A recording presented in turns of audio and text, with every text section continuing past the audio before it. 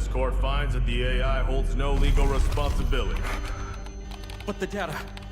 This doesn't add up. Just do what the AI says. Priority. Protect company assets. Valve closed. You destroyed our home! That dream again. Gabriel Mercier, codename N2, role, engineer. As a former nuclear facility engineer, N2 was removed from his position following a major incident that escalated into legal proceedings. He later returned to military service and was reassigned to Arctic deployment under CBR and related units. With the originally designated technical specialist unable to fulfill operational requirements, and following assessment review, N2 has been approved as a replacement operator for the subsequent operation. Stun out.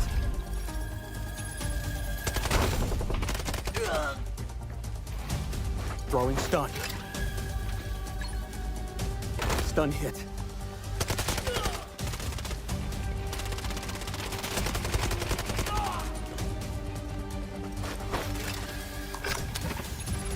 Freeze right there.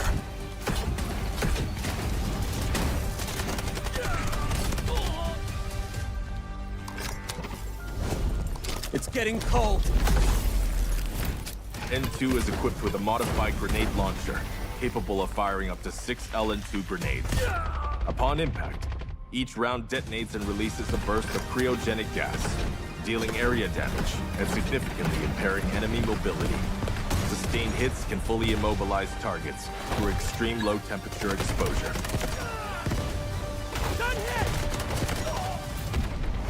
Cold. I can go colder.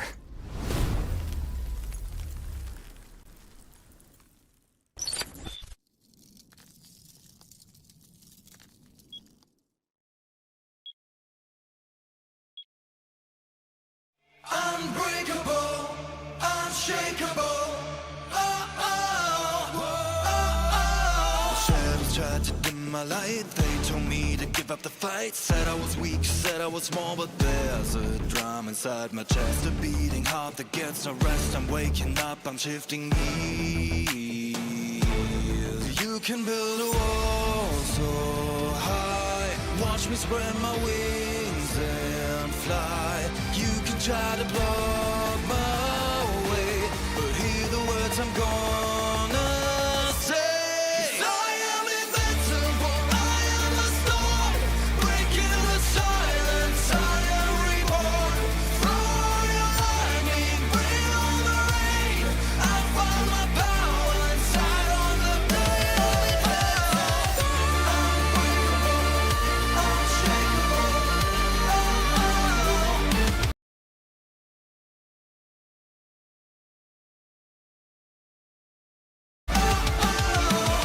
Unbreakable, unshakeable.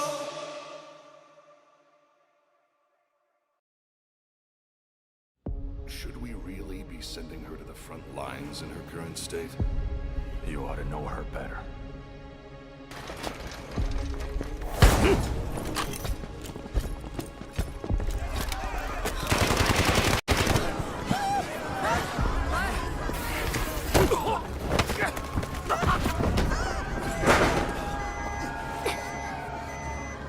Stop!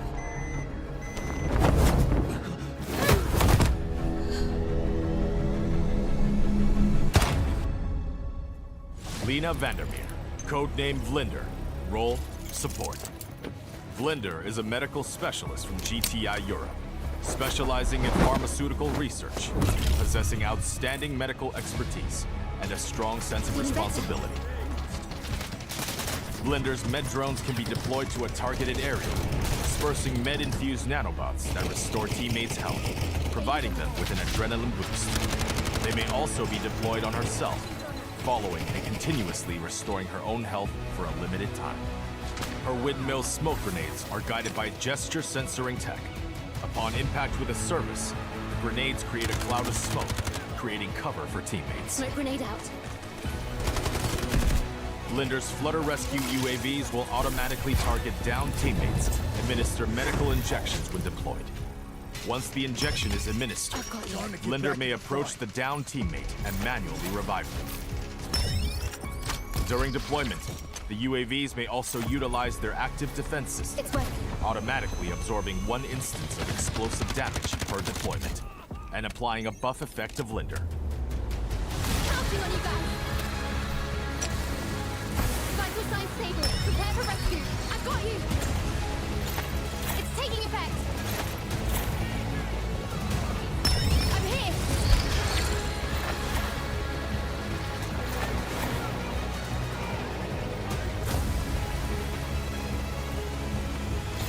Feeling better.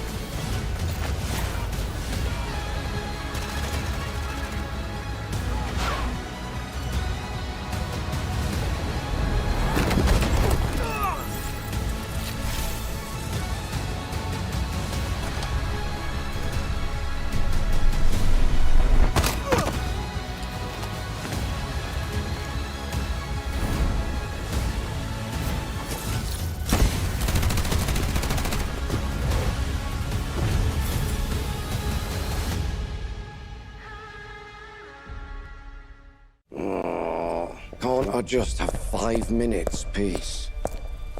Everly, we've picked up abnormal acoustic signals in the Eastern Sea. Just dolphins mating. It's that time of year, after all. You won't get away. Luke Everly, codename Morse, class Recon. Morse is a former Navy acoustic intelligence specialist with deep expertise in maritime acoustic environments, making him highly skilled in the analysis and exploitation of sound waves and portable sonar equipment. As an operator, Morse excels in the use of his jammer, a portable sonic device that disrupts enemies by reducing their audio detection range.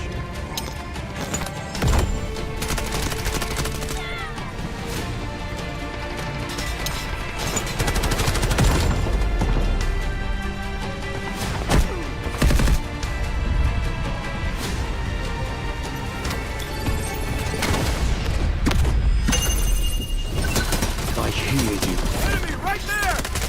Morse's advanced sonar device emits sound pulses to scan for enemies, generating markers on their positions. No more secrets!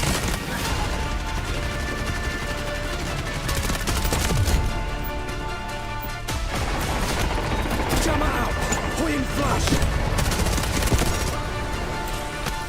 Sending jammer! Throwing delayed flash! Allied troops engaging. Searching for hostiles! Throwing delayed flash! Sending jammer! Throwing jammer!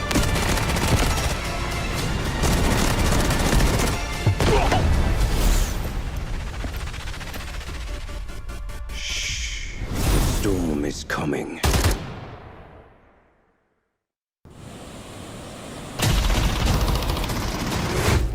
Keep it down. I need to listen.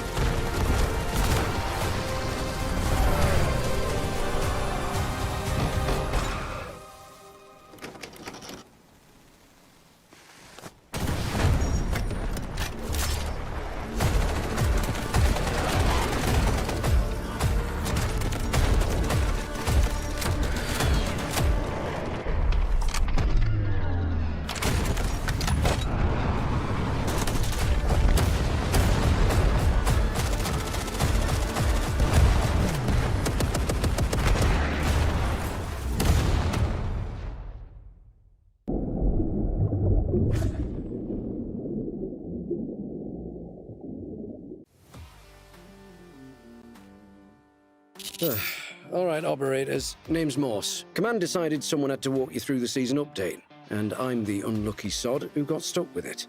Enough small talk. Let's get into it. The faster I finish this, the sooner I can clock out. Operations first. Zero Dam has changed again. There's a new reed marsh by the water, but there's more to it than meets the eye. The switch extraction point has been restructured too. Expect to see some fierce fights over there. You'll also hear Raven broadcasting about blowing open the vault. Don't get pulled into chasing the signal source, though. 9 times out of 10, it is a trap. Lately, everyone at GTI is obsessed with some parkour competition. Watching them climb walls and jump gaps makes me wonder if anyone here takes their job seriously. Yeah. The rewards are decent, though. Join the circus if you want. I'm more interested in the buried treasure around the field. A lifetime at sea has taught me one valuable lesson. The most valuable things are always hidden deep.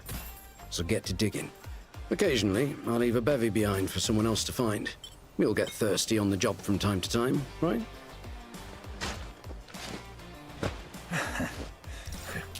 Oh, and before I forget, there are a few new collectibles. Have a look if you're interested.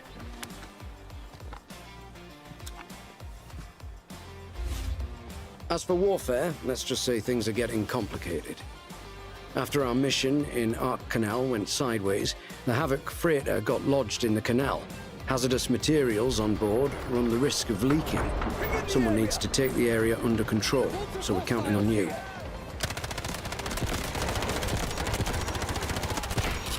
Command has prepped combat supplies. How much you walk away with depends entirely on your performance. Choosing other battlefronts is fine too. Whatever your speciality, there's a place for you here. Stack up on merits and earn rewards.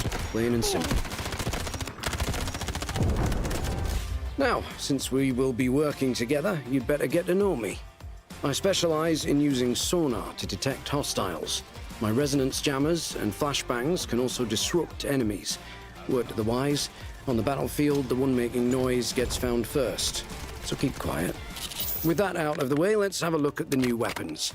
The M82 sniper rifle has arrived. Semi-auto, heavy caliber, the kind that drops a target in one shot. This thing means business. We've also got the AR-57 assault rifle. This weapon boasts high capacity and mobility. It's perfect for suppressive fire when rotating positions. A few more things on the agenda. Season pre-registration is live. The early bird gets the worm, after all. There's a weapon skin for those who log in for 7 consecutive days. There's some new arrivals in the armory.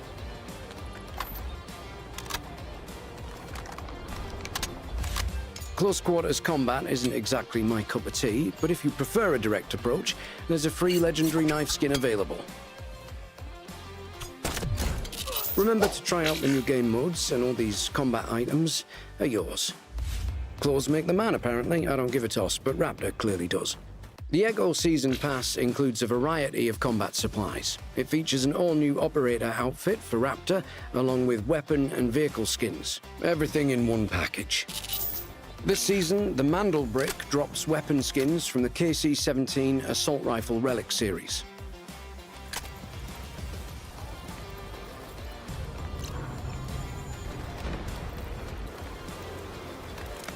There's also a brand new melee weapon called Falling Star. Just be careful, I don't want you cutting yourself and getting blood all over it.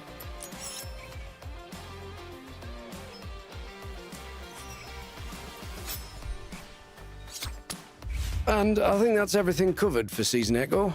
Great, I've got more important things to take care of. Go on, who are you?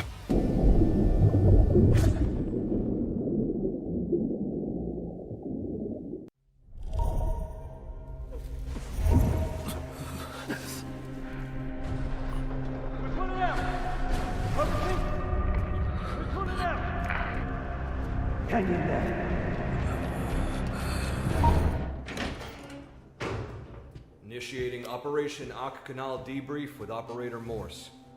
Got it. Full review, right? You want me to put together a presentation? Come back. Command has concerns regarding the outcome. Detail the sequence of events. Concerns? Patrol at 2 o'clock. Target down. Boarding. Mission objective. Verify the contents of Hudson's cargo. Avoid direct engagement. Enemy support is positioned close by. You have 10 minutes. Stand by the breach. First floor, 3 units. 2 upstairs. We're compromised. Breach!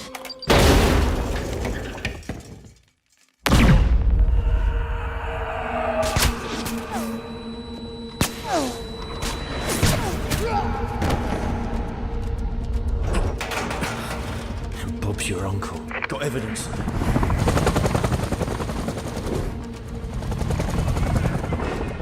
All units, rally at the cargo bay entrance for evac. Now! After confirmation of the Dark Star fuel, your signal died. Explain that. Comms failed. It's documented in the report. You weren't with the team. So where were you? Bob's your uncle. Something's off. Checking it out.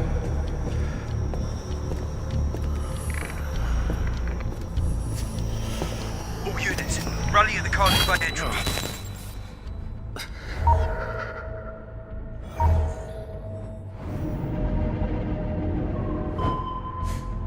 Unknown acoustic signature at 2 o'clock. Radar empty. Requesting permission to investigate. Just heading at increased speed.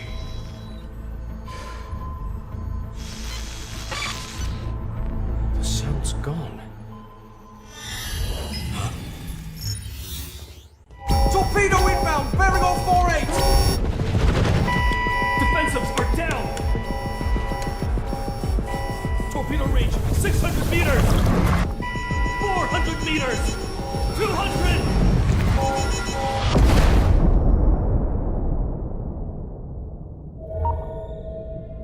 Given your performance during the operation, Command has determined you are no longer fit for frontline deployment.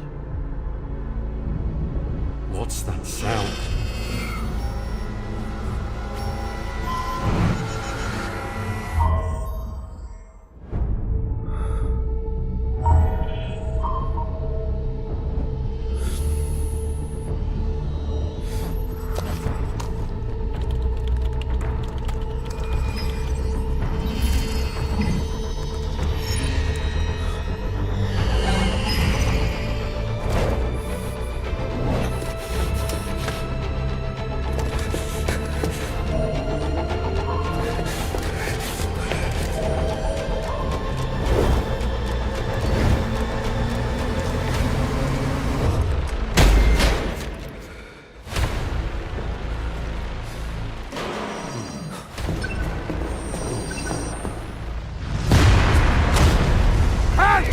Don't lie to me! This ship isn't carrying anything good!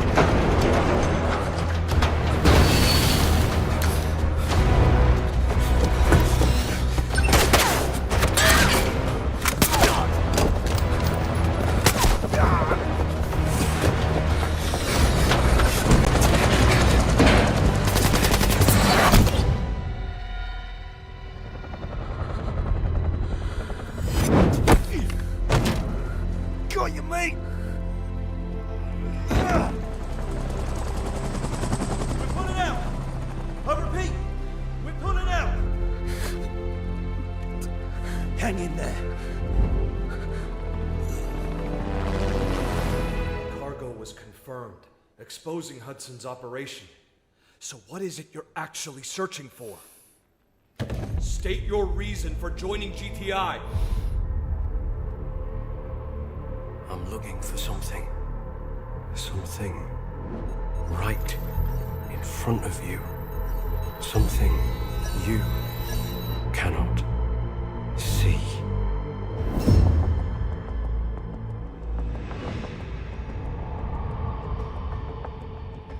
That will be all.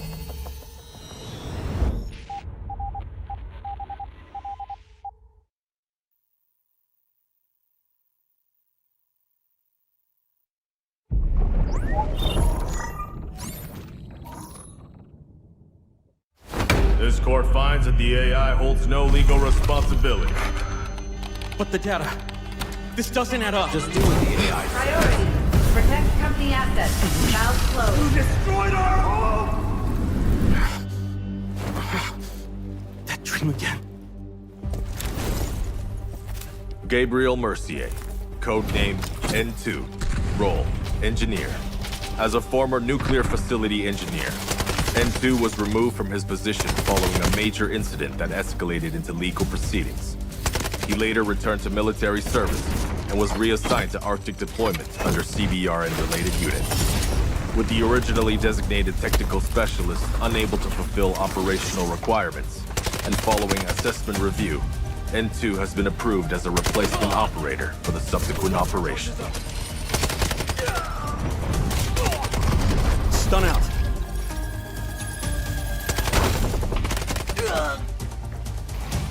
Throwing stun. Stun hit.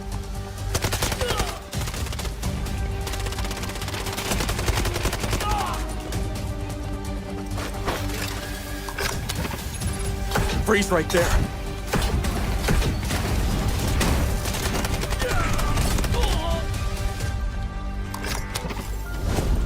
It's getting cold. N2 is equipped with a modified grenade launcher, capable of firing up to 6 LN2 grenades. Upon impact, each round detonates and releases a burst of cryogenic gas, dealing area damage and significantly impairing enemy mobility.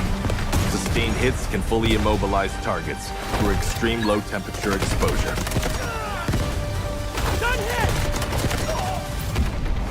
Cold. I can go colder.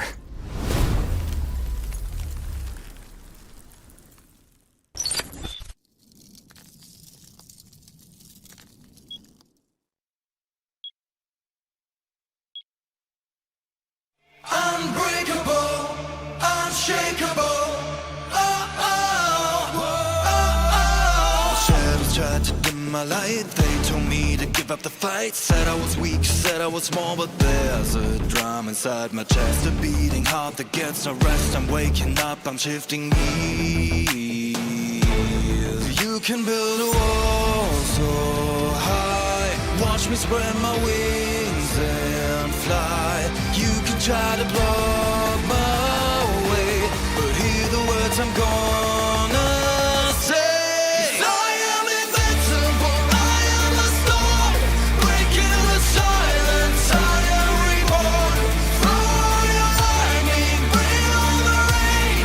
I found my power inside on the blade.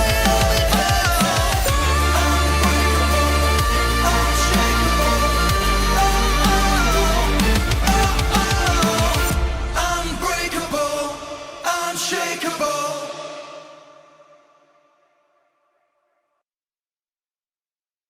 Should we really be sending her to the front lines in her current state?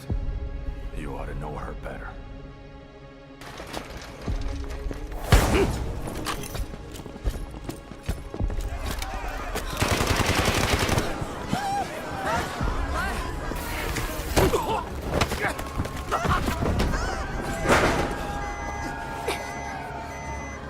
Stop!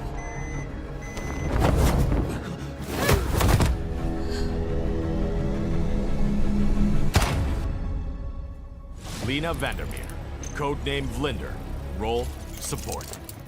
Vlinder is a medical specialist from GTI Europe, specializing in pharmaceutical research, possessing outstanding medical expertise, and a strong sense of responsibility. Vlinder's med drones can be deployed to a targeted area, dispersing med-infused nanobots that restore teammates' health, providing them with an adrenaline boost. They may also be deployed on herself, following and continuously restoring her own health for a limited time. Her windmill smoke grenades are guided by gesture censoring tech. Upon impact with a service, the grenades create a cloud of smoke, creating cover for teammates. Smoke grenade out. Vlinder's Flutter Rescue UAVs will automatically target downed teammates, administer medical injections when deployed. Once the injection is administered, Vlinder may approach the downed teammate and manually revive them.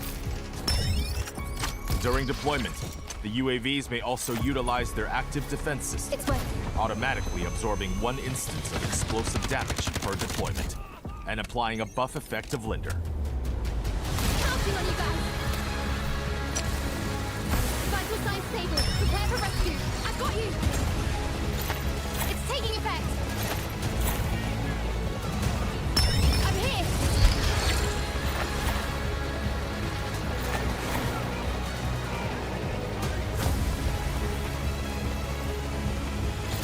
Feeling better.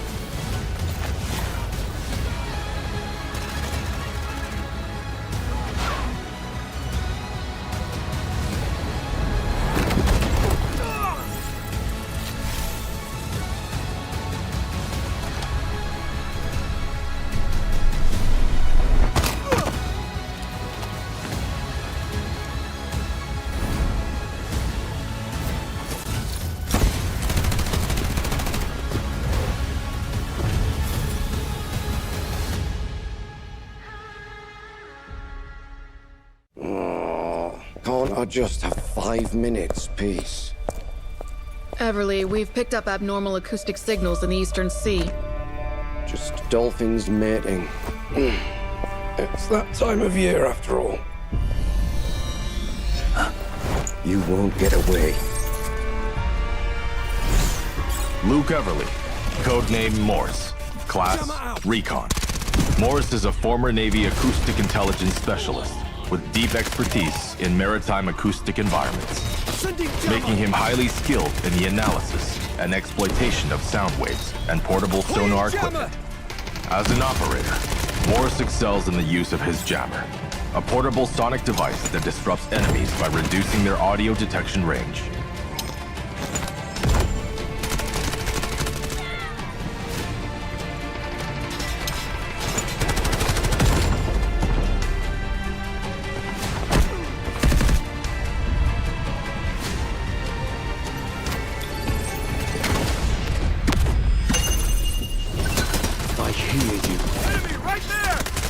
Morse's advanced sonar device emits sound pulses to scan for enemies, generating markers on their positions.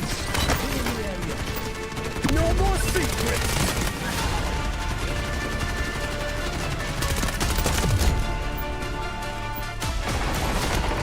Jammer out! Point flash! Sending jammer! Throwing delayed flash! Allied troops engaging. Searching for hostiles! Throwing delayed flash! Sending jammer! Throwing jammer!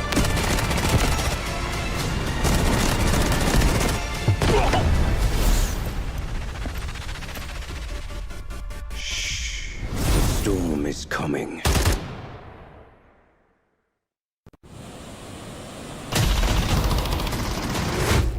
Keep it down. I need to listen.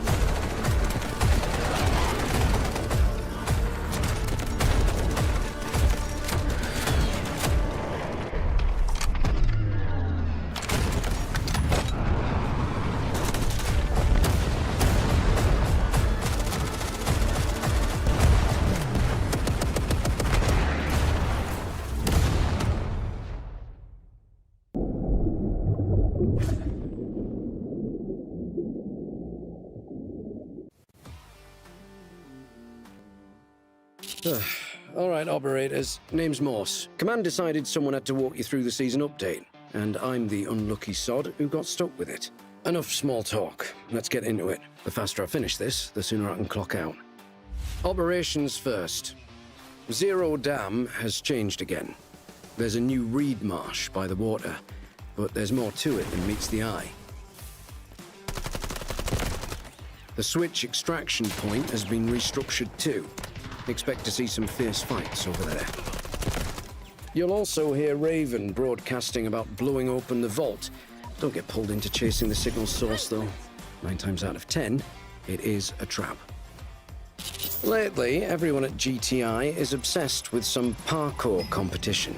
Watching them climb walls and jump gaps makes me wonder if anyone here takes their job seriously.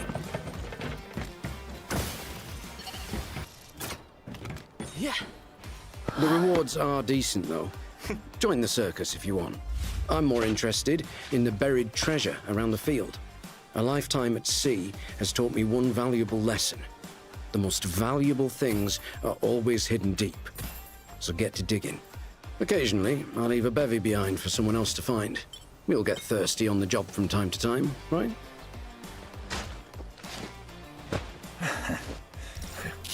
Oh, and before I forget, there are a few new collectibles. Have a look if you're interested.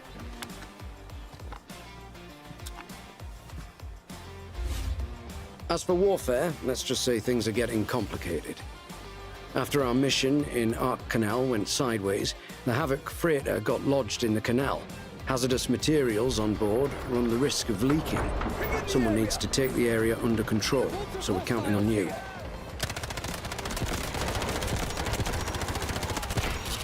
Command has prepped combat supplies. How much you walk away with depends entirely on your performance. Choosing other battlefronts is fine too. Whatever your speciality, there's a place for you here. Stack up on merits and earn rewards. Plain and simple. Now, since we will be working together, you'd better get to know me. I specialize in using sonar to detect hostiles. My resonance jammers and flashbangs can also disrupt enemies. Word to the wise, on the battlefield, the one making noise gets found first. So keep quiet. With that out of the way, let's have a look at the new weapons. The M82 sniper rifle has arrived. Semi-auto, heavy caliber, the kind that drops a target in one shot. This thing means business. We've also got the AR-57 assault rifle. This weapon boasts high capacity and mobility. It's perfect for suppressive fire when rotating positions. A few more things on the agenda. Season pre-registration is live. The early bird gets the worm, after all. There's a weapon skin for those who log in for 7 consecutive days. There's some new arrivals in the armory.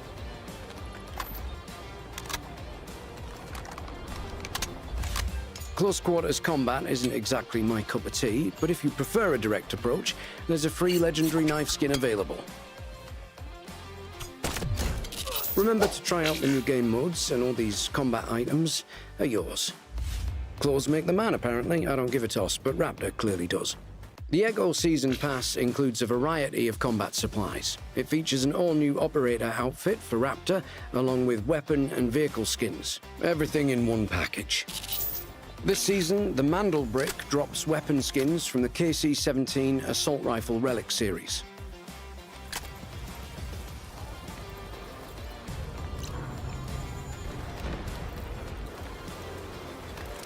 There's also a brand new melee weapon called Falling Star. Just be careful. I don't want you cutting yourself and getting blood all over it.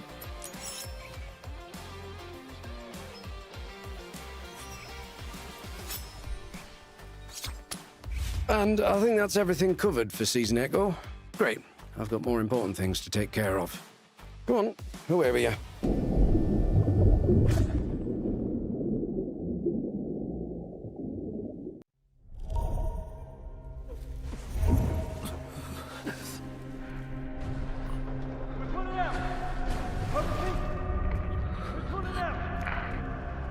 Hang in there.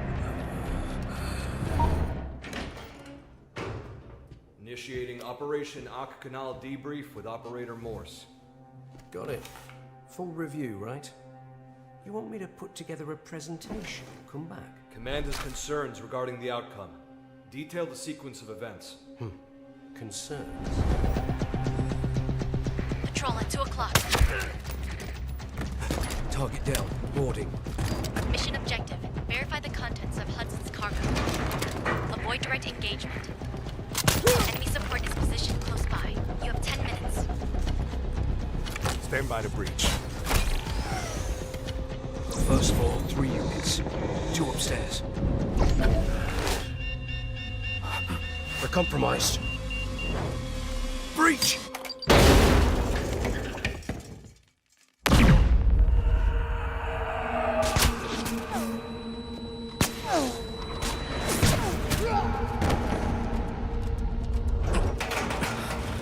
Bob's your uncle. Got evidence.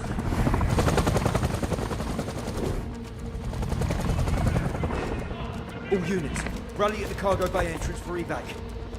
Now! After confirmation of the Dark Star fuel, your signal died. Explain that. Comms failed. It's documented in the report. You weren't with the team. So where were you? Bob's your uncle. Something's off. Checking it out.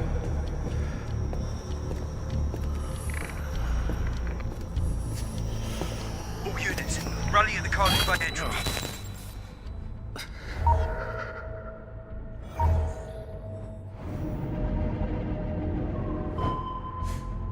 Unknown acoustic signature at 2 o'clock. Radar empty. Requesting permission to investigate. Just heading at increased speed.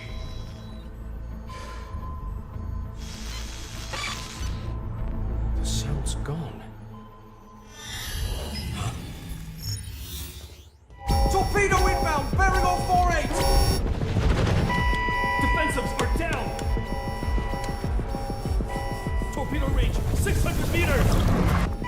400 meters! 200!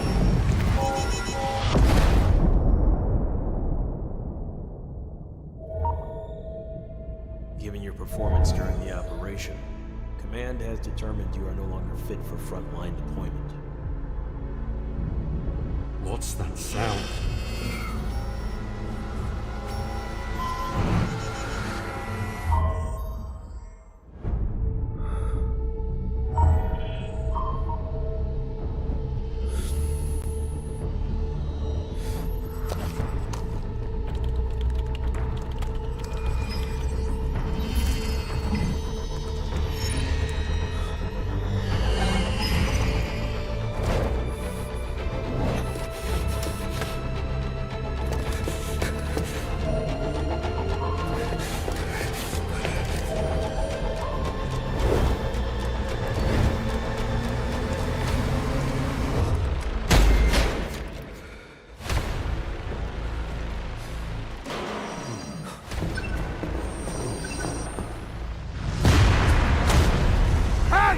Don't lie to me! This ship isn't carrying anything good!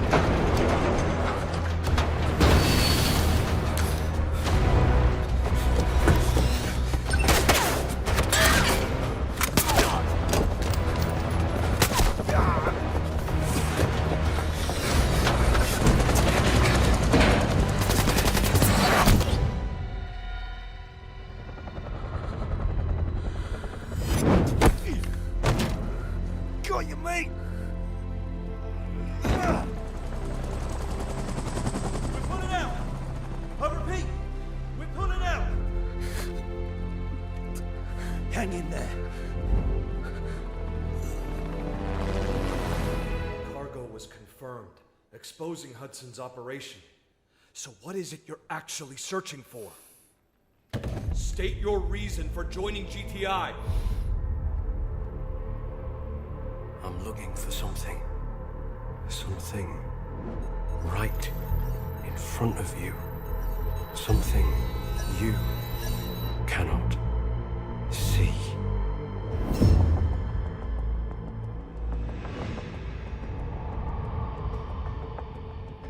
That will be all.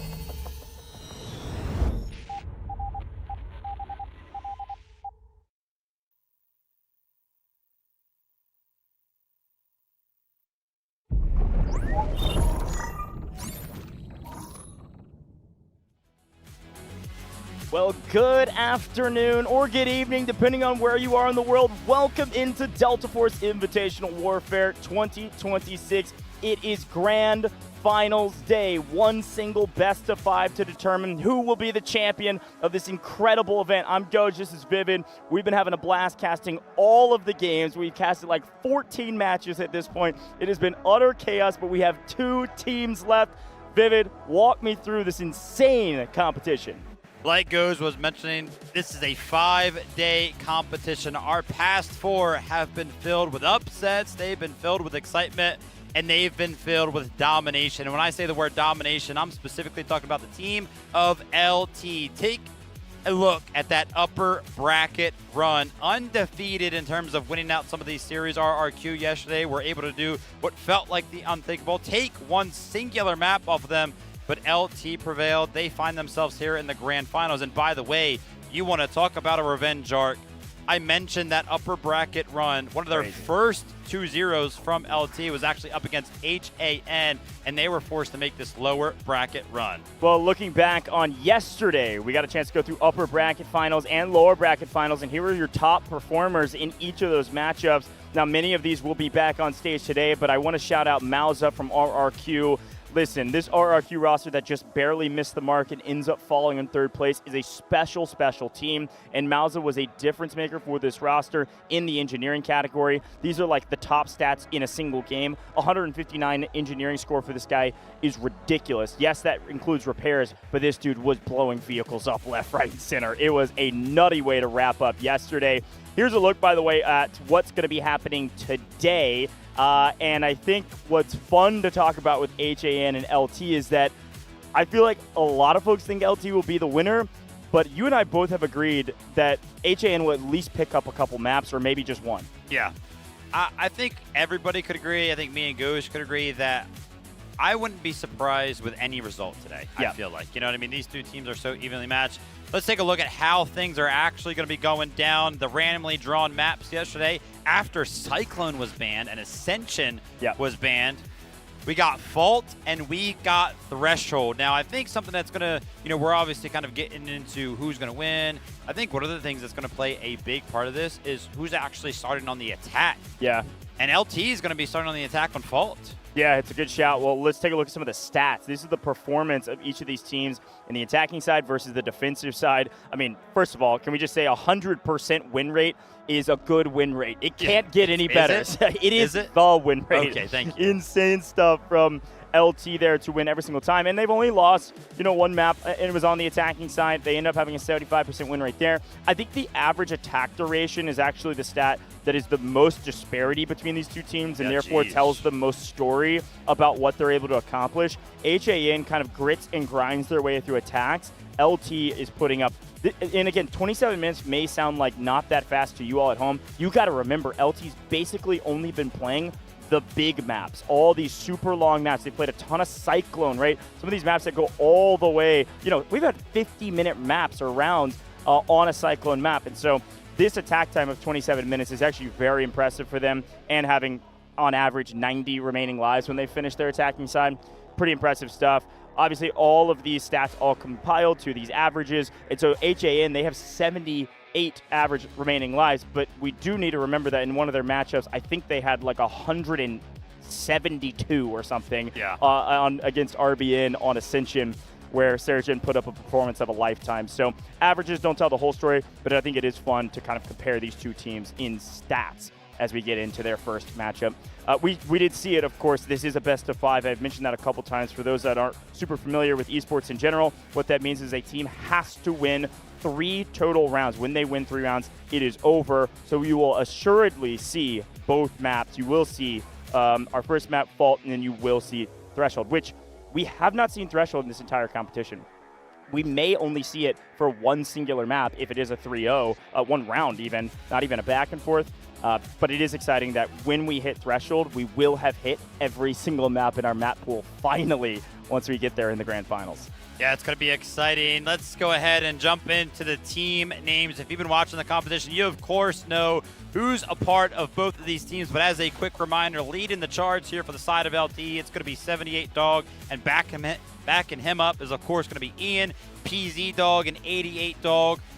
But obviously, we're going to go through the list. We're going to be talking about some of the standout performers for this team. I mean, Dien, Lien, Lazy, Yujan, that whole squad really, you wouldn't be surprised if you see all of them towards the top of the leaderboard. Yeah. But I know Goj is like itching to go ahead and say his name. So fine, I'll go ahead. I'll let you say it. Better Zechi is in the roster under Hang, the squad leader. Down at the bottom of that squad, the second squad on your list, folks, if you're just tuning in for the Grand Finals, I need to warn you, this guy is different. Nasty. He has one role on this team. He is their jet pilot. We are starting on Fault. Both teams will have a jet on Fault. You know it. You love it. It's dogfight time. And Better Zechi is going to be the key to their success on a map like Fault, especially on the attack. Let's take a look and highlight even more so with some statistics, a couple of these top players. Of course, 78 Dog is in the conversation for the best commander in the game right now, into the Grand Finals, leading the team effectively. These ranks are based on the entirety of the competition against all players that are here. That's like 20 players plus subs on 8 teams. Quick math, that's like 60 players. Yeah, I mean, that is a ton of people. To be a top 1, top 4, top 5 player in these categories is pretty impressive. Score line for LT being 55K. The fact that 78 Dog is a top 5 player in terms of score in at least a game that he's put up is pretty impressive too, because you got to remember LT attacks and defends fairly quickly compared to some of these other games that are long, drawn out, like 50-minute matches. But Ian being the #1 medic, technically speaking, at least in one game at 93 in a single map, is pretty cool. Yeah, absolutely. I mean, they just got all of the categories kind of locked down. In fact, again, so we know this team very, very cohesive in terms of controlling the map, the macro play, but they have the individual skill, right? That's why we see a member like PZ Dog up here with 90 kills as well, right? Rank #4. Yeah. I mean, these guys can just do it all. But the opposition can also kind of providly do it wrong. They're going to be led here we go by the man himself, Wanza. This guy has been up on stage. He's been given interviews time and time again. It's because they've been forced to win so many games. As a quick reminder, through that lower bracket run, of course, a part of his squad, Hodu, we know her. Sarah Jin, we know him. He can do pretty much everything, anything you want him to, and then backed up by Hewan, of course. But that's not even what feels like the brunt force of this entire team. I mean, there's still so many more names that we have to talk about. Yeah, I mean, I think you can't talk about HAN without talking about Artyom. This is the top slayer. He is the GOAT. He is, when it comes to infantry-based maps and a team or a player that you need to step up for your team, you talk about Artyom. I mean, the whole squad is really strong. You'll oftentimes see this whole squad of Johan, Artyom, RU1B, and Chang G1 as kind of the MVP squad when they win, because they put up so much score and so many kills. I mean, here's Artyom himself, 81 total kills, rank 5 overall. Wanza does pick up the #1 top score in the entire competition at well over 60,000 score in a single game. That was one of the long, drawn-out grudge matches, but still, Wanza is a very good commander. You heard him on stage in an interview. You mentioned that we've heard from him several times because they have played so many games now, having to play through the lower bracket. One thing Wanza said is that he is a commander that is not afraid of taking risks. I love that moniker for him. He is a risk taker. A commander that is willing to take risks while also leading the team effectively is able to make really big plays, and he has made some fantastic plays. We even saw it in their crazy time-capped game against RRQ, where Wanza went huge for his team by taking a big risk. But of course, Stax is worth mentioning as well. I mean, 146 engineering score from Yang is a whole nother story, but Stax is worth mentioning as well because Stax is the helicopter operator for this roster, which will come into effect when we're talking about Fault. So watch out for Stax in the air and likely Sarah Jin in the gunner seat. But who knows, man? We could see people move all over the place. We got to talk predictions, though, and this is where the rubber meets the road, folks. No more bias casters. It is about trying to predict what is happening in this competition. And you and I have both agreed. I hate to say it. I agree with Vivid. We both agreed LT will win. disagree a little bit on how many maps HAN is taking. What's your reasoning for your take here? I actually want to go ahead and make a quick note. You're talking about agreement. I did see over your shoulder, by the way, there is a simultaneous Chinese broadcast going on, right? Yeah, yeah. And I think there's like 5 members of the Chinese talent. I got a quick little peek over your shoulder. All of them had LT as well. Really? For the Okay. winning results. Okay. So all in favor, all in agreement here in Wuhan, China. And I can almost guarantee you the crowd is also going to be in agreement as well. So it's going to start to get loud when LT, especially when LT hit the stage and start to win some of these games. But, I mean, yeah, 3-1 is what kind of like feels right to me. I feel like HAN are going to put up a fight on one of these maps. I think their best chance is probably going to be taking Threshold. I think LT will go back-to-back on Fault, and then I think they'll take Threshold, and then I think they'll inevitably lose in round 4. We'll talk more whenever these players come out in their intros. After that's over, we'll get to hype up a couple of these other people, but I do want to mention the conversation of the Jets, right? We have to talk about dogfighting, folks. Watch out for Ghost, who's joining HAN. Players walking onto the stage.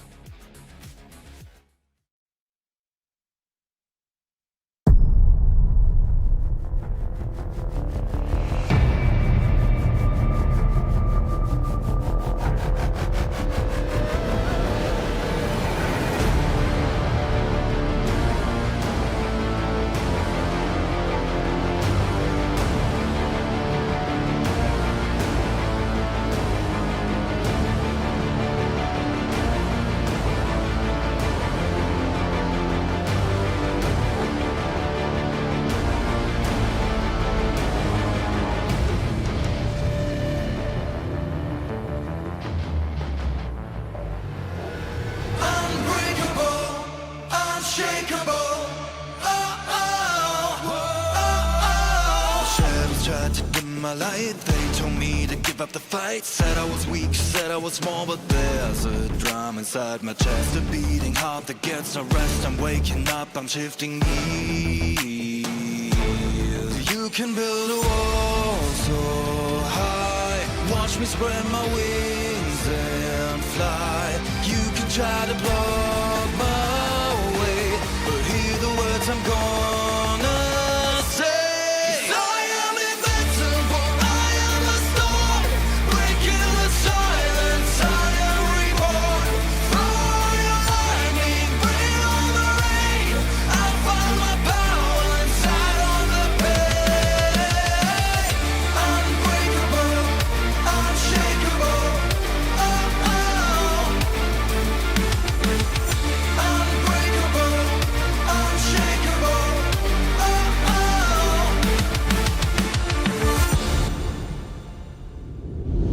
Walk on fire, I don't get burned. A lesson that the world has learned. My skin is steel, my will is stone. I'm standing on this violent throne. No looking back, no turning round. I'm rising up from off the ground. The scars I bear are trophies now. I never break, I'll never bow.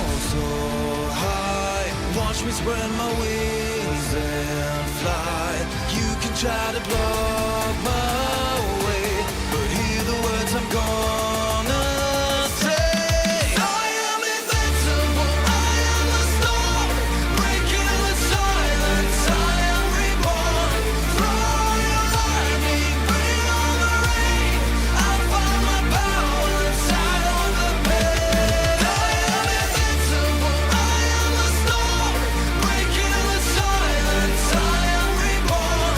Throw your lightning, bring on the rain. I'll find my power inside on the pain.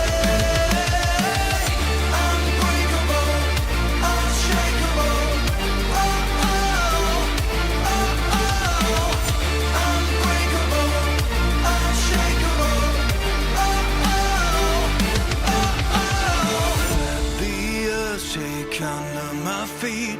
I will not accept defeat. I'm the champion, I'm the king.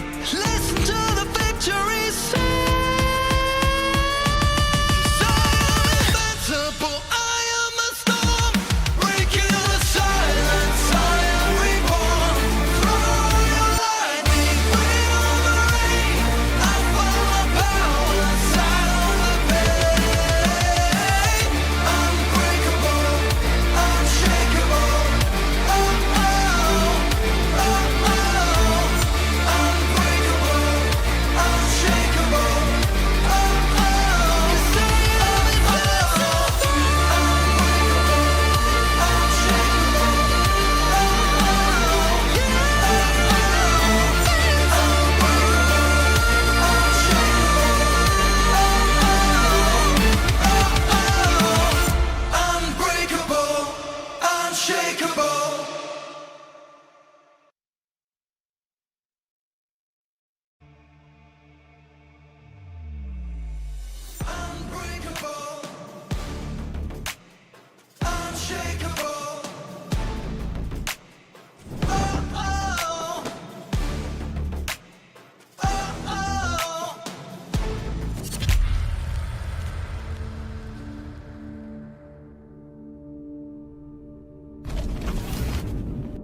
实面对去年的失利，首先我们肯定是觉得猝不及防的，那就我们就吸取经验、吸取教训，然后今年拿回来。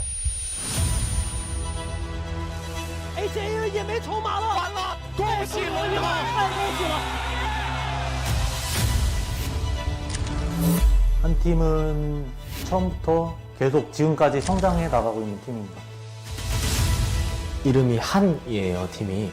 근데 한 팀이 돼야 다 같이 움직여야 승리할 수 있다고 생각합니다. HN 成功的打赢了这一波步兵的绞肉，足以让 HN 摧毁异变。对手也会变强，我们也要不断变强。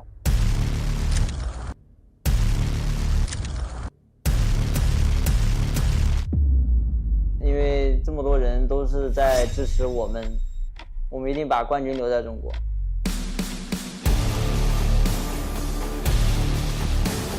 단단한 것도 계속 두들기면 부서진다는 걸 보여주겠다는 마음으로 하겠습니다. 看看我们是最强的矛，还是他们是最好的盾。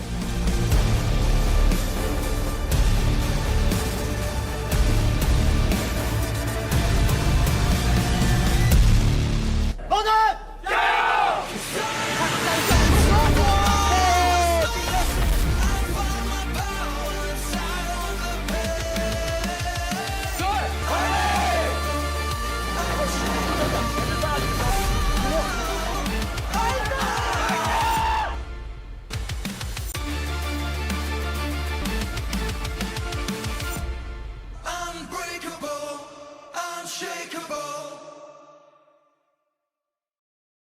If that doesn't get you hyped for this matchup, I don't know what will. My goodness, what an introduction to the grand finals today, folks. We have two teams that have certainly earned their place here in the grand finals, and the winner will be the champion. In second place, it may feel good to some, but for either of these teams, man, they don't care anything about the prize pool. They don't care anything about what's going on up in the crowd, which is extremely loud and fully filled out and literally an arm's reach away. All they care about is being the champion. I'm pumped. Yeah, I am pumped as well. The entire crowd seemingly roaring for the side of LT. I mean, as it is to be expected. But one thing I do want to go ahead and note right there, one of those pieces featured a little bit of a quote from HAN. It mentioned HAN is a team that has obviously had a ton of growth. The one thing that we're going to have to see here over the course of the day is a giant growth spurt from just a couple of days ago. Remember, LT was a team that took HAN down and forced them into the lower bracket. So, again, growth has had to have happened over the past couple of days. They've got a big task ahead of them. Well, it's funny to talk about it that way because you don't oftentimes get a competition of this caliber that spans 5 days. But what you certainly don't get often is a repeat of the very first match that we played in the competition on day one. We have it again now in the grand finals, folks. What we're talking about is what we talked about on the bracket, that HAN and LT faced off in the first best of 3 of this entire competition, and map 1 went to double overtime. Ridiculous way to start the competition. It sets the tone. We've said this several days now, but today in the grand finals, you're right. HAN kind of got beat pretty handedly. Yes, there were some tiebreakers, but it was a 2-0 and a best of 3. In a best of 5, going down a couple maps early, a tall task to be able to drop 3 in a row if you go down 2-0. We do have different maps, though. So, yes, we call for them to have a growth spurt, but with different maps comes different plays, and it also comes, frankly, totally different strategies. We're starting Fault. I want to talk about it again because I think it's probably the most important thing that we have to talk about off-rip is the Jets. It is the Jet operators. These are two of the only teams that actually arrived here in Wuhan, China that have dedicated Jet pilots. They only have one role when they step onto the stage. It means that there's a Jet that they can get inside of. So when you're talking about these two teams and these two Jet operators, you're comparing Bitterzetchi and you're comparing Ghost. We've seen moments of greatness from both. We've seen much more of Bitterzetchi, and we have only seen Ghost kind of dominate the skies one time. Both teams think their pilot is the best pilot in the game right now. What's your take?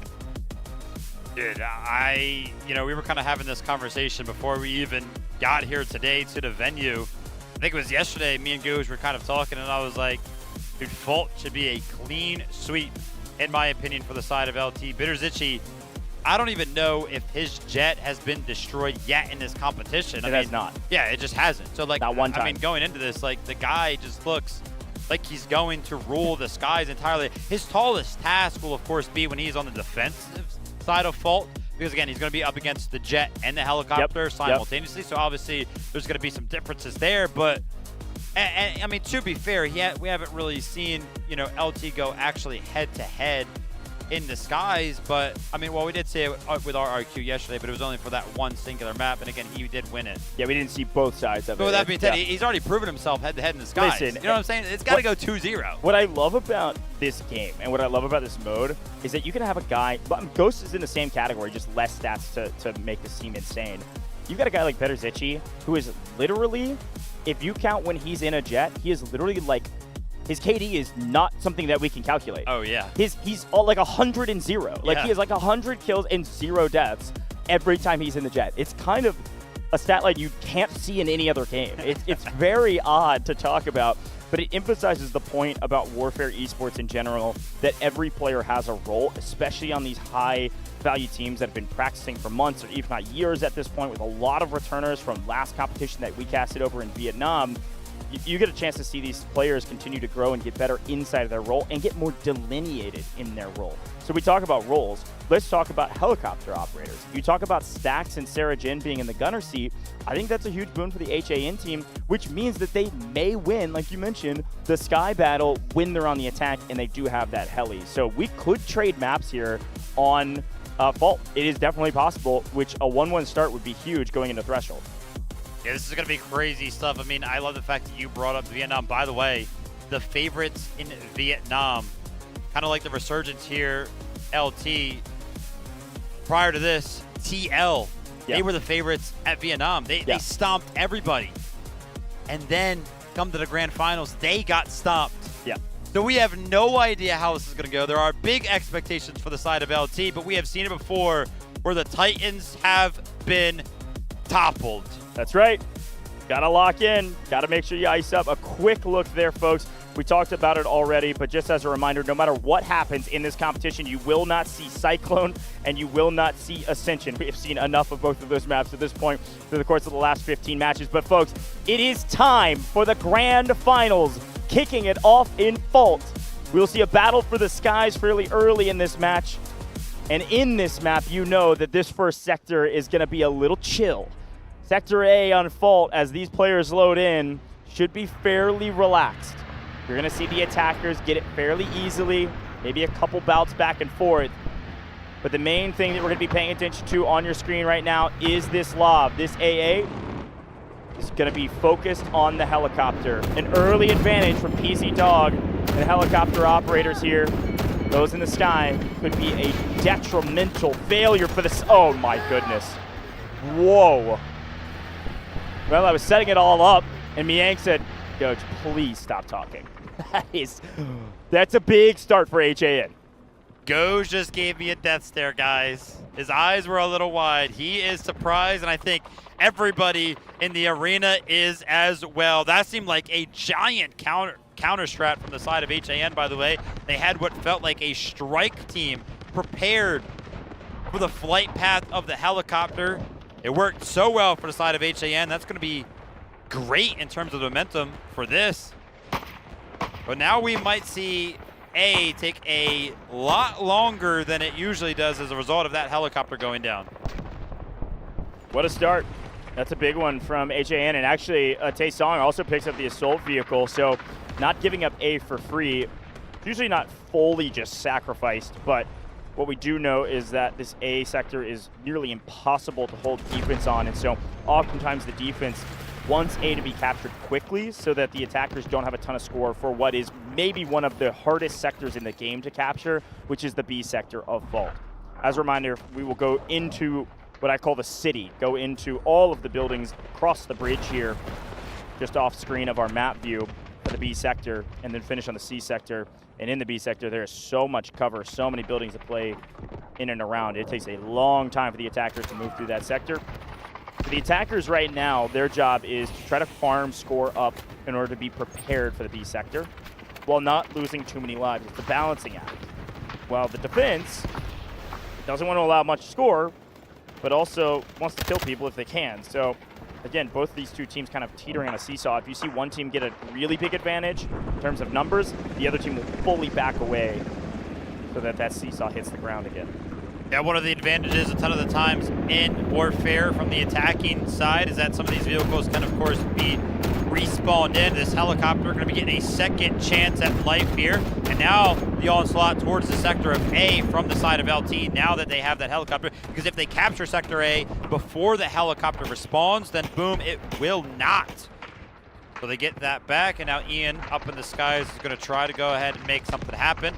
But the longer this one kind of stays on Sector A, I feel like RDM is going to continue to get more and more active. I haven't really seen his name up in the kill feed, but I don't need to see his name up in the kill feed from the side of HAN because I know that guy is always picking up frags. Right. Running out of do-overs here for LT. But in their second helicopter and slow capping the point. They're not trying to rush cap it. I mean, there's not even hardly a green body on it. It looks like Sarah Jin's looking to get a little mixy up front. Sarah Jin will likely, I'm actually kind of surprised not to see Sarah Jin up in the gunner seat of the helicopter, frankly. That's where Sarah Jin thrived in the past, but looks like the defense are fighting back. Oh, right, duh. Sarah Jin is on the defensive side, my bad. You'll see Sarah Jin later. I'm over here getting too mixy on the breakdowns, but attacker is getting a nice early lead.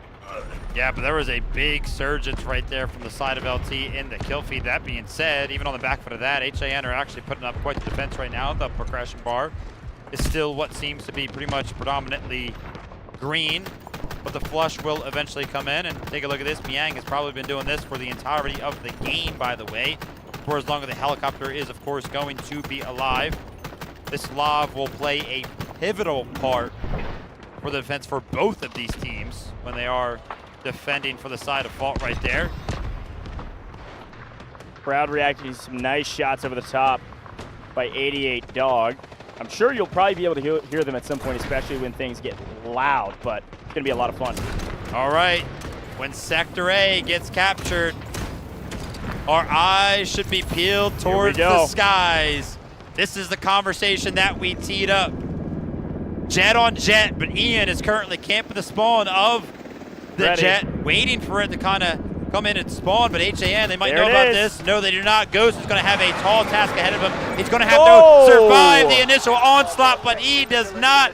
A great strategy from the side of LT. That's going to be a big advantage because you know if Ghost is not up in the skies defending them, who is going to be at free will to do whatever he pleases? The man who has been given so much praise, Bitter's Itchy. Really strong play, expected play. HAN knew he would be there, just couldn't get out of there in time. Bitter's Itchy can do now whatever he wants in the skies for a little while, as long as this AA doesn't catch him unaware. Both the helicopter and the jet in the skies, one of them will be freed up, but maybe they're trying to get even more free. Miang down below taking a bit of damage. Going to be playing this bridge over and over again. Great play and a great moment for LT to get all of the momentum back that they need. Now, getting into the B sector, B1, B2, B1 much easier to capture, and LT are going on a big flank here to try to make a play for this lob. They know what the wind conditions are. They can get the lob down with maybe a couple of Lulu rockets. They're close enough. Yes! It lands! Snowdoes credited with the Alluru rocket finish. The flank doesn't always have to be a strike team with an 824. Just get close enough. You can add a little extra damage because you know where this thing is hiding. It's hiding under the bridge. It's easy to access by an Alluru rocket. Oh no, LT with every advantage they can get their hands on to kick off map 1. Only one moment of hope for HAN, and since then it's all but been dashed. Big surgence of momentum from the side of LT right now. As you can see, the ground vehicles are starting to join the fray well, but a second opportunity from the side of Ghost. Again, he has to go head-to-head with the man himself, Bitter's Itchy, but take a look at this. Bitter's Itchy just never misses these shots. We have seen him in this situation before, and he wins out every single time. Ghost is going to be taken out of the skies, and he's going to be just that, a ghost. Got him, man. That was Ghost's chance, to be honest. If you guys didn't notice, down below, Ian in the helicopter, the heli was so low, couldn't even really address. the jet up above. So it was true 1v1 in the skies. Bitters Itchy just hit the shots again.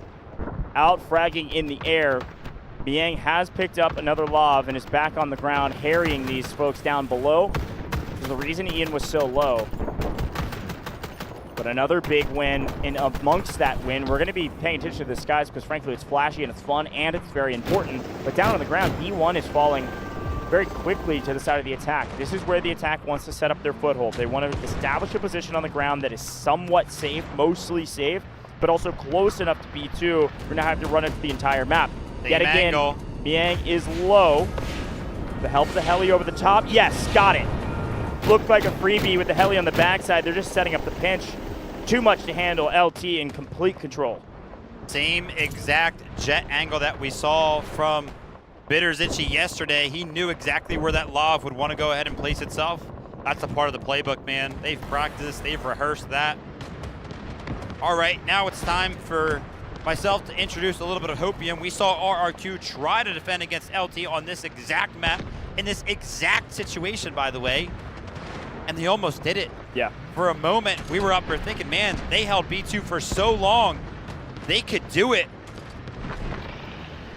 Yeah, it's definitely possible. Again, I could talk about the nuances of Vault forever, but one of the things that's really important to talk about with Vault is that the respawn positions, oh, look at this little flank we got going on. Johan, this is going to be the strike team, by the way. We highlighted this HAN roster and their top fraggers. Johan is the leader of that squad, so you should see some respawns on him, but the only point I was making is the respawn for the defense is so close to B2 that it's super difficult at this level of competition, even with all this air superiority, to cap B2. Now, they have a lot of momentum right now, and who knows how much score the defense actually has to invest in something like an urgent redeployment, but a single urgent redeployment and a well-placed team respawn beacon, and I don't care what force you have, B2 is not falling. But a really big push right now. They're trying to make quick work of B because they know if this stalls out, it's going to get more and more difficult. I can't lie. Over that short spell that you were just talking, the feed has been absolutely empty for the side of HAN. They have not found more than like 5 kills in what feels like 60 seconds. I mean, they are just absolutely getting steamrolled right now. LT are winning everything. Obviously, it is very, very easy to quantify how well they're doing on the vehicle side of things, but hold up, HAN are trying to go ahead and answer back. That flank team is going to be coming in right now. The engineers are going to be taking out that tank destroyer. A little bit of hope for the side of HAN, and on the back foot of that, they might be able to go ahead and play the tug of war gameplay now, and that's exactly what they're doing. Take a look off into the distance towards the horizon. There's actually a big influx of HAN members making their way over towards B1. LT are going to be forced to respond. Yeah, this is a great trade. This is something we see in every single 2-zone sectors. The tug of war begins. Trading points back and forth until either the attack runs out of lives or the defense runs out of all the score that they need to be able to execute effectively, or their flank gets sniffed out. I mean, frankly, if Johan doesn't make this play, it might have been GG's. Actually, it probably is GG's. If Johan sniffed out in that rotation, whether, you know, the air superiority catches him or some player like Zaxxon right here who's looking for the respawn beacon on the backside of the cliff finds it fast enough, this whole play doesn't work. This is a hero play from Johan to keep things going in the B sector. That's what's gonna make the difference against a team like LT. A whole heck of a lot hero plays. Still trying to make something happen, but Stacks, they know that he's down there. He's gonna be sniffed out, and with him falling with no opportunity to do the exact same play, that little bit of a flank play, B1's going to be going back to the side of LT, and now they're going to have to try to flood in towards B2 and reclaim this, but the jet and the helicopter, they're just going to be able to go ahead and pick apart the pieces as they try to make their way onto the sector. Even's doing a good job of the push and pull. They're back on B2, body stacking this point. Does look like 009's going to get a little mixy here and try to invest a lot into this point because they know they have a huge advantage right now. It's still in the neutral zone too. Less time to capture. If they can wipe Ghost and the rest of the defenders on point, LT should be able to win here. But there's a tall task. 88 Dog is picking up 4, 5, I think that's 6 kills in the last like 10 seconds from this lob. A great play, and all green bodies are down, and I don't see an urgent redeployment. I don't know if they have it yet. Could be the beginning of the end here in Fault. Yeah, I think if we go to Sector C with anything less than like 20 tickets for the side of LT available, I think HAN will fall pretty quickly on that last sector. There's They're trying Johan. to make something happen. The strategic beacon is placed down. Yep. And absolutely perfect chemistry from the side of HAN. They're starting to feel the pressure over towards B2, so what do? They try to go ahead and capture B1. Yang. Ian was very low up there in the skies, but the perfect team respawn beacon allows not only a tank destroyer to go down, but also a continuation of the battle for the B sector. There's so many nooks and crannies you can put these respawn beacons down in. This was a great play from Wansa, the commander, and great timing by HAN to keep this thing going. I mean, even with them doing this, by the way, remember when they did it the last time? This is obviously the second time they're employing the same strategy.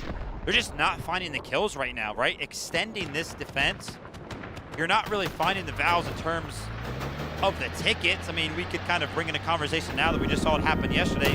The game clock is kind of obviously something to think about the longer this defense goes on. But take a look at this. Lob is currently under heavy fire. No, oh my gosh. Oh my gosh. No. The F-45A is down. Bitter's Itchy is down. Was that an Allure rocket? Did it go too low? What a play. PZ Dog was a shot or two away from taking down this AA, but didn't want to risk it. If they lose the heli here and all air is gone for them, I don't know if they take the B sector. What a swing in momentum for HAN. They get the B1, they get a tank destroyer down, they get a jet down. Wow. All right, Johan with 2 hero plays and Genman with a hero play of his own from the side of HAN. We're up to 3 individual hero plays is what it feels like. How many more is it going to take to go ahead and defend on fault? Like I mentioned, again, we're getting these small wins. We're holding them back. We haven't lost yet, but still LT, they're maintaining those tickets. 136. Look at those beacons. If the strategy isn't obvious by now, I don't know when it will ever be. Here is the second jet. The third jet for the side of HAN. Be waiting on the second. And PZ Dog not fast enough this time around. So Ghost gonna have a moment and a chance to prove something for the team. In the meantime, 78 Dog under a bit of fire, already leading this strike team to try to put some damage down range, and a lot of green flooding it. This thing's got to go down with these magnetic bombs attached to it. See you later. Down goes the commander. Down goes the IFV. Another vehicle taken down against LT. LT starting to falter. HAN. They had a very slow start, but things are starting to pick up. The strategies are being employed right now. LT, you gotta go ahead and take a little bit of a reset here, reassess, maybe wait for some of those vehicles to go ahead and rejoin the battle. And Ghost, I mean, what's gonna be the gameplay here for him, you think? I think, from what we can tell, I couldn't see exactly where he was on the map, and that's crazy. I think he gets, wait a minute. Oh, that was so close. Who is shooting at them? I didn't even see them on the map. Okay, this is what I was going to bring up. I thought that Ghost was maybe camping to spawn, and that's exactly what's happening. Did you see him up on the hilltop? Yeah. He's floating behind him. Ghost could get the better of Zitchy here if he's not aware of where he's at. Swinging back around. Wait, they even know where Ghost is. Is he still hiding? Yeah, he still is hiding behind that mountain all the way up there. I don't even know if they know where Ghost is at right now. Which is, I mean, that's the right play. Beaky. Yeah, we'll keep an eye out on Ghost and see what the play call is. It may be, look at this hiding spot. Listen, he might wait until Miang in that lob finds a little bit of damage. The call comes in. Miang says, dude, go now. Destroy something, whether the damage comes in onto the helicopter, whether the damage comes in onto the other opposing jet. I think that's when Ghost will go for it. Can LT sniff this one out, though? They're kind of close. Yeah, we'll keep an eye out on Ghost whenever he decides to make a move. Patience is a virtue, and he is hiding right now. Ian is taking this helicopter as high as it'll go, and they spotted him. They're looking. Peekaboo, I found you. See ya later. A hair too long on the sneaky plays. HAN pulling out all the plays in their playbook. It doesn't mean that all of them are going to be successful. Heads up play to continuously remember this guy's hiding somewhere. Easy Dog and Ian in the driver's seat. Well done there, but take a look at this. Because they were looking for Ghost, LT were able to call in a couple of vehicles. We got a tank, Yep. We got a tank destroyer, and now we have the Lav available in the defense. Yeah, this is a really strong play. Whether or not Ghost was just a distraction because they felt like they've lost the air, or maybe it was one of the other. It was both options, right? It was like, okay, even if you go down, it's going to allow us to get our vehicles onto the ground without dying, so we can actually shoot back at these jets or helicopters in the sky. And that's kind of the silver lining. If you maybe could have won that fight, it would have been even better for us because both could have been true. But Stax, as a solo, is trying to swing over to the B1 side. You have to assume either got a respawn beacon or just trying to play spoiler. He gets cut down. So we head back to the stalemate that is B1 and B2. The defense having basically complete control of the B2 sector. And we are down 70 lives. You're now starting to say, yes, this could be quantified as a small victory so far for the defense, but we know that the C sector is a given to the attack if they have complete air superiority. There's basically nothing you can do. And so we have to hold here on B, so I wouldn't even call this a win. Oh, what? Another mistake! Flew too low and couldn't get the speed to dodge some of those shots. A great effort. Yet again from Miang. Wow. I mean, yes, that Harrier ability on the jet. And I mean, yeah, this Lav's got to be gone, right? Yeah, it is. But I think you'll take that trade if you're the side of HAN. That Harrier ability from the jet is very, very good. It can employ so much damage, but you're very, very vulnerable. You're kind of like a sitting duck. And HAN opted to go ahead and go for it, but take a look at this. Nice. Wanza ever under heavy fire. 78 dog in the back foot of 009. They're going to take him out. And you can't lose the second vehicle. I was fine with losing the Lav, but I don't know if they're going to be okay with losing that tank destroyer as well. Yeah, still a favorable trade, unfortunately, for LT. If you're an HAN fan, you were feeling great until another vehicle goes down. 2-for-1 isn't fantastic, but take what we can get, I suppose, especially on the B sector. Under 100 lives. PZ Dog still reigning terror in the skies in the heli. Those vehicles that you so desperately needed are all but gone. Sarah Jin gonna have to do it all inside the tank. And here's a lot of green members onto the ground, and several magnetic bombs are otherwise trying to land. They do, but it's not enough damage as a solo. So these vehicles know now we have the advantage, but you need to be careful. It's not a full send. It's not a full send until we got bodies that can actually play for the point. Will history repeat itself? Remember, the last remaining hope from the side of HAN on Ascension yesterday against RRQ was Sarah Jin in the tank. When that is the only thing that they had available on the defensive side, he was able to utilize it enough time and time again to defend long enough to hold them off yesterday. But of course, Bitter's itchy. We're surprised. He's gone down twice on this map specifically, but regaining to the skies. Miang's actually getting great target practice. I mean, this guy is constantly hitting shots from this Lav onto the jets, onto the helicopters, so much so that, I mean, this Lav is just surviving longer than we have really ever seen when there are two vehicles in the sky up against it. Yeah, they keep going him in, and look at the helicopter's health. Couple well-placed shots here. Ian could be in trouble, and he knows it. He feels the pressure, gonna have to back off. I think Ian actually goes down there if Bitterzici didn't come over in time and start harrying down on top of our Lav. Here comes another destruction on the side of HAN. Guided missile. LT in a bit of trouble, but we got guided missiles coming. We've got artillery barrage coming. We got tanks going down, tank destroyers going down, all the ground vehicles down for the LT side. Guided missile's gonna land square on top of the point. Looking for the backside, picks up what? Car only and maybe a respawn beacon, but it's an urgent redeployment and a team respawn beacon. HAN are gonna be fine. They're gonna get everybody back. Where is this beacon at? Is it gone? Urgent redeployment still should be fine here on B2. LT tried to make something happen, a giant push. I think the ground vehicles leading the charge right there was a little bit of a mistake. Wait for the guided missile to land and then push in with the vehicles. With the vehicles being at the forefront, they just get blown up. What a great response from the side of HAN. And they're given a little bit of breath of fresh air. I mean, yeah, the air superiority is still putting these land vehicles for the side of HAN under heavy threat. And I actually thought they were going to take out the tank destroyer right there, but potentially a couple of missed shots and some great engineering score repairs coming in from the side of HAN are going to keep it alive, but Wanza's going to go ahead and get active. You said he was willing to go ahead and make dangerous plays but this time around, it's going to be responded by 78 Dog. You can't do that against us. Great play, great heads-up communication between these two squad leaders. Beacon. A beacon is down, but Ghost is Ghost is saying, hey, I know how you work, I know how you fly, and he is just barely off target. But these vehicles are low. Bitterzici was able to just barely snake out of that one. Oh my gosh, the heli got low too with a couple of those AA shots. Artyom again with bombs onto the tank destroyer. Another vehicle destroyed from the side of LT.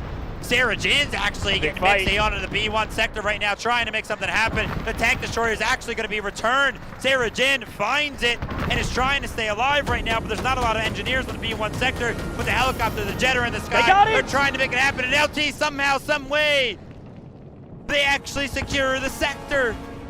Sarah Jin was trying to keep his tank alive, and I don't know if it would have made a difference because it's going to go down either way. I mean, there's 6 different attackers there. You got PZ Dog doing whatever he wants in the sky in the heli. It felt like you just had to sit on the point. There just wasn't enough green to survive a little bit longer. That was their chance. C sector is going to be brutal for them to play, especially with Bitterzici back in the skies and PZ Dog in the heli with Ian. Quick look at the stats there, and it's fairly even across the board. But folks, again, my tone shift here is because the C sector on fault, when you have air superiority, is, again, a given. I don't see any way HAN can pull this one out now, but I am excited to be surprised.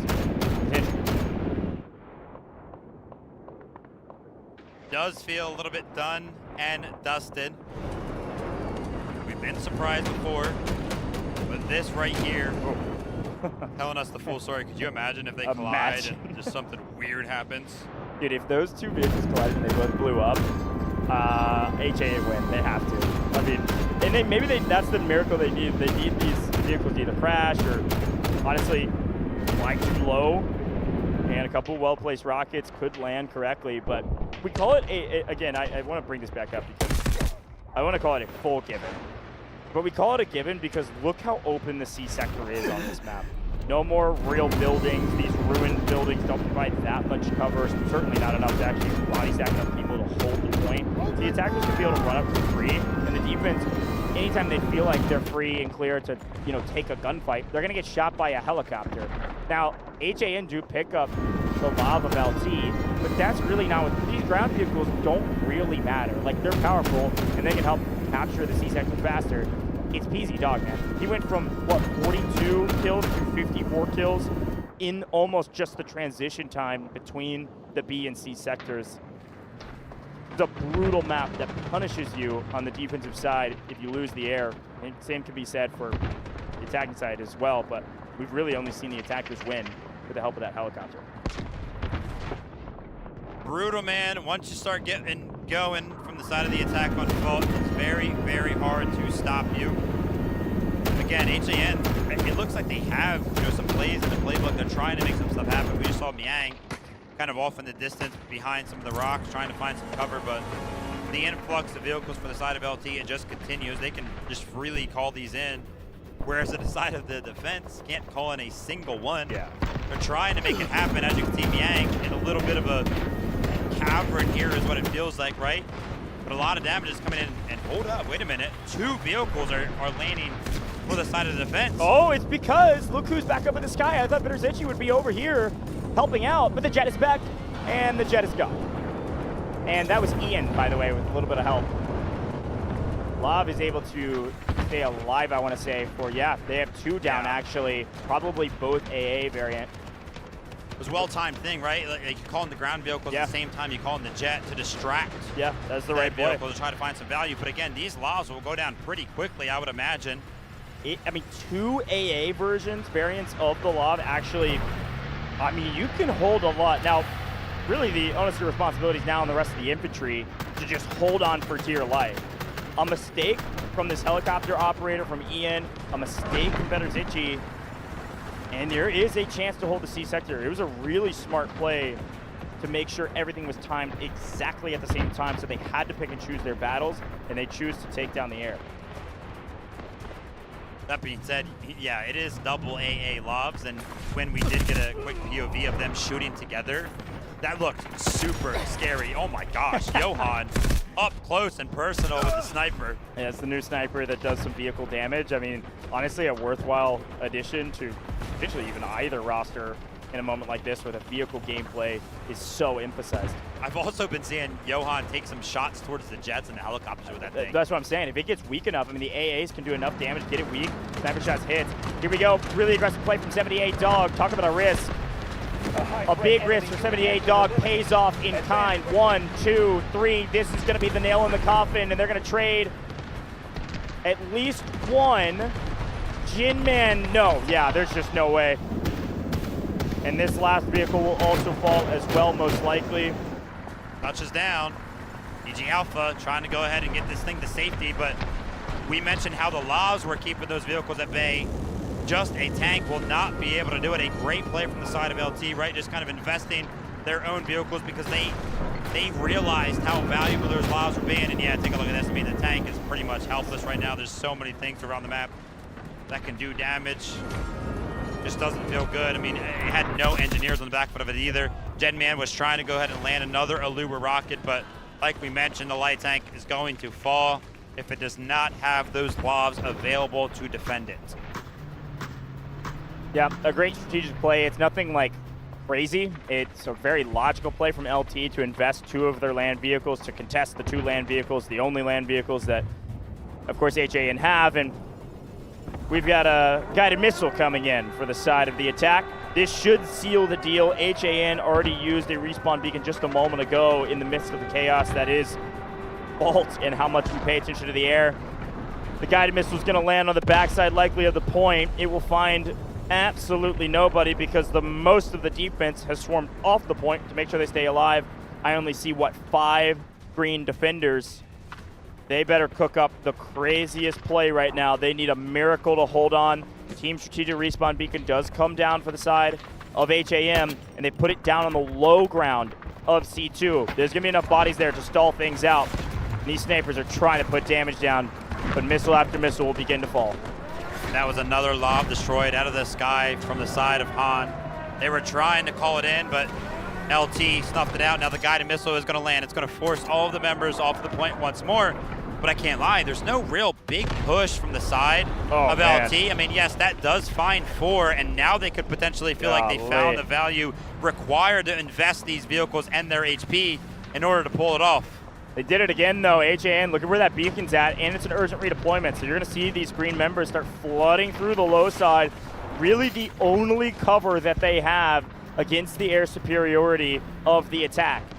Play inside of this tiny little tunnel and just pray that you can hold on for dear life. We are at 87 lives.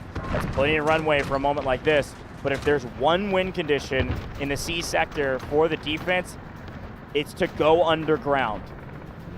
Now, I think a tank destroyer may be able to sneak a couple shots through that kill everybody, but Dian's calling in a guided missile, and the artillery barrage over the top is going to make the attackers think twice about putting their vehicles up on top of these entry points to the tunnel.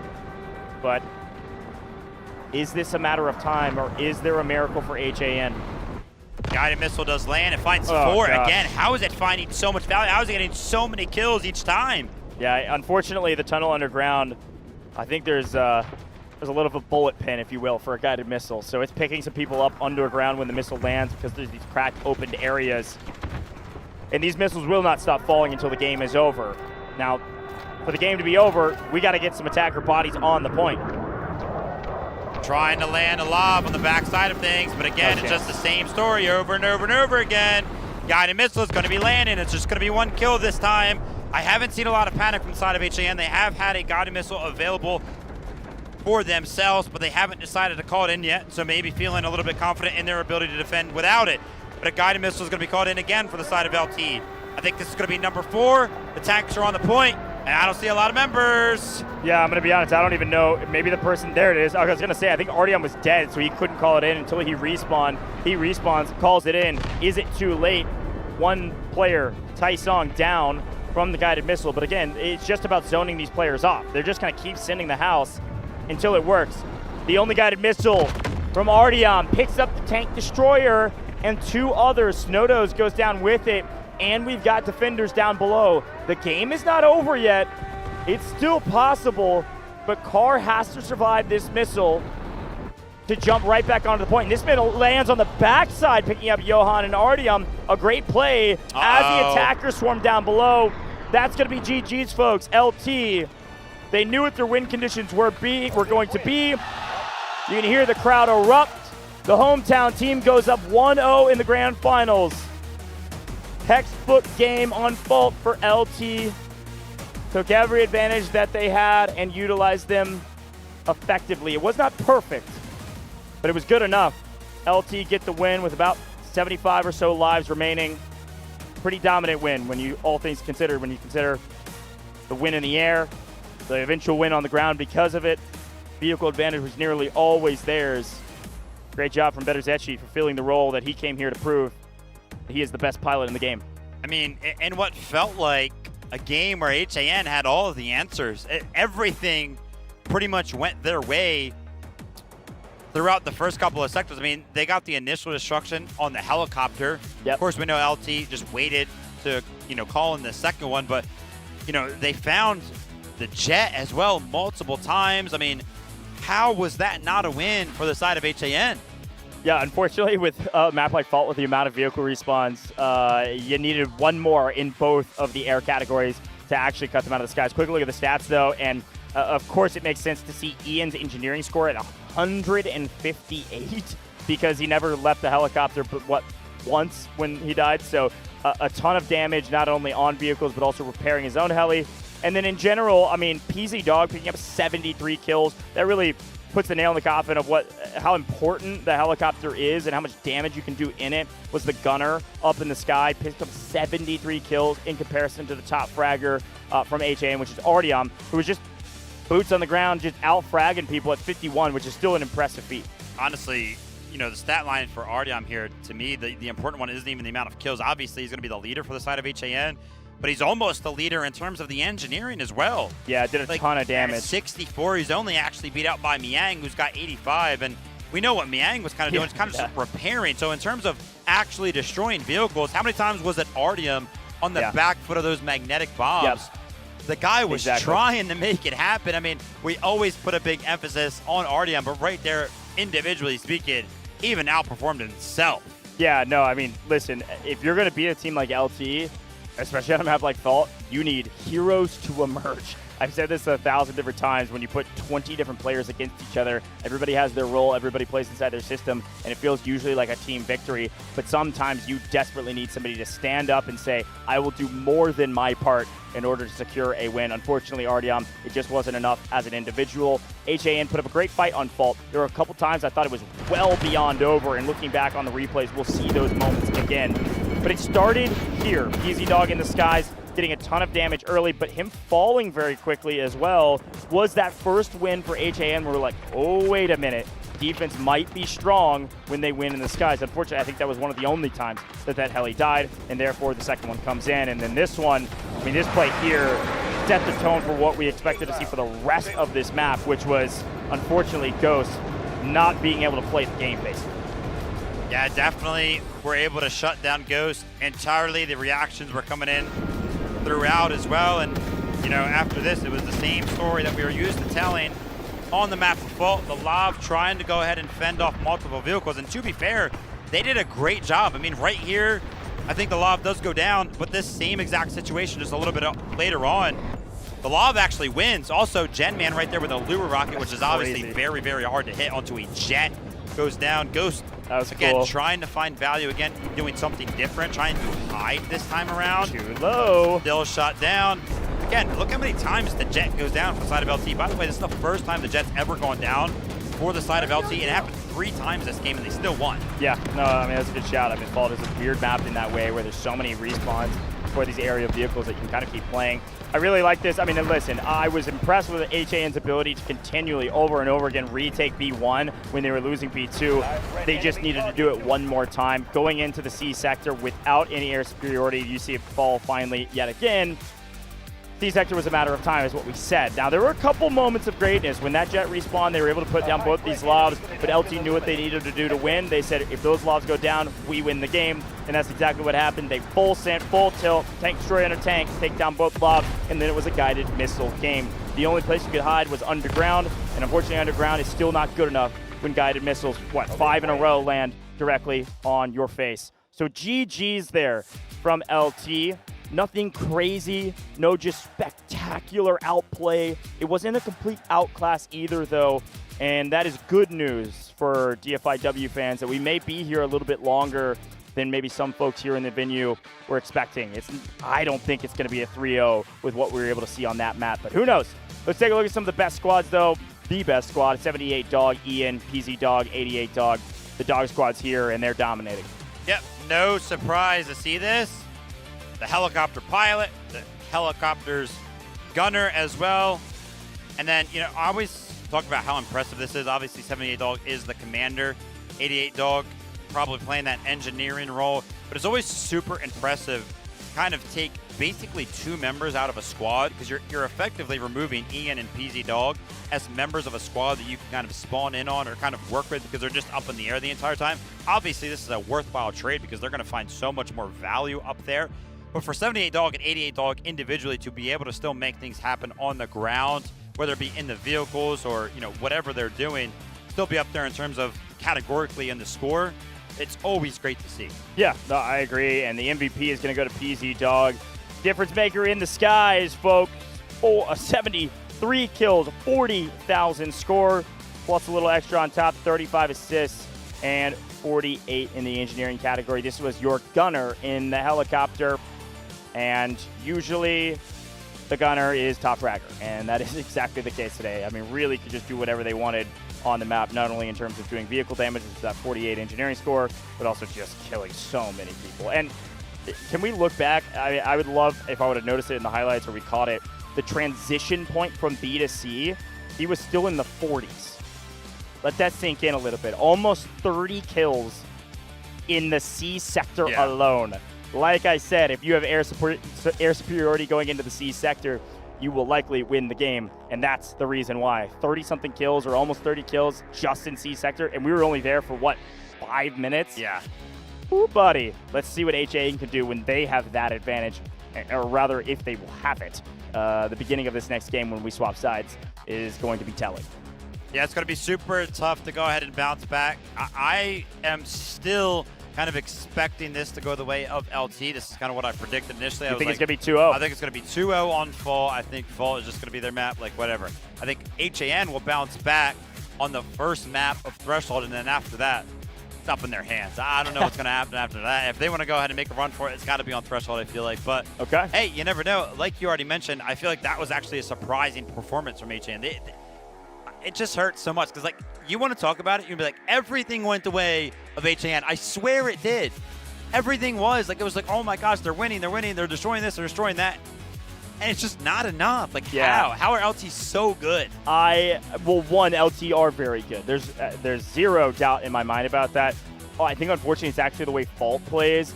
You can't have one win. You need all of the wins. Yeah. They needed helicopter and jet down at the same time, and they never had that. And they never were able to deplete the total amount of spawns those vehicles can have. They almost did. They were on their last spawns, if I'm not mistaken.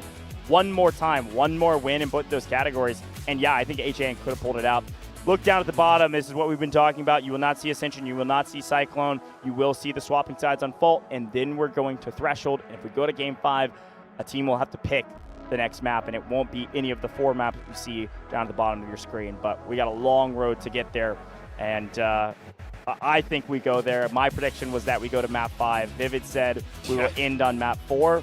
And who knows, folks? Could go either way you look at it. I will be curious to know if it starts 2-1 or 2-0, though. If LT get a double win here on Fault, it's going to be really difficult for HAN to come back and drop 3 in a row. They have to win both Thresholds and win the flipped map.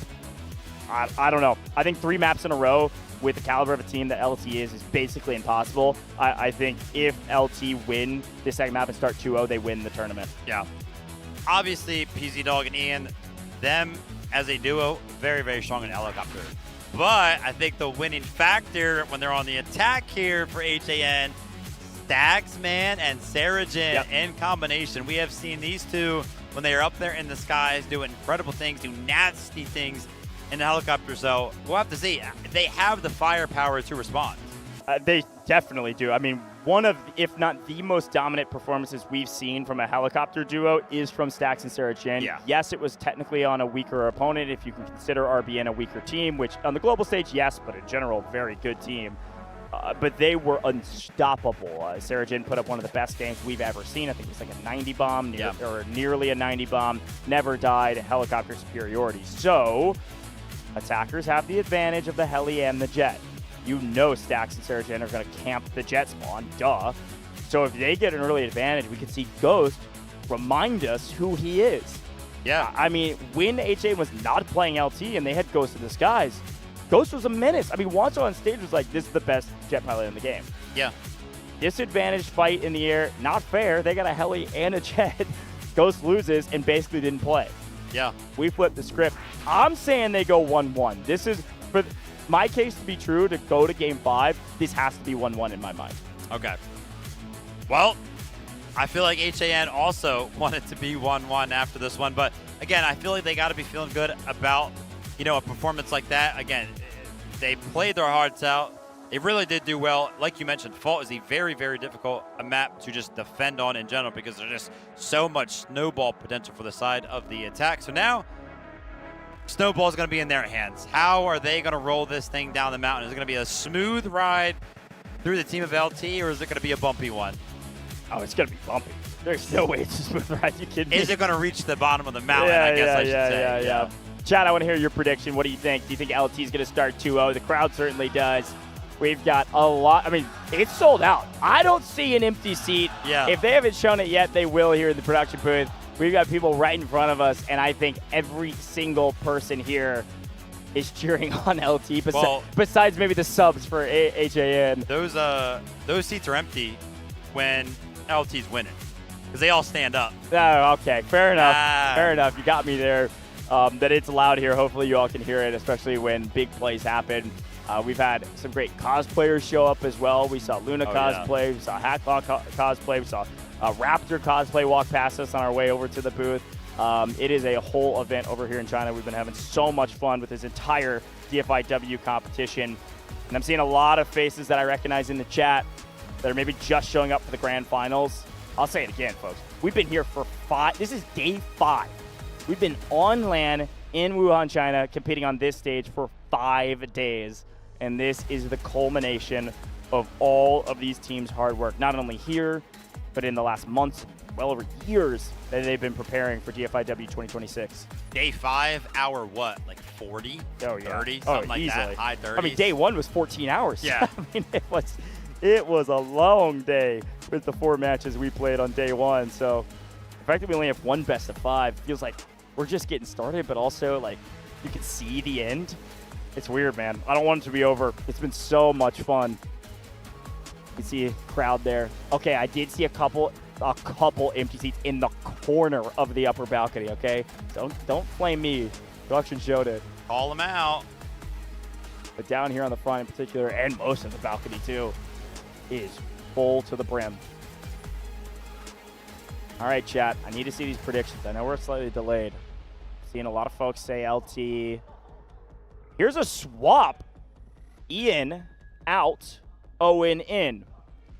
I think on paper this makes quite a bit of sense. Ian is their helicopter operator. Now that LT is moving to the side of defense, you're seeing helicopter operator go out because they will not have the heli. We also saw Cozbear coming in.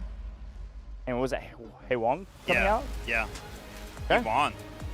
So I think it's the first time we've seen that happen. That's the first sub of that. Yeah, that's the first sub we've seen from HA in that capacity. The main subs we usually see is Cranberry.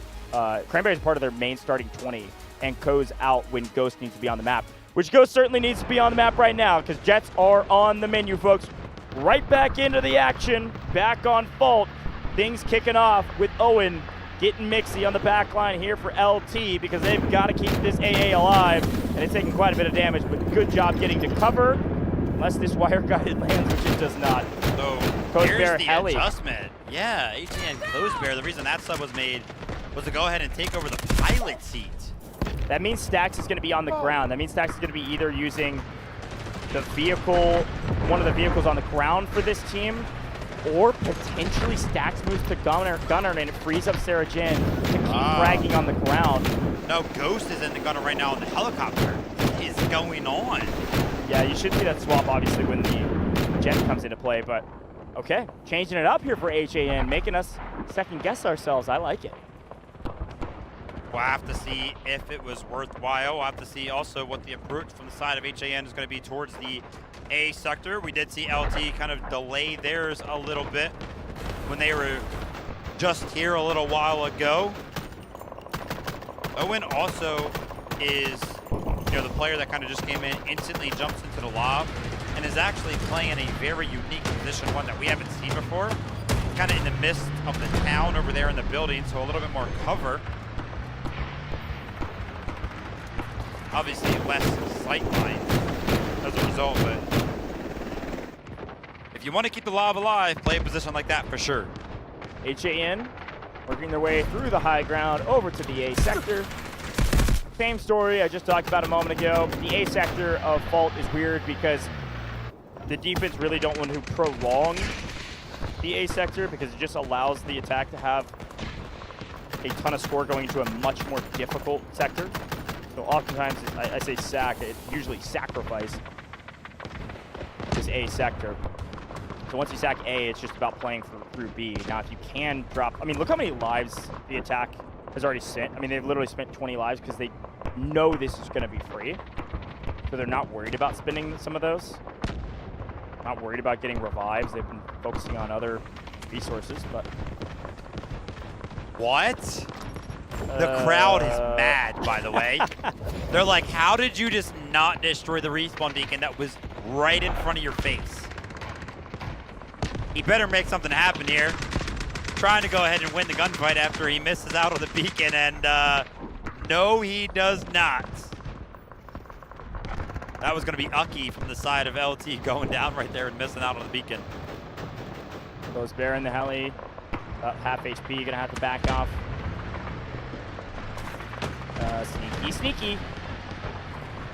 The defense's only job right now is to try to make these little sneaky plays, strike team plays, get these vehicles down. They don't, again, care about the A sector hardly at all. Now, they'll begin to care about the A sector if these HAN lives go, another 30 or so down. That'll be a win for them. B sector is so hard, you need like every single life you can get your hands on. Uh-oh, a couple of shots land from what feels like all the way across the map. Ghost Bear is trying to keep the helicopter alive. You can do everything you want with these lobs, but sometimes it just feels like, well, I mean, it's pretty much a fact. There's a lot of luck that goes into landing some of those shots. A lot has to go right. Yeah, I mean, also, you're also just trying to predict some of your main missiles and hope that the operator heli operator kind of dives into them, but another good strategy for the defense is put up any AAs that you can. Those are created by the commander squad, so they'll build those up, put those down, and start harrying down onto the point, shelling the point. High ground achieved for the side of the attack. Shooting down onto A.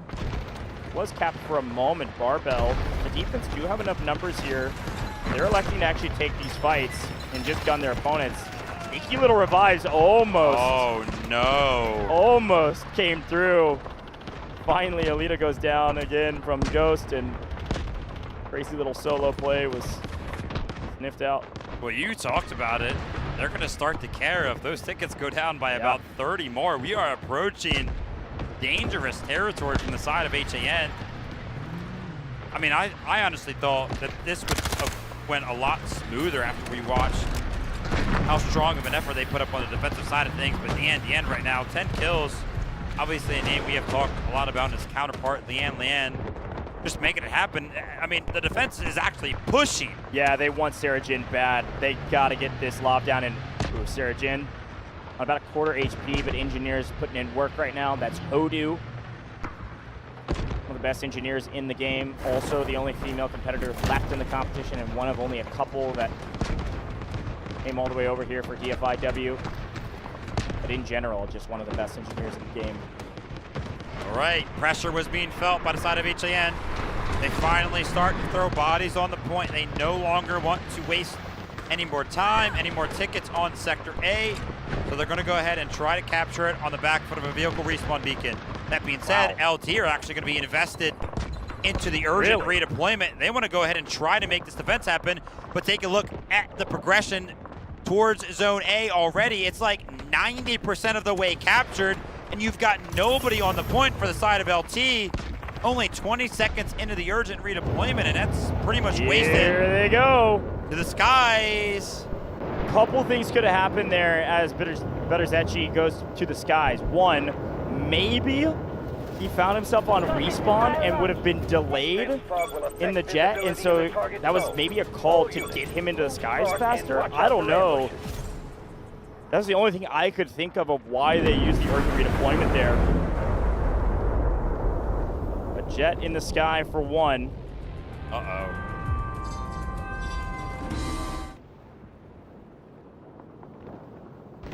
What's the other? Well, there was a strike team. Oh, making a play. Making a play, and then they all went down simultaneously. Oh, that's funny. Sorry. That's okay. I was like waiting for you to keep going. Also, did I see that correctly? Oh yeah, who's in the pilot seat? Miang in the pilot seat? Oh, we know nothing about HAN on Dude, fault. My bad. I apparently. I mean, they're flipping the script right now. This is not what we expected. Maybe Ghost made that call. Maybe Ghost is saying, hey, I'm not feeling it. Miang says, don't worry, I'll take the duties and make a move. And the dogfight has begun. And it's a cat and mouse game. It's whoever makes the first mistake is gonna get punished for it. Ghost has elected to be the gunner for the helicopter. A big surprise for the HAN roster. I did see Sarajin lighting up the feed from a vehicle. Be careful, Ghost Bear.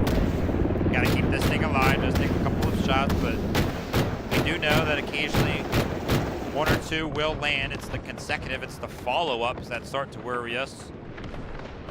So no harm, no foul to the skies right now. And I won't lie, the Jets are kind of just doing circles around the map, trying to stay as far as they possibly can away from each other.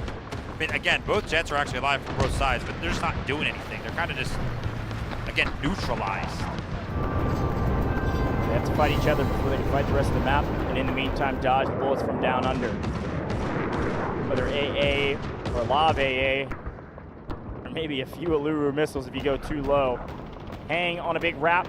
Hang has been, I feel like he shot early there. We need a little trigger discipline, or maybe, how is this guy still alive? All right, there he goes. Dude.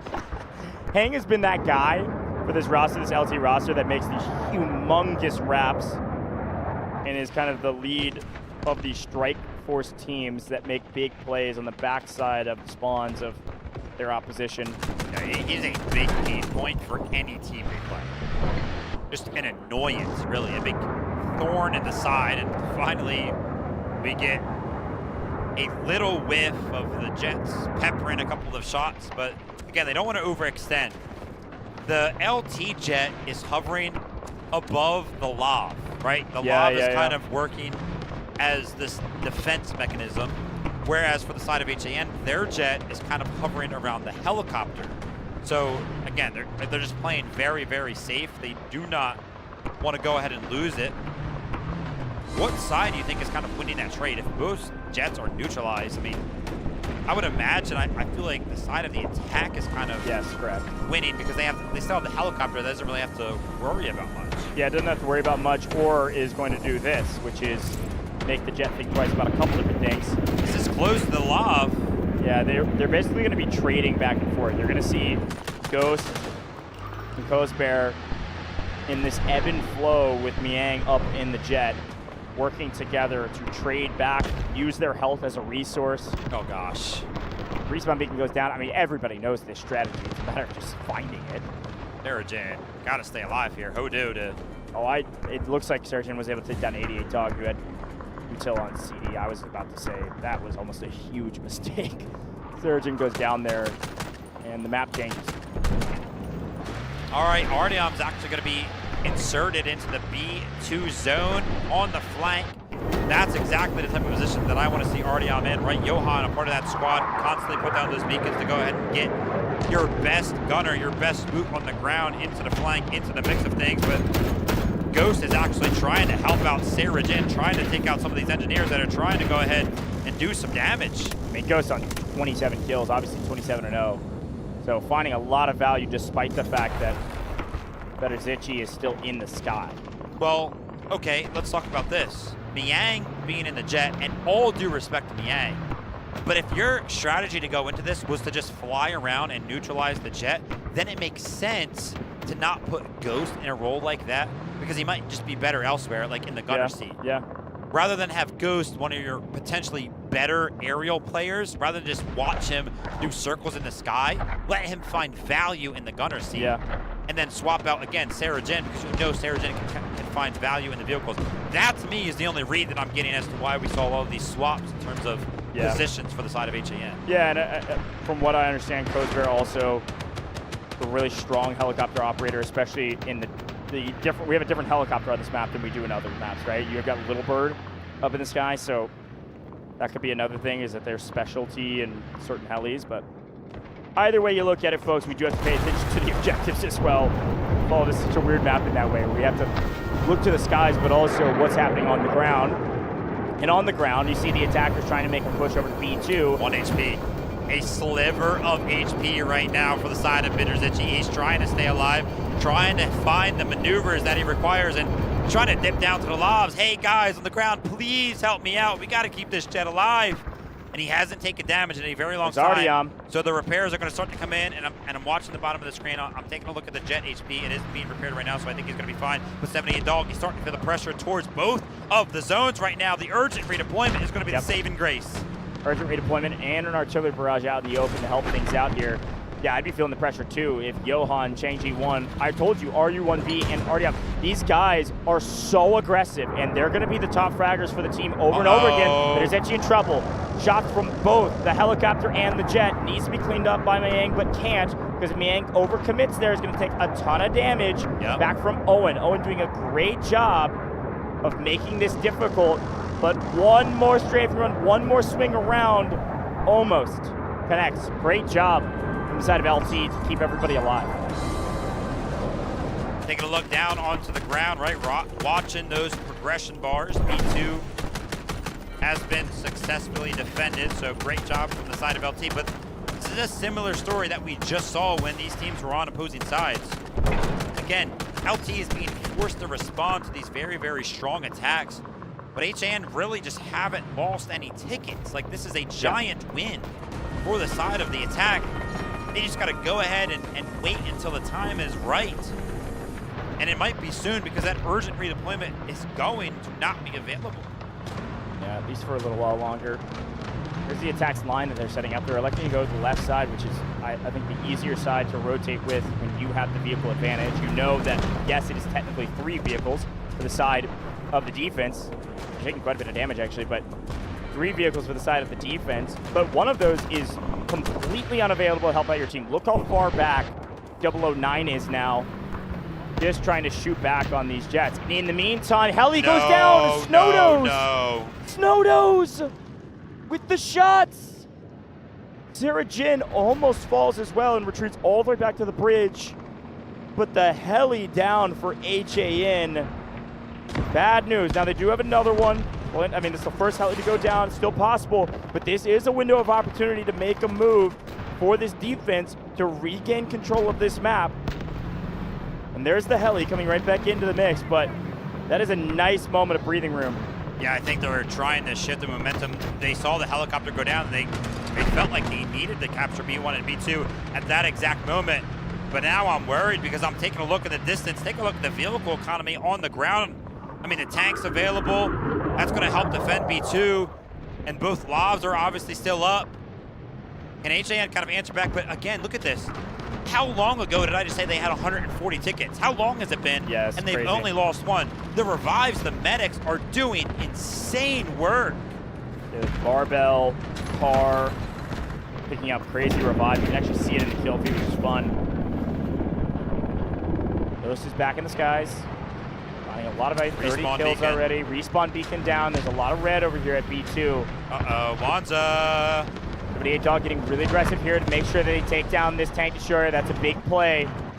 LT and Snowdos. Snowdos again credited with the kill. Going big. Hello? Okay. Team respawn beacon down from the side of the defense though. LT. Gonna keep these bodies on the point. Rose Bear taking a lot of damage yet again. Well-placed missile. You never know. And another vehicle down from the side of the defense. HAN starting to crumble a little bit. Speaking of crumbling, heli low and a rare Berezecchi miss. A rare couple shots that don't connect. And that helicopter is still technically up. Close. Very, very close. That was a giant window of opportunity that shut just in the blink of an eye. Take a look at this. The LTE troops, as they've actually advanced, they're trying to make a play on some of the vehicles over here, and Berezecchi might be interested in trying to make a play on Miang, but no. Again, just kind of happy with playing this very, very passive game. Oh, wow. Off-screen 78 Dog. Found it. The Luru missile over the top. He was able to find one of the lobs. And I believe that was the AA. What? All right, Ghost. Show me something. Dude. These players that play Warfare. Oh, man. Just find out what you can do to the full extent. That's Absolutely love it. That is awesome. Hey, that's one way to get that helicopter back into fighting form. Hop on top, duck under the blades, and just repair that thing. I would love to hear the comments. I just seen a Luru shoot a rocket from atop the helicopter towards my lob. Here we go. Gotta get back inside or jump out. See you later. Uh-oh. Oh, wait. That's crazy. That is how on earth. Bouncing off the ground, alive and up into the skies, immediately dogfighting. The circle of death. Who will win? Almost lines him up. The fact that Berezecchi is in a better position in this dogfight right now really showcases his efficacy in the skies. This is unreal. Bouncing off the ground twice, going to 10 HP in a dream, taking down the helicopter, and a bullet away from taking down Miang as well. The repairs are coming through, but the dance continues. Doesn't feel too good for the side of Miang right now, if I'm being completely honest. Lob's trying to go ahead and help out. Berezecchi trying to land a couple of shots. But on the ground, again, these tank destroyers are constantly getting destroyed. The vehicle game is being won all around the map, whether it's on the land, whether it's up in the skies, and there are a ton of respawns happening in the feed right now from the side of HAN. We're down to 100 tickets. Yeah, that was a huge momentum shift. Heli down is bad news for HAN. Remember who was top fragger for LT when they're on the attack? PZ Dog in the heli gunner seat. With heli off the battlefield for quite some time here in the B sector, our lives are dwindling much more rapidly. Any help, any shot that lands, everything could change in the skies, but on the ground, 78 Dog in trouble, getting really aggressive right now to cut down the numbers of the attack and continue to dwindle. Nice the tank job. goes down. HAN able to win one. Take the wins where we can get them, especially now that they have so many vehicles back in the repertoire, investing a lot of score to get them back onto the ground. Yeah, those data knives are so good, right? Those hack claws, but take a look at this. Miang Got him. finding the better of Berezecchi. Why did they make that sub? We're finding out Another why. Back and forth, a vehicle for a vehicle. HAN technically have control of the skies right now. Can anything happen though, right? Can Miang find some value? And yeah, he would be able to find value if he was left alone, but There's still double lob available for the side of LT that they are just content with sending so far back, and a saving grace for the side of HAN. They're allotted another helicopter right now. Coast Bear is going to be back in the pilot seat, which is very good news. That should be the last one, by the way. If that heli goes down, that'll be it. All right. Lot to play for then. Wanza, by the way, instead of playing that aggressive role, right, willing to kind of make some of those weird plays, kind of denying the flanks right now, and a giant retreat here for Sarajin and Hodu. They're probably going to go ahead and call in a vehicle and kind of team up on that. But what can happen here? I mean, this flood up the street is very, very difficult. And by the way, Miang is kind of playing this position, just waiting for the jet to respawn, by the way, from the side of LT. That's why he's kind of just floating off in the distance. But this is good right now because this is going to open up Coast Bear and Ghost once again to try to make something happen. Can't lose this heli. Only 83 lives now. All that talk about all the revives and the rescues. B2. All that talk about the revives now going out the window because HAN are starting to get desperate and get more aggressive. When you get more aggressive, unfortunately your medics get cut down. LT are going to be forced to get aggressive here on the back foot of an urgent redeployment. There was only like 1 or 2 members from the side of HAN that were able to go ahead and put said pressure onto the B2 zone. So maybe a little bit of an over-investment. Now remember, when LT were attacking from this side, what really did it was the guided missile. HAN do not have one available yet, so we're going to need an individual hero to find the score. Wanza is trying to be that hero, just simply in the tank destroyer, making those risky plays. But take a look at how much damage he takes as soon as he overextends just a little bit. Wanza, oh, I was about to say, a cat with 9 lives, but all 9 go down. That's 2 vehicles down for the side of HAN, and all the momentum they had towards B2 was stopped by the urgent redeployment, the team strategic respawn beacon, and then both of their ground vehicles being cut down. They have to rely on this helicopter to make some big plays, and right now, it can't get anywhere near the point. One more well-placed shot. Coast Bear deeply in trouble, backing all the way up to the ground to get some repairs. All right. Keep her steady. Gas her up. He jumps back on top of the helicopter. Miang knows the win con. Hasn't moved a muscle. Dude. If we get a Miang POV, he's got to be a little bored up there on stage. Yeah, but also tapped in because if he blinks at the wrong time, he dies. Or at the very least, one of the best pilots, if not the best pilot in the game, is back on the map, being a menace. We have to see that Johan play, right? Find a flank to where you can get a couple of your members into a position to where you can pressure these lobs and potentially destroy them. I think that would be a big win con for the side of HAN right now. 56 lives. Sheesh. What happened? That was a 30 life drop in maybe 2 minutes. Yeah. Getting more desperate, full sending, and getting punished for it. Bitter's itchy on the gun now. Finds a 2-piece. Telling me this guy can also shoot? A vehicle marked for death, and it's actually, I think, the assault vehicle. Did I see that correctly? The assault vehicle on B1 has been marked for death, so a strike team here on Jinman would meet some extra score for the side of the defense that they may use holding B2 here. And that assault vehicle goes down.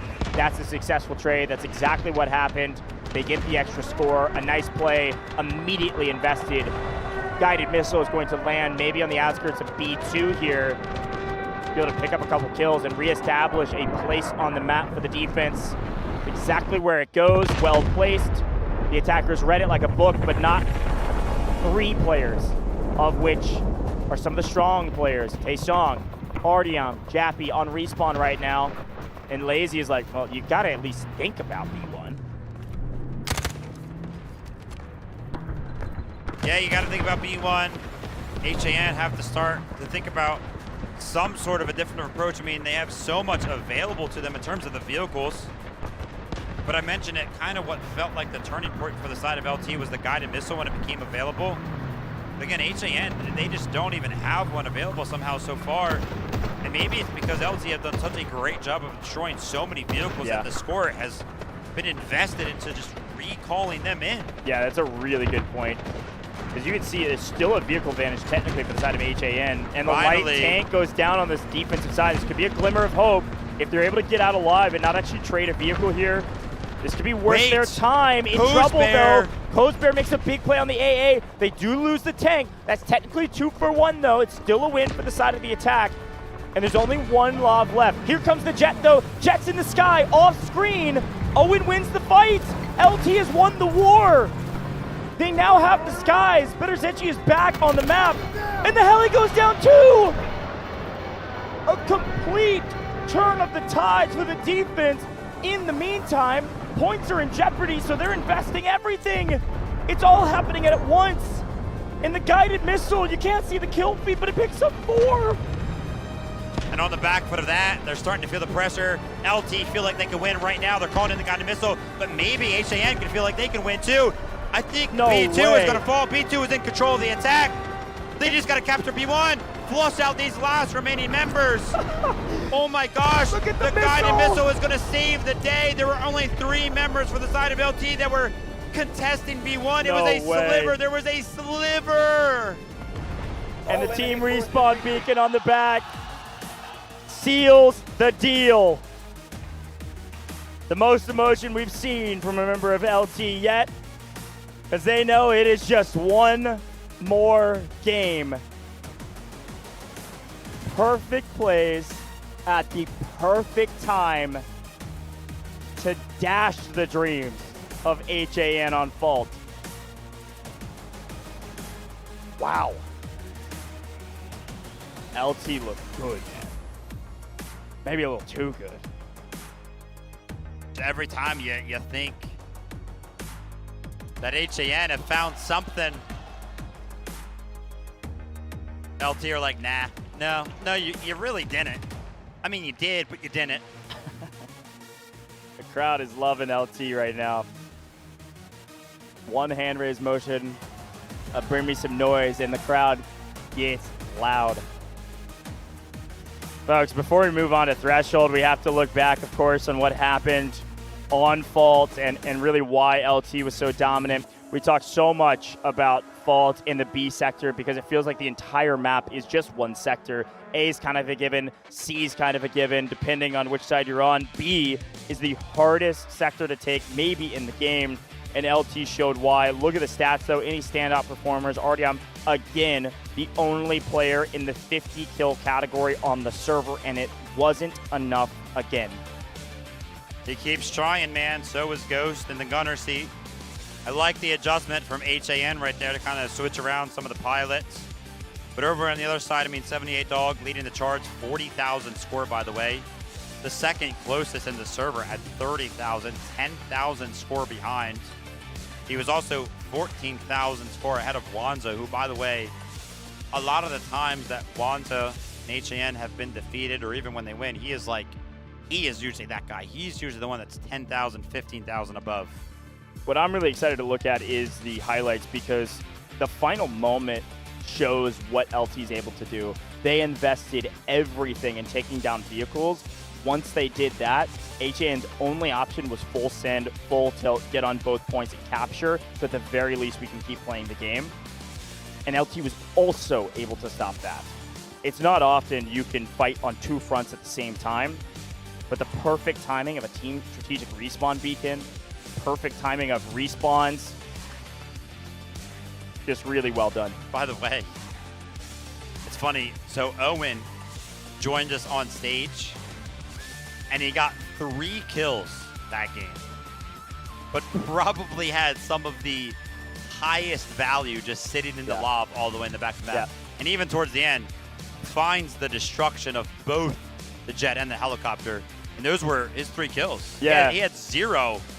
That's what I'm talking about, man. Role players. You have to have players that are willing to be role players and do the dirty work. You saw leading the charge there for LT was their coach on the backside, who had been doing all the picks and bans, has been with us for several days now, showing his face, and it is a team effort on both of these rosters. They have subs that make big plays. We've talked about them a ton, but they also have coaches and support staff that have been helping out for all the strategies. Let's look back in the highlights of this map. Of course, we're not going to look at A at all, but when we moved to B, it was a big back and forth. And again, you see these moments from HAN, you're like, this is a really good team. But LT just constantly had the right answers to the moves they were making. If I can use a chess analogy, like the gambits were fantastic for HAM, but LT knew what they were going to do, how they were going to do it, and could stand in their way to just prolong the game long enough where HAN just ran out of options. Yeah, it looked very, very good. I mean, even on their initial approach, they just weren't really losing tickets. Take a look at this push right here. How were LT able to defend this? I mean, you have 4 vehicles on the ground for the side of HAN, and LT really didn't have any. And then, you know, you blink and you might miss it. Vehicles just start to fall. They start to crumble. And all, you know, whilst all this is going on, you have the helicopter, but again, it's just being suppressed by those double lobs that are kind of available. Bitterzici, you know, we didn't see him get 90 kills, but he finds the jet. He somehow bounces off the ground, keeps his jet alive, and then is able to suppress Miang for the rest of the game as well. Just everything, not everything was going the way of LT, but it's like HAN were beating them at like their initial playbook, but LT, their secondary playbook, was just working as well. Yeah, and I mean, here's a big moment of Miang winning the fight in the air, but I think you made probably the most important point of the entire task, which was HAN. I mean, look how many vehicles are going down from them. HAN kept having to invest all of their score in bringing vehicles back onto the map so that they could even have a chance at capturing Sector B. We all know how difficult this sector is to capture, and with that much score invested in vehicles, they had the vehicle advantage. And this is one of the only maps where you can have the vehicle advantage and still lose, because in the final moments, here is what it looks like. Look at the bottom of your screen, a well-placed guided missile. You see the respawn beacon, and you see all the defense flooding as this 4 kills here on top of the tank destroyer was the nail in the coffin to close things out. All of red was basically dead, and then the respawns. And they still had a couple lives left, but it was too late. They ran out of time. Yeah, that was actually a timer, by the way. I mean, it was over regardless. It was over, yeah. So that's why there was like a giant surgence from even the jets and the helicopters up in the sky, because, you know, they started to feel the pressure. Yeah, Taking a look at the best squad here for the side of LT, Dian Dian, Lian Lian, Lazy, and Yuzhan. I mean, just very, very equal across the board in terms of kills. Obviously, assists, engineering is kind of leaning the way of Dian Dian and Yuzhan, but just a well-rounded squad. And this is the crazy part, is like, you want to look at a squad like this and you're going to be like, dude, look at this, Dian Dian picked up 70 kills. No, he didn't. But he didn't have to, because the entirety of LT is just what feels like so equal that sometimes these pop-off performances, we don't see them. But again, it's because the whole team is just so equal. They're all just so good. Yeah, I mean, we see this as the best squad for the roster almost every game, and when it's not this squad, it's the commander squad. It kind of just, you can coin flip, and it's one of these two because of the roles they play, you're right. And here's the commander himself, over 40,000 score, very well earned. When you gap the entire competition, when you gap the opposition, you brought this up in the score on the leaderboard, you gap the opposition by almost 15,000 score, gotta give him the MVP. Great calls, perfect timings. It's a whole team effort, but the commander has so much of a burden of responsibility to keep the team in check and make the final call, be the IGL, the in-game leader for the team. And so a big shout out to 78 Dog. You and I both predicted LT to win. Neither of us predicted a 3-0. We are currently at 2-0. You did bring up the fact that you thought HAN could win on Threshold. I don't know. LT is not making a lot of mistakes right now. Threshold definitely going to be different than Fault. There's only one thing that's similar, frankly. I guess technically 2 things that are similar. When we move to Threshold, there's going to be a helicopter in the sky, only for one team though, and it is technically a 3-sector map. It is we go to only the C sector, and it is a 2 capture point C sector. So I guess a couple similarities, but it feels like a totally different map. I think we could all agree on that. And no more jets in the sky. So expect to see a lot of subs back and forth for both of these teams to take their fighter pilots out and keep their main infantry on. You're going to see a guy like Cranberry rejoin the mix for a team like HAN. Yeah, absolutely. All right, going to Threshold, we do continue with the theme of swapping sides. So LT are going to return to the attack, which, again, you kind of brought up the point. Threshold, similar in the sense that we're going to see a helicopter.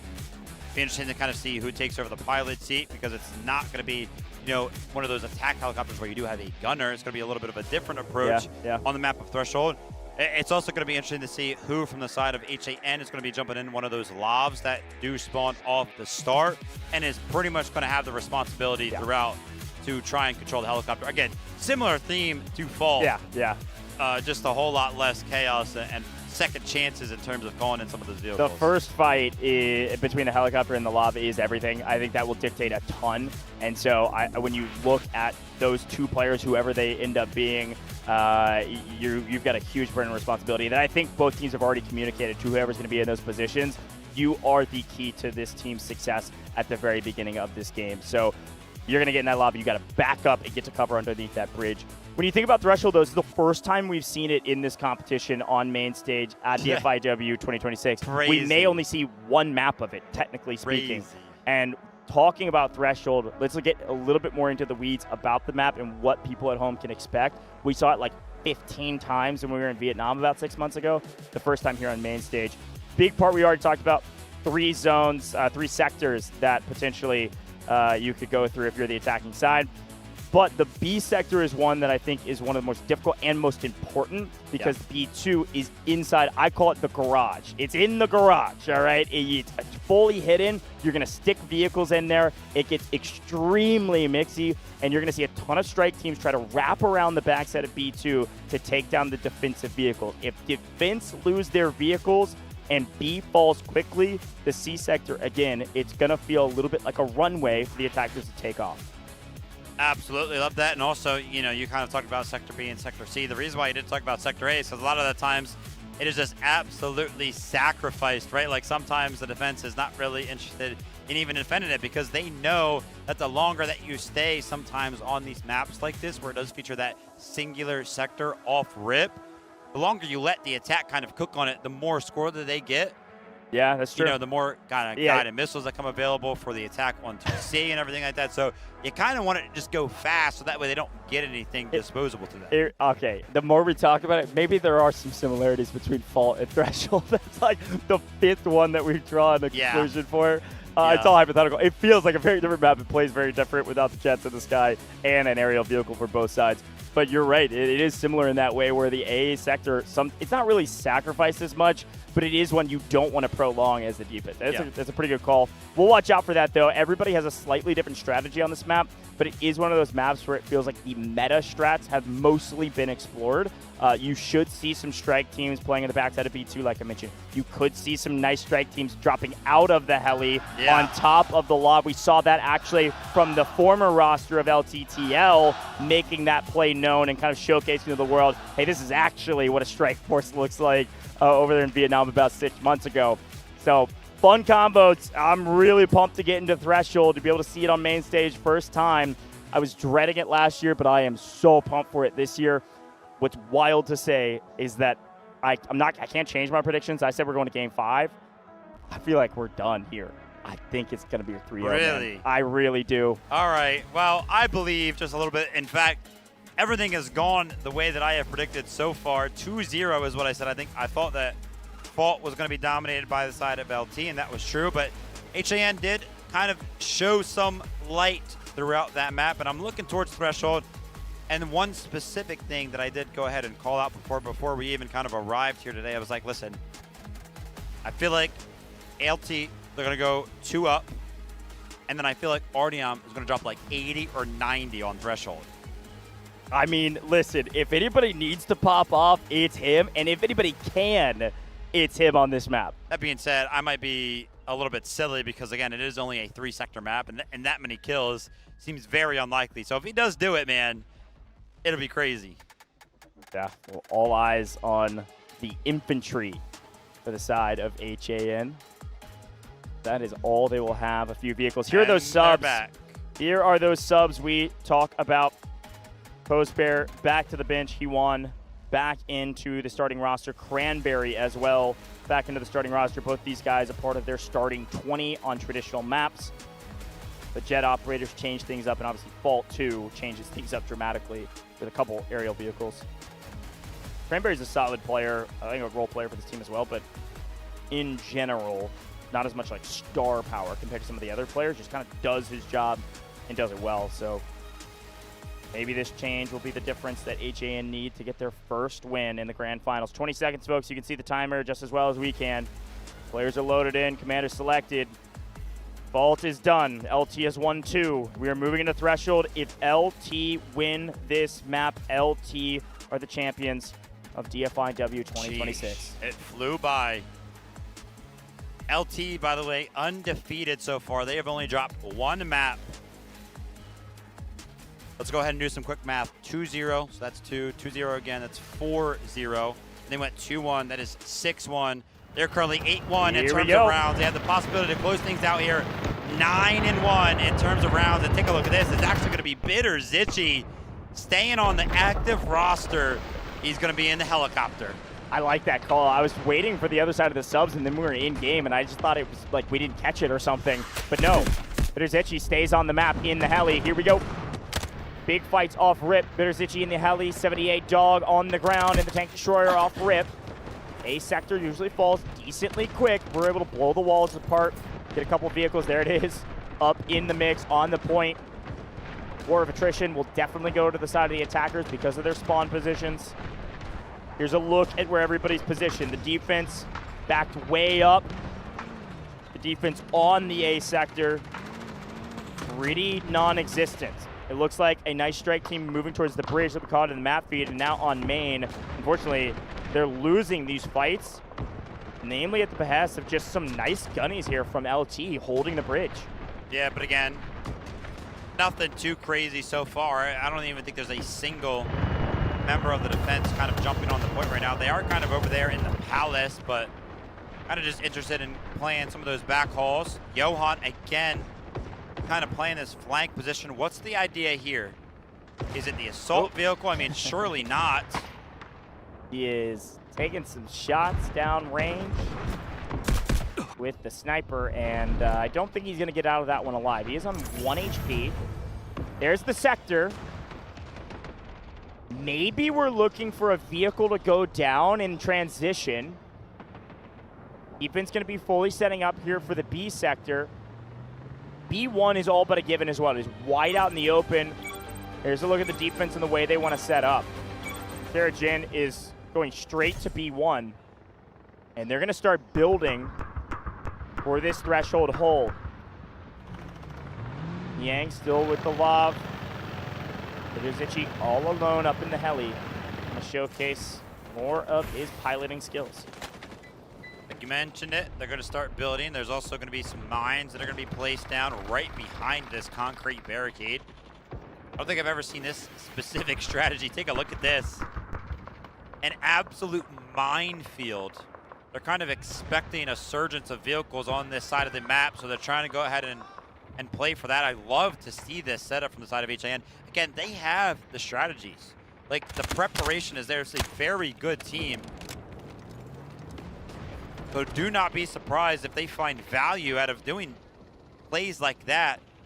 But so far in this competition, LT have responded very, very well. Let's see if they can respond to a strategy like that once again.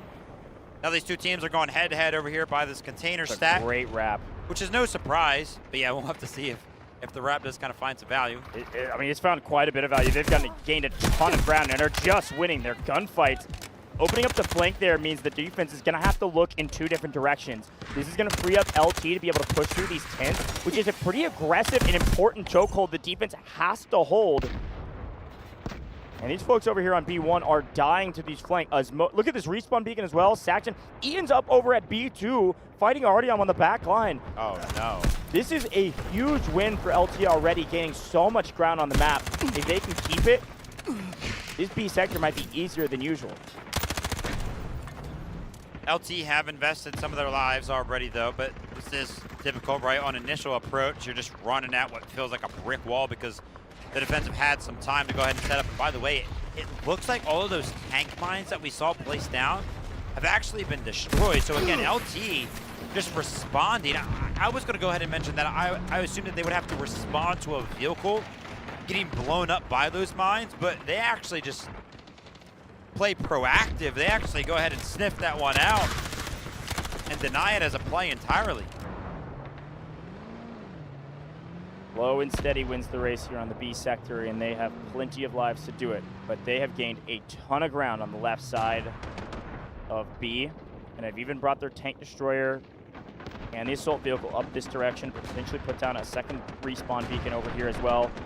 Foothill on the left-hand side is great. I mean, just look at the map right now.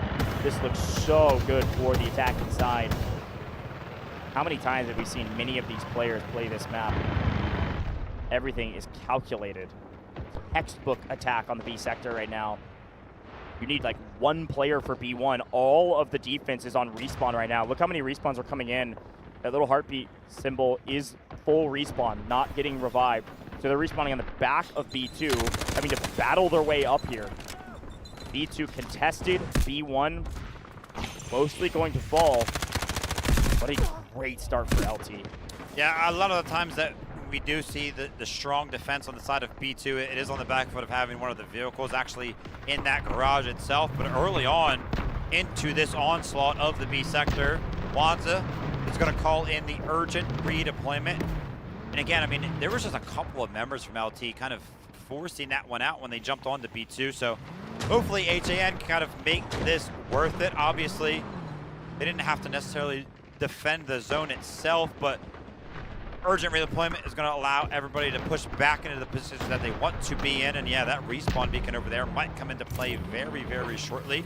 As you can see off in the distance, the flank squad of Johan and Artyom and co are trying to do what they do. I mean, two things worth mentioning. One, the vehicle that was marked for death was that tank destroyer, and that strike team got obliterated. So that is a missed opportunity for score from the side of the defense. If I'm the attack, I am totally fine with that quote-unquote resource trade, which was the defense. Oh my gosh. Oh, wow. Nice shots. Again, sometimes we don't get a chance to see these solo hero plays, but to finish the point, that was a great trade for the attack because that's an urgent redeployment utilized already for HAN. It's going to make them more expensive the deeper they go in the game. And it really didn't change the battlefield that much for LT. Strike team. But speaking of changing the battlefield, all of a sudden, 78 Dog is in trouble. Able to get down most of that strike team with the help of Asmodeus. Able to keep them alive. Would have been a nice little momentum shift there, but Tank Destroyer going to stay up.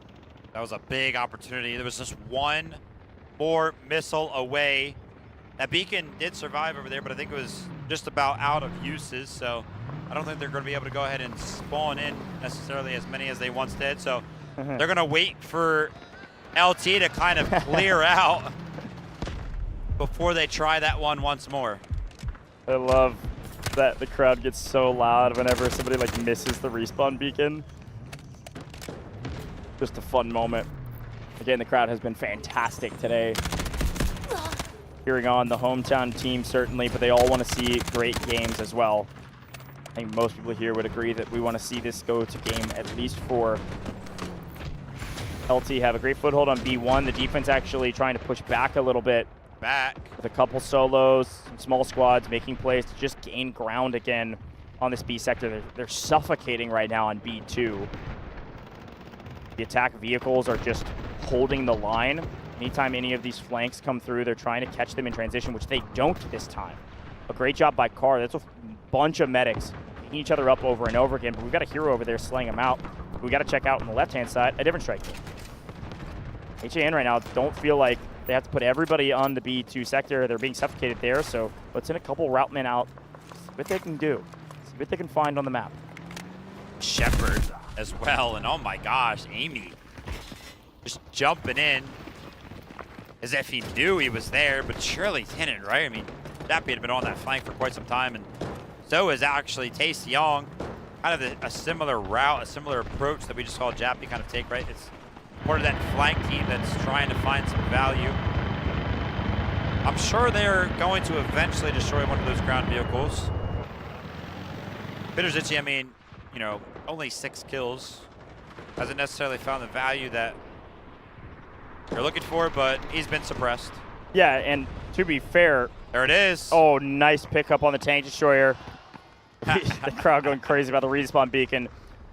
But to be fair, I think on this map, the helicopter's job, especially when your team has vehicle advantage, is to make sure that now the only vehicle that HAN has can't play the game.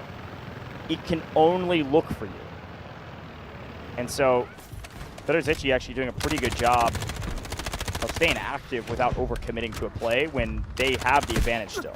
if they have a disadvantage at any point, maybe plays a hair more aggressive, but Lazy is 17-8. A little double positive here on B sector. Let's go.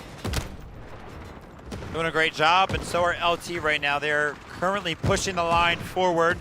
There are a lot of boots on the ground that are flooding this zone. We need to find Artyom, pick up like a 7-piece on the Viren, and the attack all the while is kind of gaining advantages across the map with the Lav kind of rejoining the fight all the way on the other side.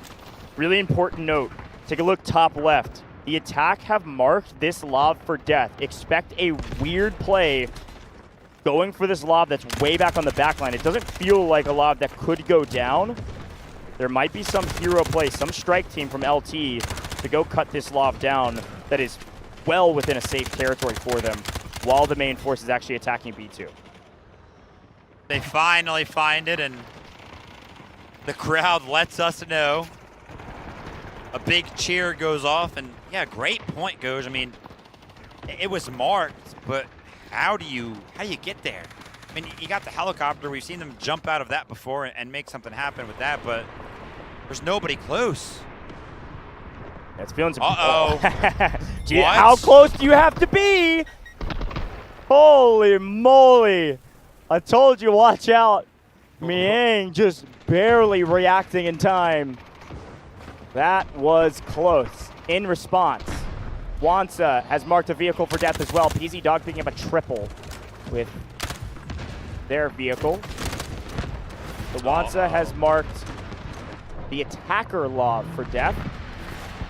Oh my gosh, 88 Dog just killed, what, 8 people? That kill feed was only 88 Dog. And on the back of 88 Dog's heroics, urgent redeployment here from the defense. And oh, he does it again! Look at Stacks. That was like 13 kills in the blink of an eye! Stacks is getting all the revives right now. The Stinger is finding incredible value. That's why they have not been flushed all the point right now. Now the tank has actually been called in for the side of HAN. This tank has to get on the B2. The urgent redeployment is in. The reses are coming out from all of the Stingers that are sitting on this sector. They have to defend this. They have to defend this because Threshold can fall shortly after the tank is available. But take a look at the Lav. 78 Dog is trying to go ahead and keep the kills coming in, and he's doing just that. But Artyom is in the tank. He's trying to go ahead and be the difference maker, but LT have too many bodies on the point. They take down Sector B.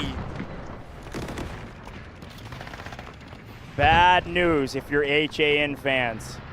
Now we do have 4 vehicles currently for the side of the defense. It's not all over, but look at the stat lines. It's not even close.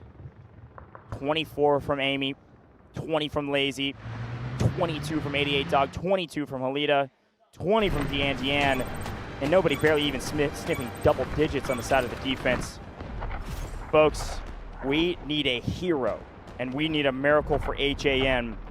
This is about to be a generational hold if you want to see another map. The progression storyline for LT throughout has been, hey guys, they are 1 series away, 1 best of 5, and now before this game it was they are only 1 round away, and now in this specific round they are only 1 sector away, becoming Dfiw 2026 champions with an undefeated record as well.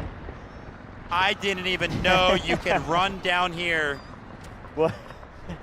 I mean, what does that do for you? I guess if you were able to hit that wrap with an Aluru, you could shoot your missile out. Rotate the full squad. He just ran all the way back. He's getting his steps in, dude. He put an ammo crate down there. That's what I would do too. Hey, listen. Whatever it takes. Now, a slight vehicle advantage if you can discount the helicopter, which of course you can't. Ground vehicle advantage for the side of the defense, and the attackers know it. The attackers have marked the tank for death. HAN need to be careful here. Tank down below.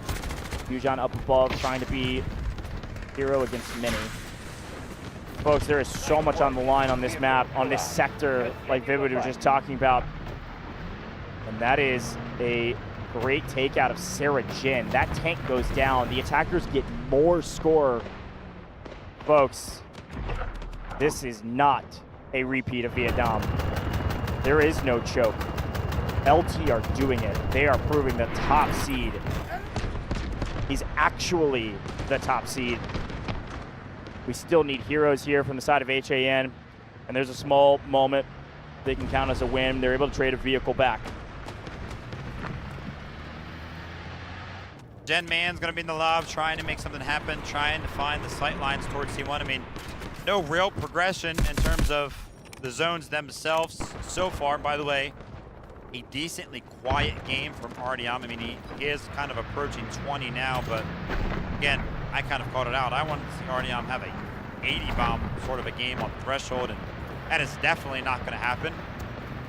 Taking a look at the setup here for the vehicles, again, forced to kind of play this pretty passive role, because if you push up any further into one of the vehicles, I mean, the explosives, they just land too easily. So you have to play in the back lines and play a little bit reactive to what the offensive side does.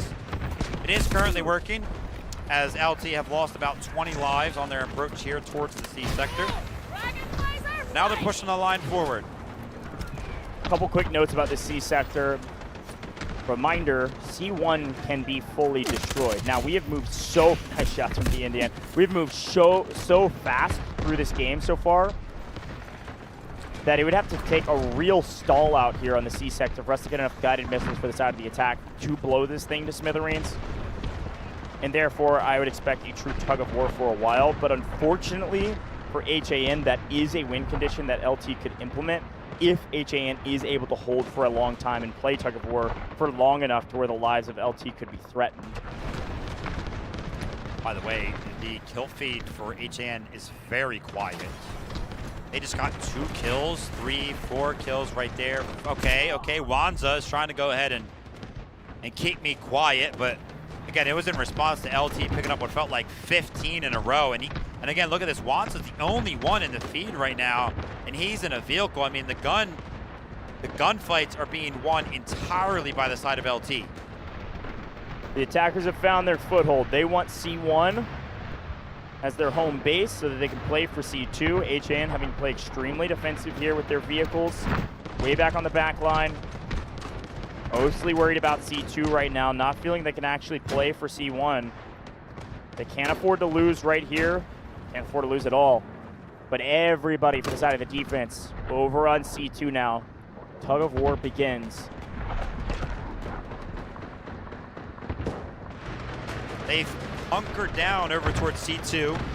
We'll have to see if they ever decide to go ahead and make a play to recapture C1. I mean, I'm sure they will, right? Tug of war. We know that game. But LT are going to be the ones that are going to be forced to make something happen. And like you mentioned, this game is going very, very quickly. I'm taking a look at the things able to be called in for the side of LT. 0, categorically speaking, for the guided missile. Yeah, this would be a great one as well. Yeah, thank you, Gen Man right there, picking up the assault vehicle. That was kind of acting as a respawn point for way too many people for the side of LT. And that pushed forward. They were going to be able to flood C2 very, very easily. So, way to be aware. But HAN, man, they still have got 4 vehicles available to them on the ground, all of which are going to be very, very hard for the side of LT to deal with. And I don't really like this, actually, from the side of LT. They're kind of just jumping into that choke point. And once you kind of commit to a choke point like that, once you pass that choke point, once you pass that doorway, the reses can't really come in. So, it feels like you're kind of conceding some of the lives right there. And yeah, the Uttos come out as soon as we see some of the Allure rockets come over the top, but the engineers from the side of HAN are still doing their job, still keeping the vehicles alive. Bit of a stall out here and willingness to revive. We're seeing a lot of normal respawns for the side of LT, which is dwindling their tickets pretty dramatically at 117. Just plenty for a single capture zone.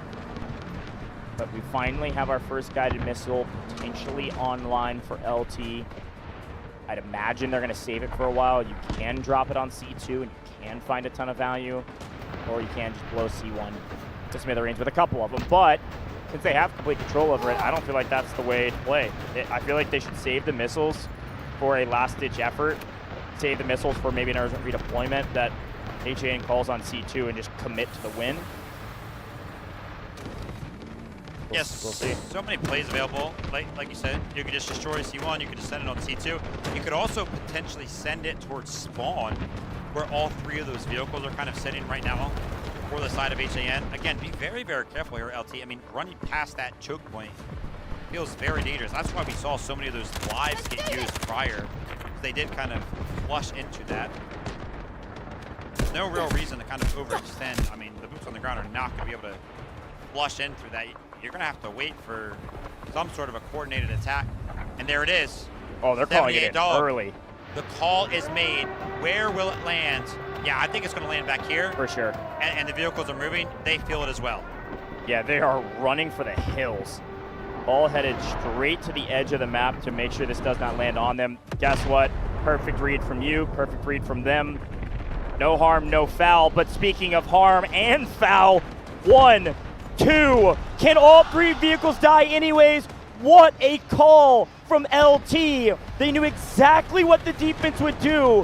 What they were going to do is run and hide. And in that hide, run. Wait, don't destroy it. They find them. Unreal job from LT to capitalize on the advantages that they have. When they run, you hunt them down. LT finding vehicle after vehicle, and HAN continued to run. Wanza's got to stay alive in that tank destroyer. Oh my gosh. Goodness. An Allura rocket from Sarah Jin just landed on the helicopter. Take a look at the bottom of your screen. The vehicles are equalized. It's actually 1-1. Everybody lost everything right there. Oh my gosh, LT. Did they overstep? Did they take a bigger bite than they could handle? HAN might be harder to chew than you think. Be careful, they're still trying to make it happen, but look at this, because the helicopter is down, because so many vehicles got lost from the side of LT, they're able to call in vehicles. Listen, that's fine. I'm not even worried about that. They still got one more back available to them.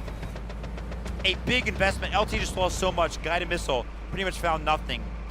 Helicopter down. One of the biggest advantages for the side of the attack. And now, look at this. A flank's coming in. Yes, the defensive line can push forward. They can make something happen. Onto the tank destroyer specifically. Oh, hello, 78 Dog, we're behind you. Oh my goodness. Resilience from HAN to respond like that is impressive. 79 lives now. Not desperation yet for LT, but now they're finally feeling the pressure. Even C1 beginning to go back to the side of the defense. That was a huge momentum shift. Vehicle advantage as well. I'm pretty positive, by the way, that was an AT4 that took down the helicopter. Allura rockets, I mean, maybe a couple at the same time take it down, but I think somebody hit their shot. Really? Yeah. I have to watch it back on the replay. Either way. Yeah, either way, it's insane. Huge swing. Yang, Sarah Jen still up, back in the vehicles on the backside. We have plenty of missiles now, by the way. This game has gone on so long at this point on the C sector. This is when you expect to see LT. Oh no, the crowd, easy dog. We expect to see LT. You are not making many fans missing that one. Still drop their missiles. Here comes Kishot's missile. Does this try to land on the backside of the point and pick up a vehicle, or does it just land directly on C1 so they don't have to worry about it anymore? I feel like at this point when you have 5 and you have 75 lives remaining, I think you just drop all of them on C1, but no, gonna go for a play on the backside and it misses. In the meantime, Lazy just picked up a 4-piece with that secondary shotgun, so shout out to them. It was a good play from LT. They tried it again. Guiding missile does land, but the vehicles are alive. They're not healthy, but they're still alive. They're trying to get repaired by some of the engineers. Miang and the Lav took the brunt of most of the damage right there. And Wanza, all this time, by the way, has just been using this tank destroyer inside. This guided missile, for me, has to land on C2. And the reason why I say that is because it would take out the tank destroyer simultaneously. I feel like that would be the biggest win for the side of LT right now. Yeah, with Wanza inside, yeah, and Wanza feels it too. Wanza's out of there. Missile lands exactly where we thought it would. Dead center of C2. Wanza smartly. Great read.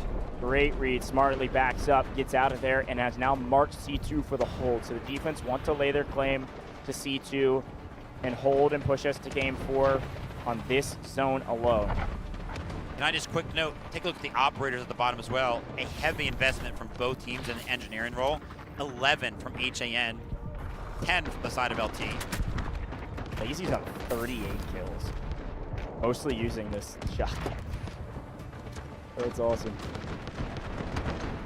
Yeah, I mean, the tickets, the lives right now for the side of LT, 70. And again, a lot of these boots on the ground, like Lazy and Saxon up top here, they keep running into C2 and kind of getting flushed out. Bitter's Itchy's trying to make something happen on the ground. Now the Allure Rocket comes over the top, and he's going to go ahead and connect simultaneously with the side of BZ Dog.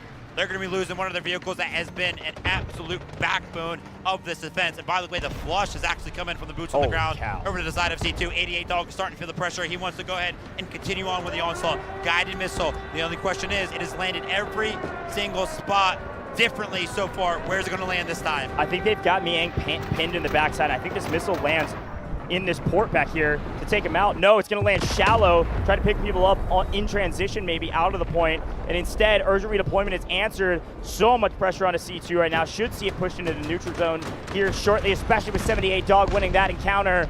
LT are answering back quickly, but Han and Artyom making big plays on overinvestment. We have no vehicles on the side of LT, and overinvestment is answered. Again, another guided missile. Everybody spending all of their score to hold on for dear life. I feel like this missile was an answer for if their vehicle stayed alive. This one feels like a waste, and it's going to land on the way back over here towards Miang, trying to get down the only vehicle that Wansa has. Trying to potentially predict, but if all of your boots are on the ground on C2, maybe just trying to make a play for the quick capture, a little bit of a sneaky one, but no vehicles available from the side of LT. Urgent redeployment and a couple of beacons are going to keep HAN very, very healthy and comfortable onto the point of C2. By the way, no overinvestment from the side of HAN in terms of their guided missiles. I know they have a couple available, and they have not felt like they needed to use it so far. DNDN is trying to make something happen along with a couple of members from the side of LT. They want to go ahead and take out that last remaining lob that is available to use by the side of HAN. Now a full reset from the side of LT. They go ahead, they back up, they call in their vehicles once more. They got to make a push happen. They got to make it happen now. And yeah, now HAN are also doing the same exact thing. They get to call in their tank. A lot of respawns popping up in the kill feed. And our tickets are down to 41 for the attackers. I said it was going to be a generational hold for HAN. And so far, that's exactly what we're witnessing. Ooh, a lot of respawns there in the feed from the side of LT. Remember, it's always possible for them to destroy C1, but it is also possible for HAN to kind of play tug of war. I did just get a quick glimpse, by the way, at the guided missiles. HAN have 4 available, LT have 3 available, so again, pretty much equalized. Lian is hitting everything. I mean, this squad is going crazy. Doesn't even need bullets. They're all 40 bombs. Another guided missile being called in. They've got 2 more in the bank, like you said. Missile, I guess, is going to land. I feel like they're still trying to get these vehicles down. They're going to land on the backside of C2. I don't think they need it directly in the top of the building, but that's exactly where they send it. They pick up Taesong with it. Maybe felt like the defensive pressure was going to be much more aggressive on C2, but instead they just put their vehicles back on top of it and start to put it towards the neutral zone. The defense have a team strategic respawn beacon, but it goes down as well. Artillery barrage landing outside of C2, trying to at least put a decent bit of damage down so it'll help them win their 1v1s and win their gunfights. DNDN working their way toward the 50 bomb, and a big fight here from Yang is going to invest everything onto 009. 009 goes down. The missile's going to land on top, but 78 Dog answers in kind. We got a missile from both sides. Green will land first, and there are no vehicles that it will be able to take out. It's going to land directly on C2 and find no value. It does actually find some value. 3 kills there from the side of Sarajin, but now the guided missile from the side of LT has an opportunity to go ahead and answer. They're going to be putting this one right in the center of C2 once more, and it finds the similar value. Just 1 singular kill, and the tug of war comes in. The respawn beacon wasn't even near C2. It was actually placed in the center of C1. How did that missile kill that tank? Another mistake. They are not infallible, folks. It is still possible for a hold. Yes, they're both red, but I see a lot of green on C1, and the missiles from the defense continue to land. This one likely landing on C2, while the attackers' missiles, we know where they're going now. This is their only missile left for now. This one's going to land over at C1 and try to pick somebody up, or at least several people up. Maybe they thought the attackers were going to transition through the bridge already, but just feels like early for both of these two missiles. Just a mistake or a miss, or just trying to zone people off so that the defense could hold C1. All right, big rotation has to be made. 4 lives available for the side of LT. Artyom's guided missile could be the last nail in the coffin. Insane hold. It's gonna land, and it only finds one, but that might be enough. HAN with an incredible defense on threshold. This is crazy. Stakes were raised, elimination on the line, and they had to hell the top seed. Oh, they got a body onto the point. Oh my gosh. What a sneaky play.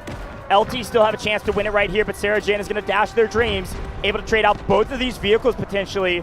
IFV down, Sarah Jane alive, and missiles continue to rain in. A generational hold from HAN. They're still in it, but as Modius answers back, C2 in complete control by the attackers. Defense going to have to hold the line on C1. And they've got a couple more missiles, or at least this last missile, to add to the party. Yeah, just trying to find the rotations. Does pick up 2 kills right there, but lives no longer matter. Of course, they're going to be helpful right now. Wanza's going to be jumping in the tank. There was a little bit of a strike team trying to make something happen. But with 2 vehicles left alive for the side of HAN, surely that is going to be the tipping point that leads them to this defense. Only 40 seconds remain right now, and the biggest thing for me is that there are 0 guided missiles left available. They used none to take out C1. We kept mentioning on Threshold, you can take out C1 if you use the guided missiles to blow it up, but if you don't have any left, you can't do that. Yeah. I think they were hoping for some more value from a couple that they sent, but here we go. 30 seconds and counting. We're running out of daylight, and yes, we've got some vehicles from the side of the attackers, and they've got to full tilt, full send, and swing for the fences here. You have to jump C1 with everybody under the sun. Pay attention to the kill feeds if we're watching the vehicles, because those kill feeds will tell us the true story. A big play from Wanza. Makes an aggressive play, flips the coin and wins it. I don't know if there's enough bodies to get onto C1 to keep this thing going, but it is being pushed towards the neutral zone with 14 seconds remaining. A beacon goes down for the side of the defense. They're going to try to respawn and get on it. You need a hero play from somebody like Halida if you want to close the game out right here. They're winning a lot of gunfights, but it doesn't look like it's going to be enough when the defense have bodies on C2. What a hold. What a chance to keep us playing today. What a chance to push us to game 4. And the timer ends. And there were bodies. There's enough. Urgent redeployment for the side of the defense, and there isn't one answered by the attack. Finally got him off. Holy crap. My heart rate is through the roof. Unbelievable from HAN.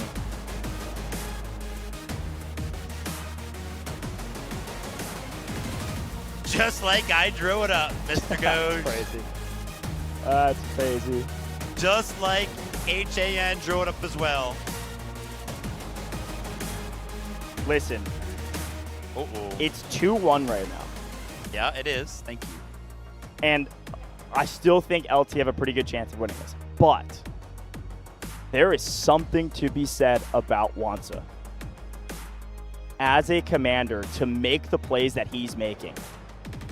Unbelievable. LT look very disappointed. They've got to hold those emotions back. I actually saw the LT coach kind of come out of the tunnel and jump up on the stage and kind of, start clapping, try to rally the troops, and nobody was kind of joining him.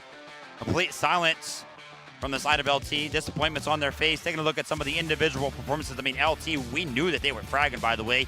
Amy, 61. DN, 55. Lazy, 51. They were finding the kills, boots on the ground, and surprisingly so, HAN kind of weren't. I mean, Artyom ended up with 45. Kamosi ended up with 44. But after that, I mean, it's very, very hard to find anybody even close to 40. We saw them get stomped on Sector A. We saw them get stomped on Sector B. And we mentioned Sector C. Dude, they got no chance. They're just about to get steamrolled.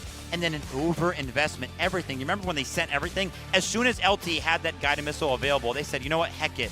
I want to win now. Let's send it. Let's send all of our vehicles. Let's send our helicopter. You blink, 5 seconds goes by, and somehow it's equalized. HAN, with an incredible effort, they defend against the absolute favorites to win the tournament on Threshold. Yes! We're going one more. Crazy stuff. And I think the stat lines there as well are part of that story you were talking about, because the stat lines truly were on the side of LT. Like, HAN had everything under their belt, and then they oversent, overinvested. And again, we have the eyes in the sky. We can see the whole map, so it's easy for us to say what the right play was. I don't think HAN, or rather LT, were expecting HAN to capture that C1 position, which is why they didn't invest in blowing it to smithereens. Generally speaking, that is the right play on the C sector if things start getting stalemated. But LT had control over C1 until the last, like, 20 lives. I don't know, but let's look back on the highlights here, folks, and there were plenty of them, especially on the C sector. A and B both fell very quickly. LT were clinical until they just tried to seal the deal. And when they tried to seal the deal, HAN somehow were able to thwart them, and then LT was just sent reeling for the rest of the game. I really hope we do see that Saragen rocket in this highlight package coming a little bit later on towards that helicopter. That would be big, but yeah, we kind of mentioned it. Usually, Threshold is all about B2. If you lose B2, you usually end up losing the map. And actually, HAN, you know, they didn't even have a vehicle alive. Usually the vehicle is the difference maker on B2 for the side of the defense. Towards the end of it, I know that Artyom did pick up the tank, and he kind of got it into the mix of things towards the very, very end, but the individual efforts from the vehicles, like 88 Dog, he was just picking up so many kills. And like I said, Artyom found his way onto the point in that light tank, but yeah, again, it was just a little bit too late. And here it is. I mean, one of the initial approaches, one of the initial vehicles going down from the side of HAN, and the full send somewhere in here as well.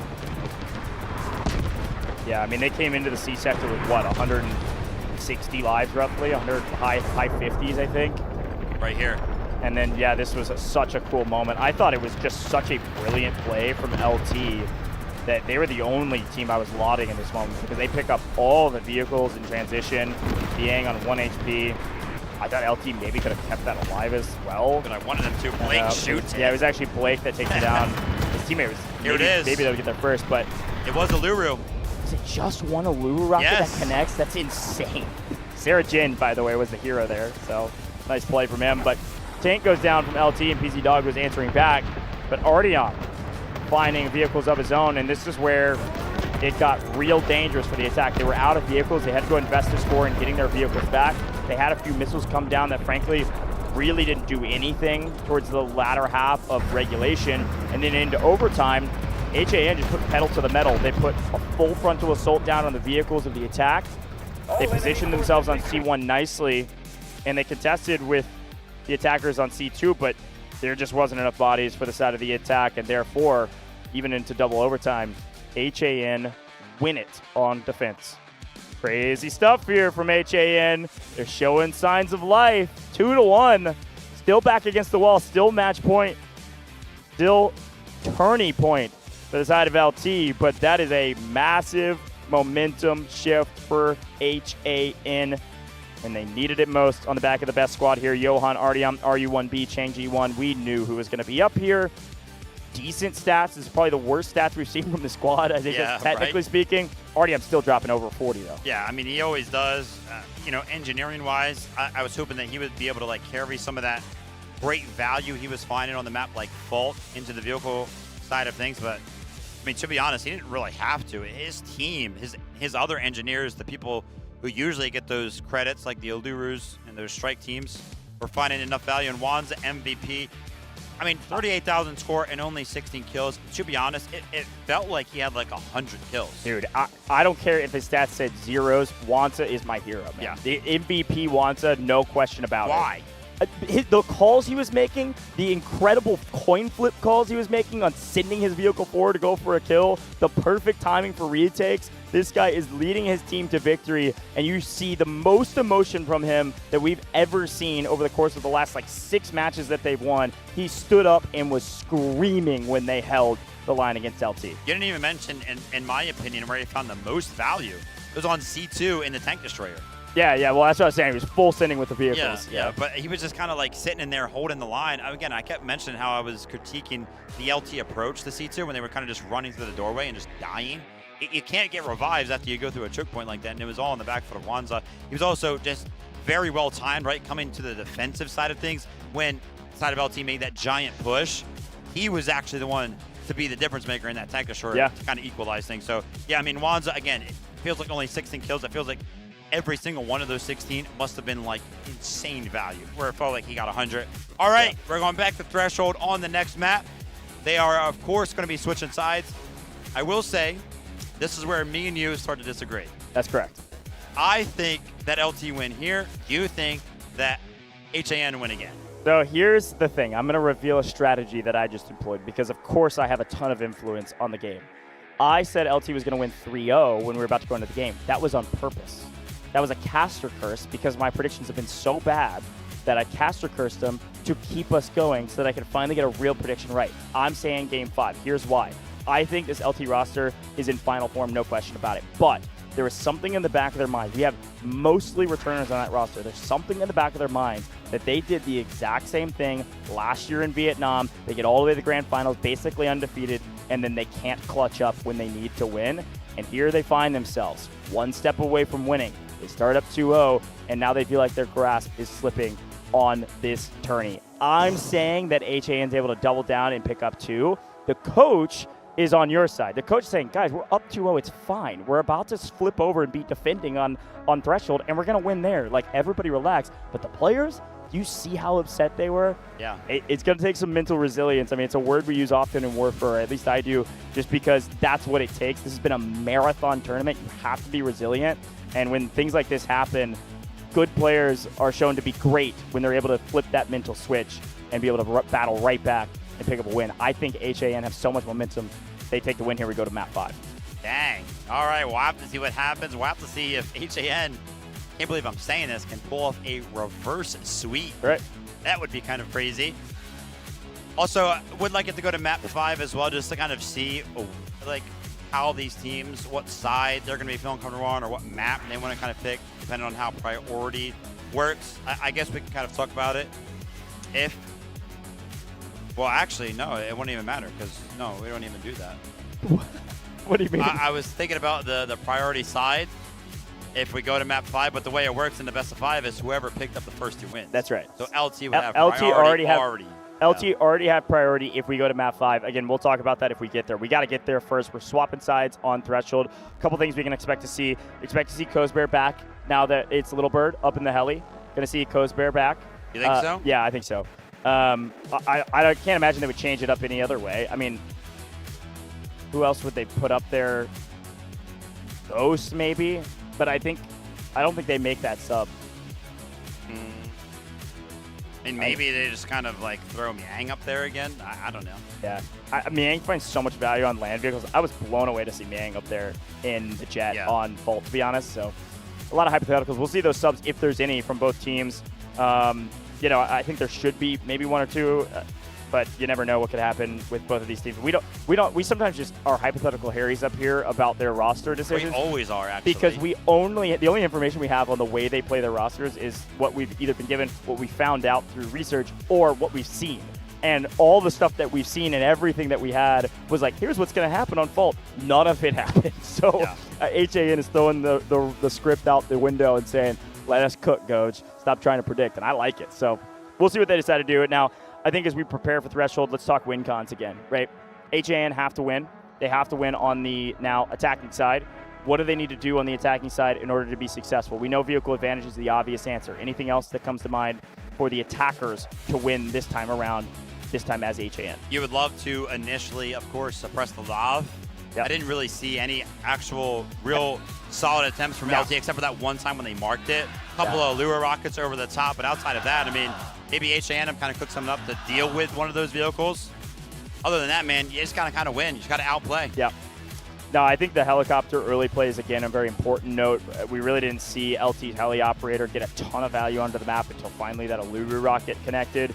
Threshold, if it's completely unconned, it can be real deadly, especially on the B sector. Give you free advantages up on the B1, take control of the wings, and then be able to push for garage. But yeah, I think the heli play is a big one. Now, I do think that the win condition for HAN is going to be somehow take down the land vehicles on C sector. I think what we saw from the defense and what found so much value was once they won the vehicle advantage, it felt like LT had no room to work with. The full send, we saw them be able to win because of the Uluru rocket, and then they just, I mean, they had vehicle advantage and they pushed that advantage. We saw how aggressive they got, the defense did, with their vehicles at the very end. Maybe they also learned that maybe blowing up C1 isn't too bad either. It's not always the right call. I want to be clear about that. But when you can take a 2 capture zone sector down to 1, yes, it's a significant investment, but it takes away the option of tug of war, the defense, the trading of points. Yeah. Those guided missiles were a little weird from the side of LT. I mean, the initial one had a plan. We did see some kind of find its way into like the connector, the bridges. There it is, by the way, one of the subs coming in. Well, this is the one that we kind of expect from the side of LT. Yep. Bitters is going to be leaving. Owens are going to be rejoining.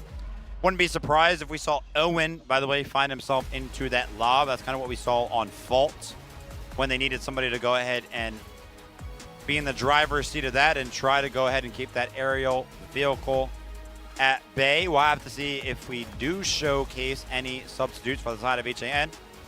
That being said, 20 seconds until the players are back on the map, back on Threshold. LT are up 2-1, but they are going to be on the defense. Can they hold HAN?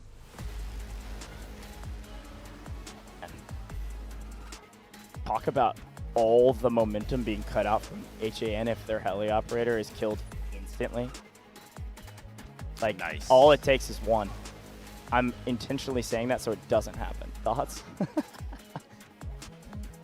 Like, my logic is horrible, but I'm making it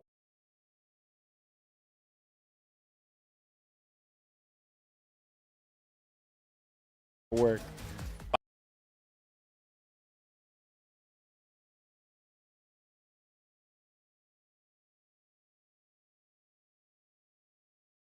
Be the difference for the side of HAN. All right, to kick things off, Miang taking a nice, chill, not aggressive approach, playing way back in the back line, not trying to immediately contest the lob. Wansa leading the charge for this team, as per usual with the tank destroyer. They're working their way to A, and immediately throwing this into the neutral zone. By the way, this is when Artyom drops to 80. I was talking about, take a look at it. He's already got 4. He's already got like 5 or something like that. They're building for B, dude. I'm telling you, A is completely being sacrificed. Oh, man. Yeah. No surprise. Just denying access to being able to build up some of that score. So again, when we do see an attack on Threshold come down to that C sector, just imagine if LT, when they were attacking, had access to like 5 more guided missiles. Yep. You know what I mean? That's pretty much would have been the difference maker there. All right. A is going to fall here. The attackers complete control of the zone. The defense with a big push, actually. All of their troops being invested on a retake. And mostly the attackers are winning this engagement. It's going to come down to the medics to try to change that. Support operators picking up a decent amount of bodies. But RU-1B just barrel stuffing these support operators, and they are able to take just that. Down goes A. All of the defense dead, who are all respawning around B. I think LT's nervous. Yeah. Because of everything that you said. The back of their minds, the possibility that they don't win again, that they fall short, that they make it all the way undefeated, and then somehow, some way, even though you feel like you're the better team, even though it feels like you should win, you don't. That's what they're thinking about right now, especially after losing one of the maps to HAN. A sneaky little respawn beacon. Side of the defense. Look, I know what the play is. I know the playbook for the defensive side is to hold B2. Okay, we're finally winning some gunfights, man. I was about to say, LT, let's step up and get a little active here on B1 as well. They almost just full gave it away. But a nice retake and a nice push back. They now have a lot more bodies on the B point. Oh my goodness, huge yacht. Now that secondary shotgun is a little strong. We've heard the word broken. No, not broken. Just strong. So it's a bow shotgun meta right now. Take that for what it may be. So what's going to be the approach here for HAN? It's a pretty much similar setup from the side of LT on the defense. That lob is going to be all the way in the back trying to suppress that helicopter. They also have that concrete barrier built up. And Wanza on the tank destroyer are just kind of playing a little bit passive before he does go on one of these approaches. Wants to make sure he doesn't run into any of the traps, engineers, tank mines, anything like that. So just being careful right now, but everything's pretty much going the plan for both sides. That beacon, by the way, is still alive that we did see on approach. So as soon as Wanza does find himself in a little bit of an extended position, it's going to be 3 or 4 engineers trying to flank and take him out. Keep an eye on it. Yang not really finding too much value, but defense holding this flank. I know it's super important, like you said, so one is going to fall to a couple players, but Leanne, whole squad over there trying to retake it or at least make this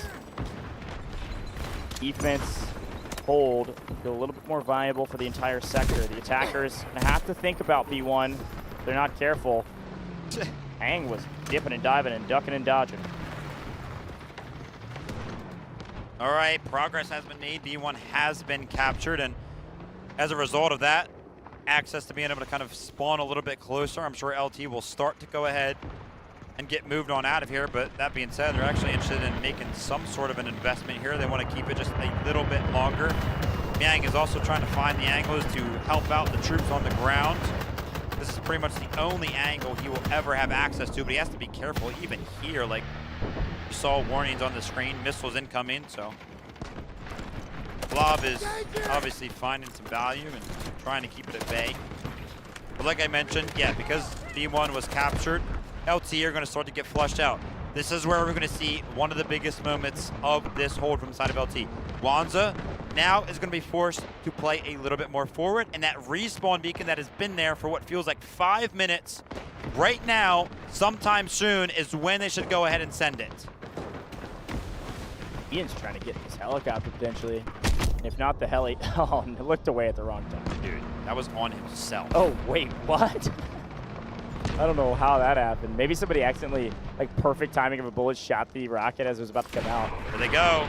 Urgent redeployment from the side of LT. Got to invest here because the attackers are making a move. And speaking of investment, 78 Dog invests engineer onto a tank. All right. No vehicles for the side of the attack besides the heli. It was that respawn beacon. That's where they spawned in. Sneaky, man. Easy Dog went ahead, instantly spawned in, jumped into the Allura rocket, and one of the other members just hit one of those AT4 shots. All right, on the approach here for HAN towards B2.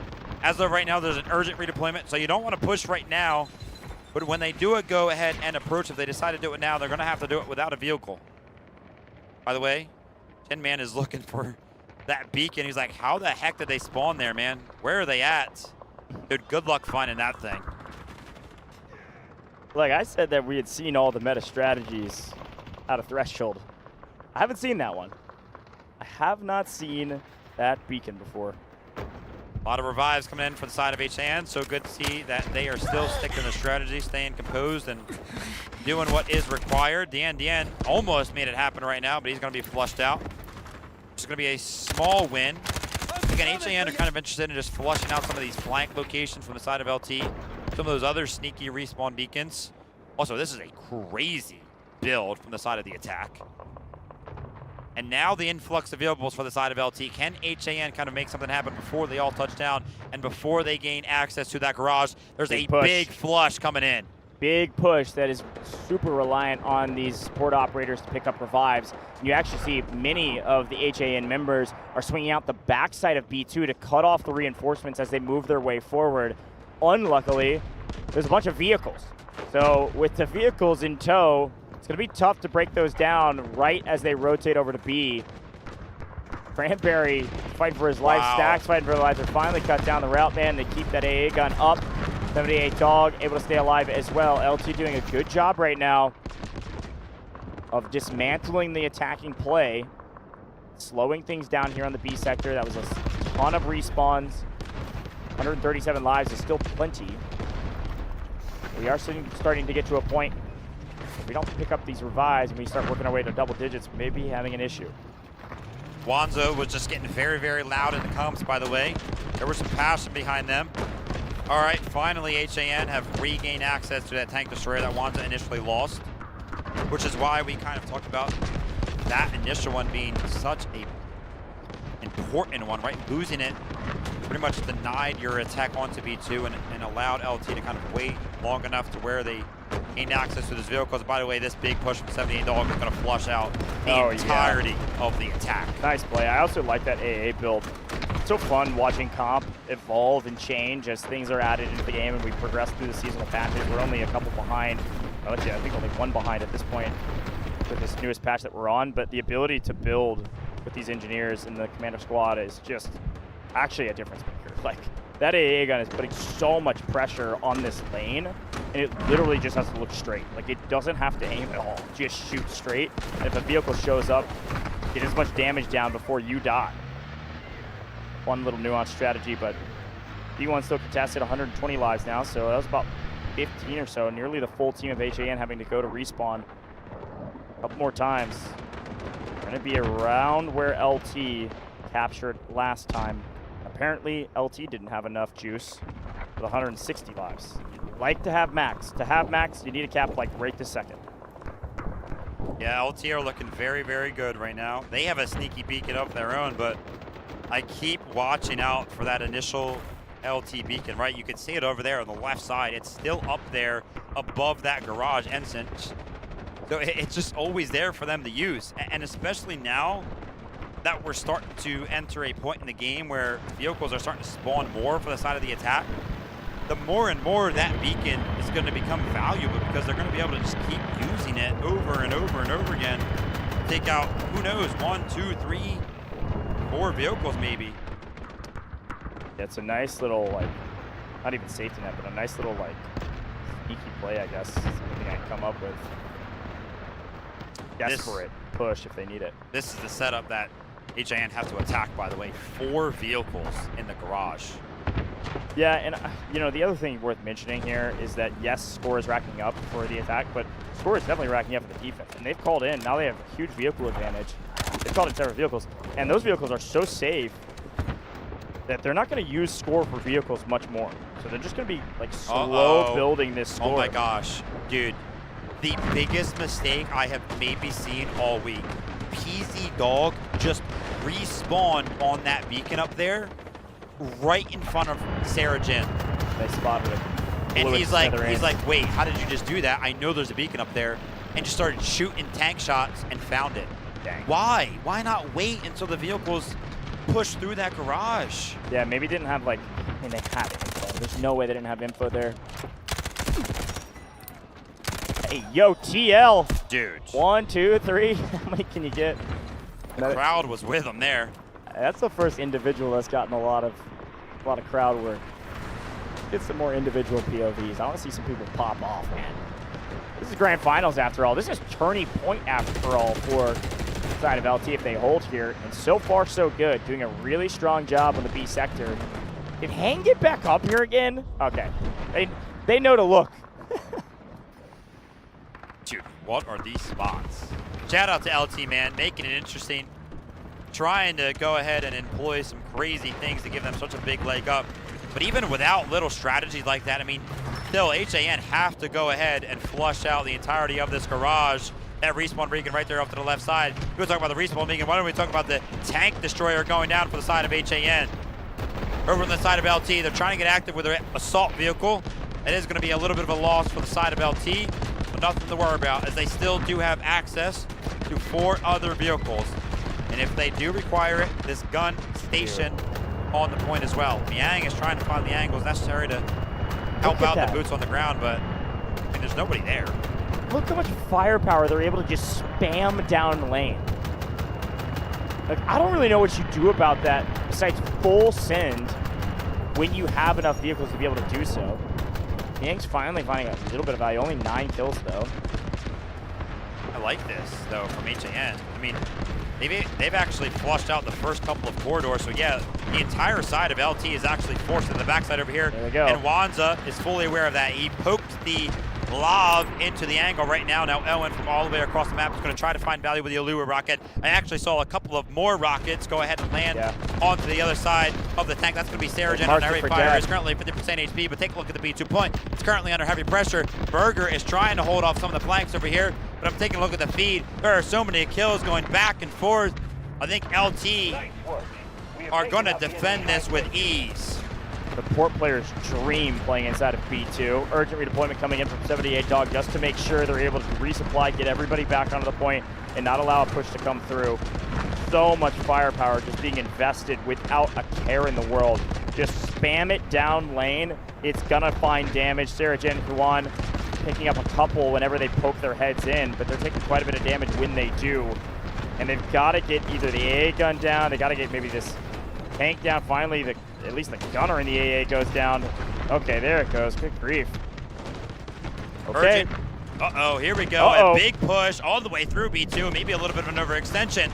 On the backside over here, the Lobs are still active, and yes, they're going to go ahead and find the shot necessary to take that one out from the side of HAN. Some of the reinforcements are now going to join the fray. One of the Lobs goes down from the side of the defense, but take a look at B2 point. It's about 90% of the way captured. The flood is coming in. There's a respawn beacon onto the point. It's going to add an influx of soldiers, boots on the ground for the side of LT. The defense is trying to make something happen, and so is 78 Dog. He is absolutely taking out all of the attack.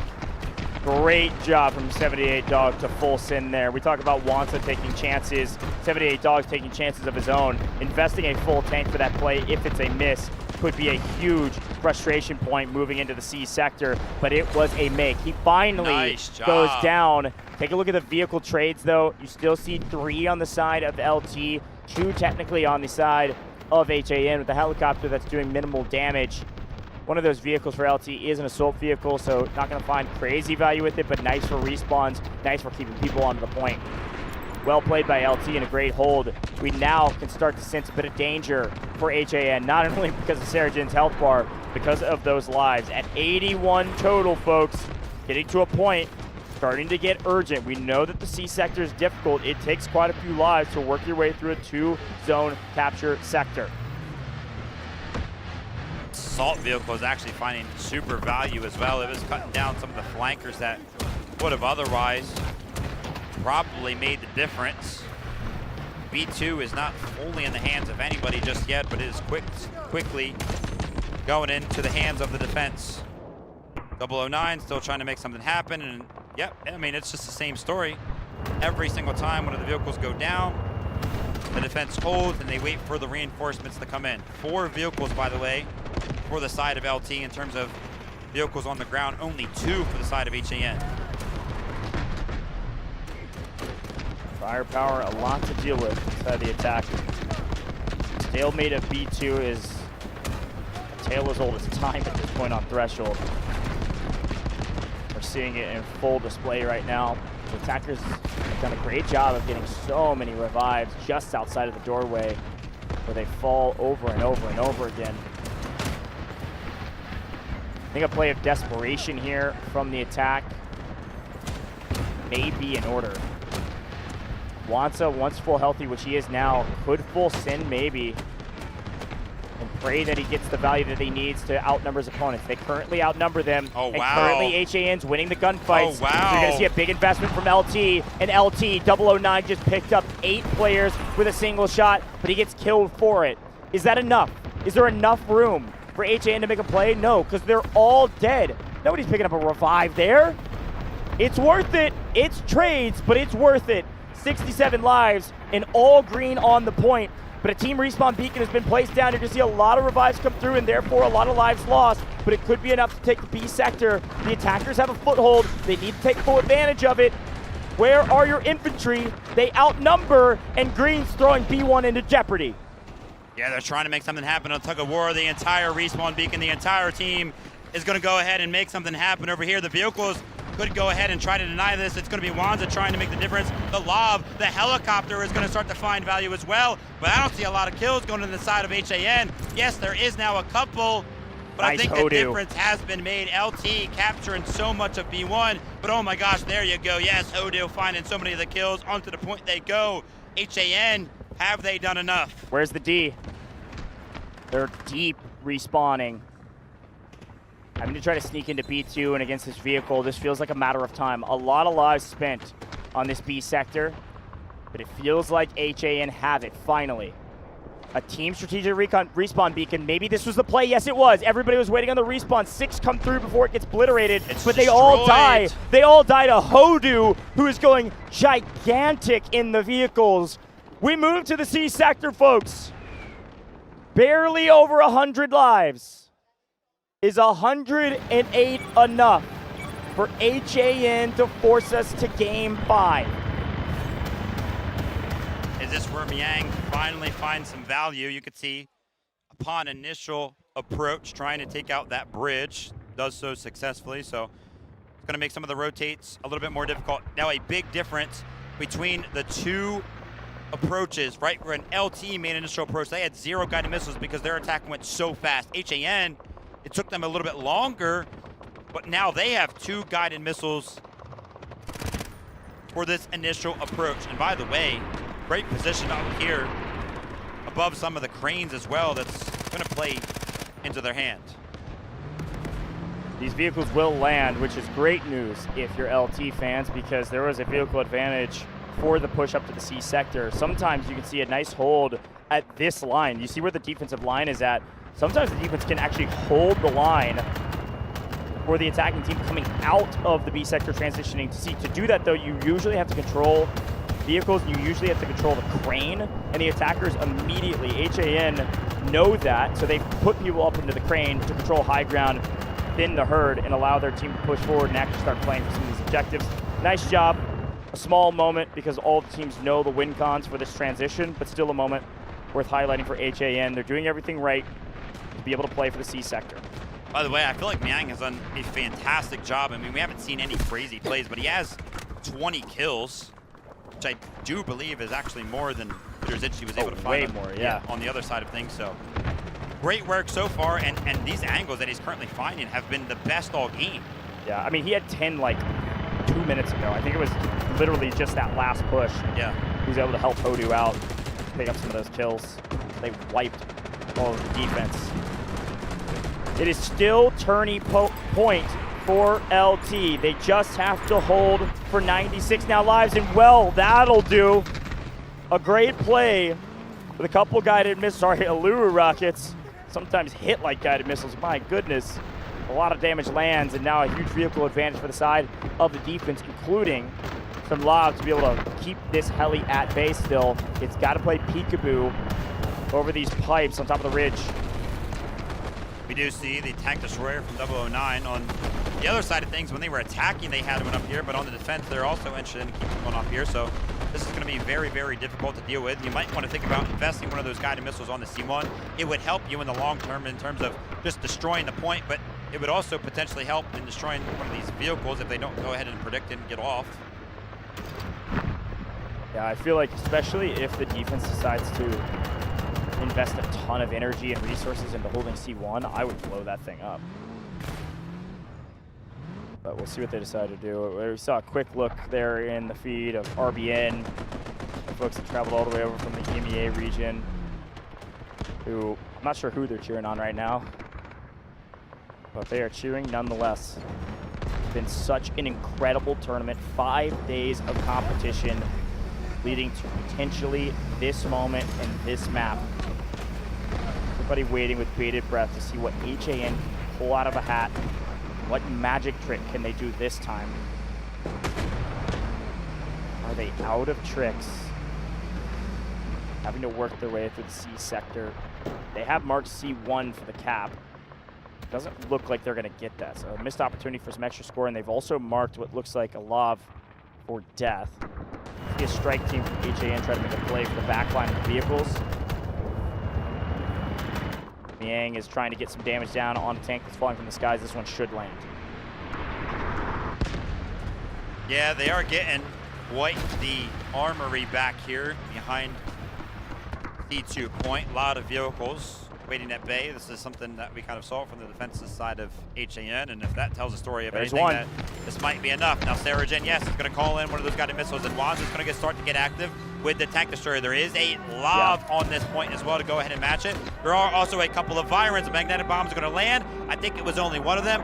Wands is going to be fine. Where's this guided missile going to land? It's going to land on the back foot of C2. It's only going to find the NDN, and some of the vehicles just barely escape. But take a look at C2. It is in complete control of the side of HAN. Yeah, that was a great play and a solid guided missile attempt. That was just a foot or two off from taking down at least one vehicle, and only a couple meters off from taking down two, but we're going to get really aggressive here. It looks like maybe Wansa in trouble. It's 009 is trying to put on the pressure right now. Wansa sticking the point. They want C2, not C1. That does give me a moment to consider what they could do potentially with C1.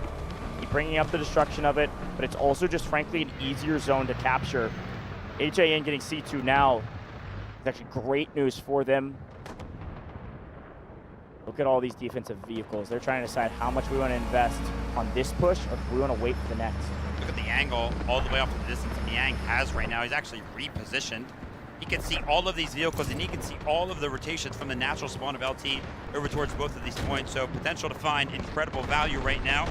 But like you mentioned, C1 potentially an easier point to capture. Saragen and the tank is actually shifted over towards this way.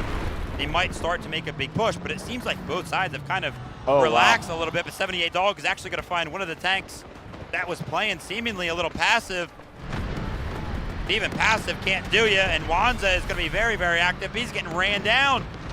They're pushing their vehicle advantage, sending the house and chasing Wanza down.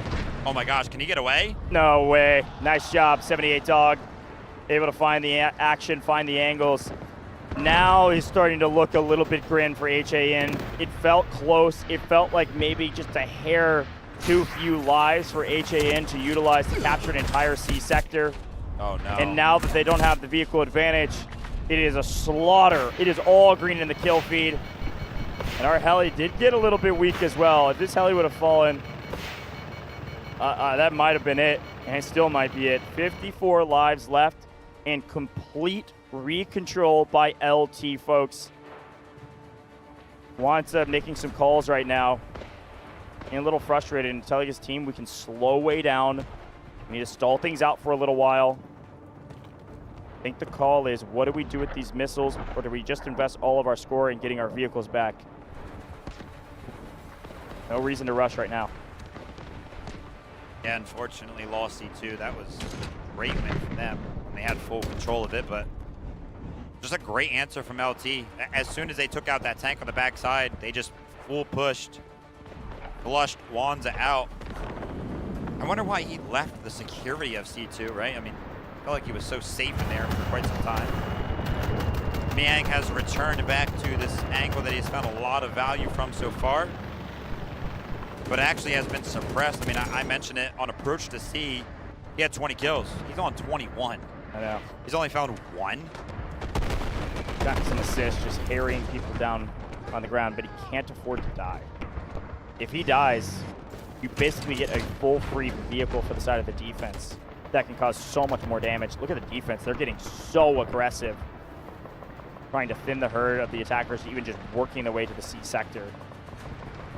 I mean, if you were to take this exact game state, when HAN captured the B sector, I would say there's absolutely no way HAN could win. And that's essentially where we find ourselves. It's a complete reset, and LT have every advantage.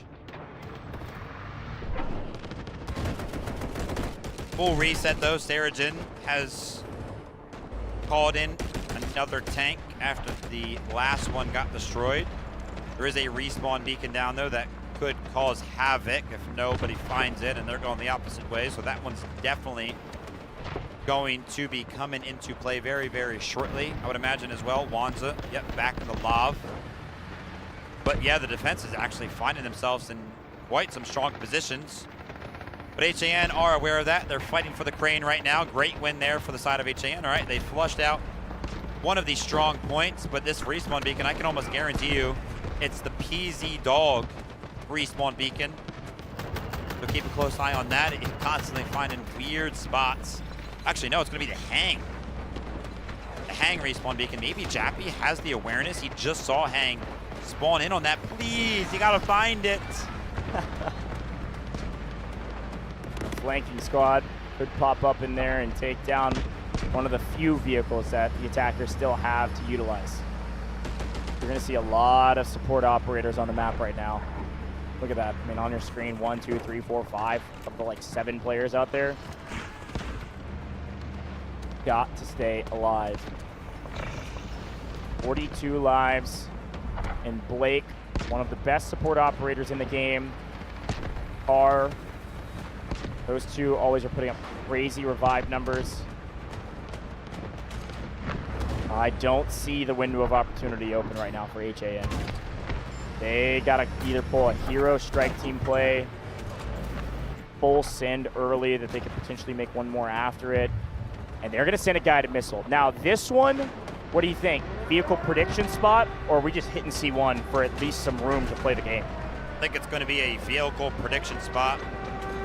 Then it's somewhere behind a couple of the points. If you predict all the way back here, I mean, I'll tip my hat, but just kind of sends it in the middle. Doesn't find anything. And there it is. Hang spawns in, but there are no engineers to go ahead and follow. But there are Allura rockets to follow. Yep. Got him low for a moment. EMP'd him a little bit. Took him to a moment where the Allura rockets could land, but not quite enough damage to kill it. A nice play. I still think the beacon's alive, by the way. That Hang just used to spawn there. Okay, another one. There's a chance these are landing close enough to do damage on the C1. Felt like it was a little off. It felt like landing in the breach area is looking for vehicles, not necessarily doing damage. Maybe it was a little bit of both. We're pushing. We'll see. A big push here from the attackers. They want to force this fight, and they send it on the backside. It does pick up 2. They send it on the backside of C1. Decent amount of damage there as well. Miang's going to keep calling them in. They want C1 down, and they want these players down. Look at all of those revives. It is almost all support operators for the side of the attack because it has to be the guided missile from the defense. Where is this one landing? It's going to land over at C1. Try to get some action. It only gets 1 player. Jappy goes down, and the missile on the backside finds it.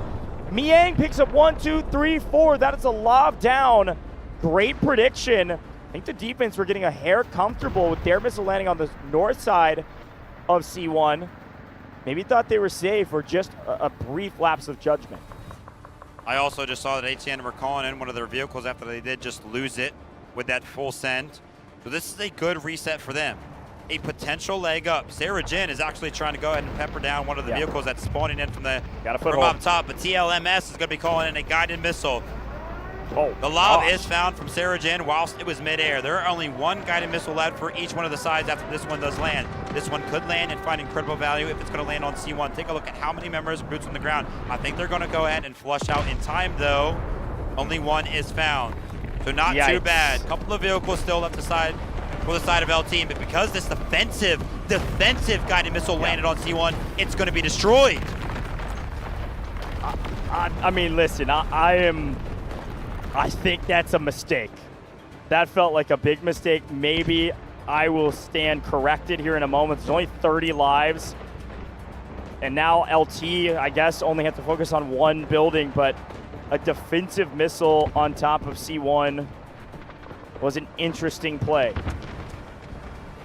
Now we see where the defense will stand. They will stand on C2, sit here, and keep fighting. C1 not fully gone, but it is crumbled to oblivion. And now the attackers can drive their tanks in. They can do whatever they want over there on C1. but the revives are coming through. Sorry, the lack of revives, the respawns.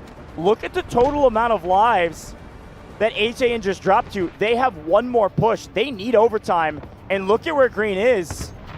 They've got full control. Hang is on the back line, but I'm paying attention to the zone. They're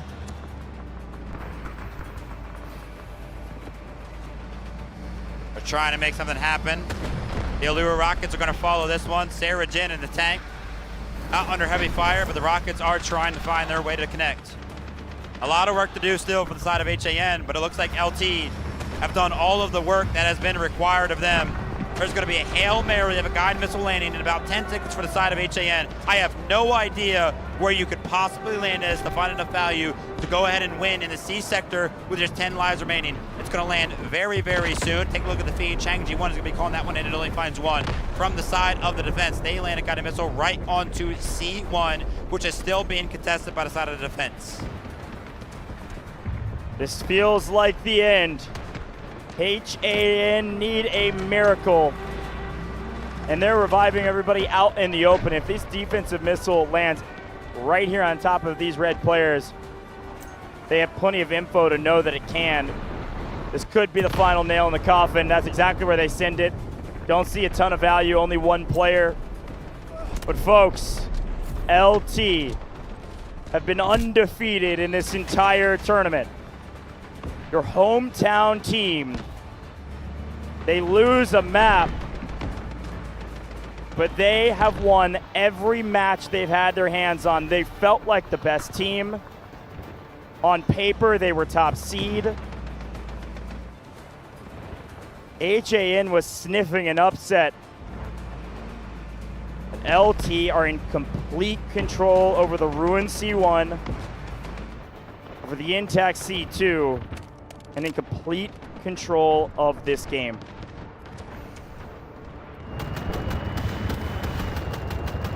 Miang trying to make something happen from the skies. HAN know the goal, just full reset. You cannot let anything happen. LT are going to go on the aggression. They're actually trying to make something happen themselves. 009 is in the mix over there on the engineer. The guided missile is going to land. Where is it going to land? Potentially right on top of these couple of vehicles. It is sent all the way back, and that is exactly where it lands. That is it. One big, giant nail and hammer to be used on a coffin that's got HAN written all over it. Too many dead, folks. This is it. The Hail Mary's coming in. Miang full standing with the helicopter. This is the last push, and it comes down to a single squad. Everybody else on respawn. It's just a matter of time, and while we wait, we have to sing the praises of what this LT team has been able to accomplish. This is the last chance to force us into overtime. They drop the troops over the top right on 78 Dog's head, but the commander answers back by slaughtering them all. LT, cool, calm, and collected, even kill the helicopter. LT have wiped the map of HAN, and they are going to win this competition on Threshold in Game 4. Sarah Jin falls, the helicopter falls, and the hopes of HAN will fall finally. LT, your champions of Dfiw 2026.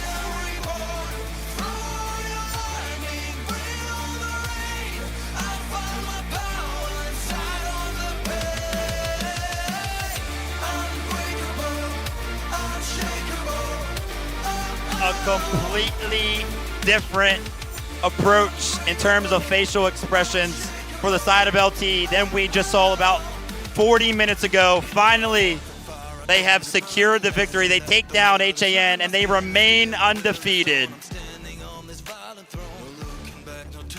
You have to be proud of what HAN was able to accomplish, but you have to be in awe of the team that LT brought this year. Under a new commander, they've done it. They've made their way to the stage. They've battled through 5 days of competition, and they are the last team standing, folks. HAN, your champions. That's all from us. Unbelievable.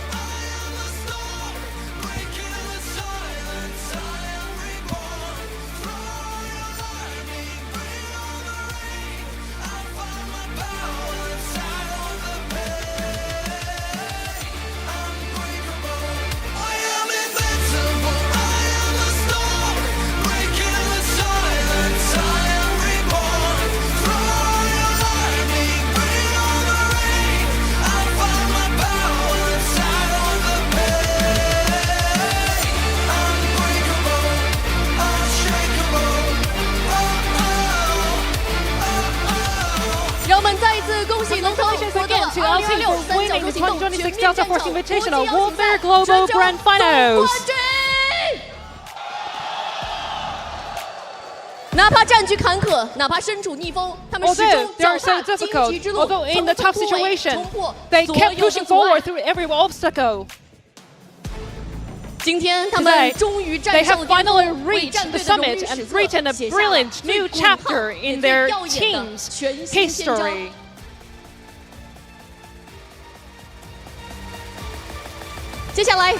Now let's welcome Delta Force Game Director Mr. Shadow to present the championship medals to the winning team LT.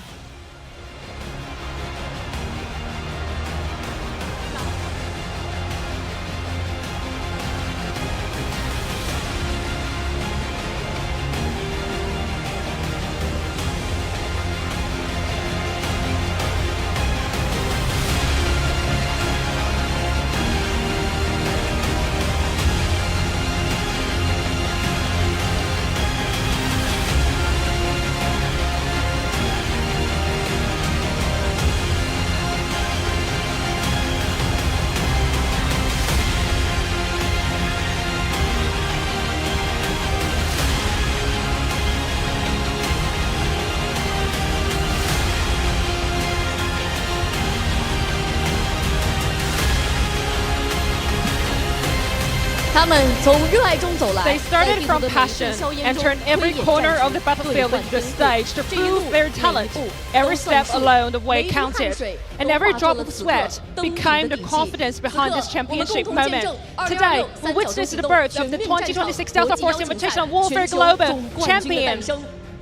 This medal is the ultimate honor of the strongest ones, and the highest honor for them.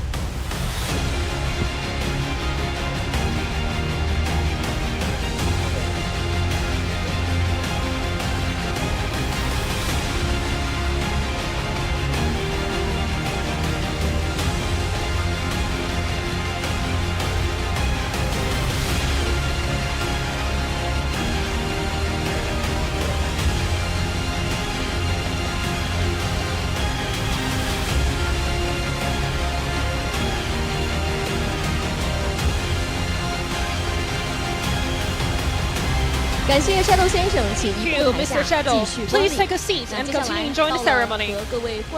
Now it's time to talk to our champions.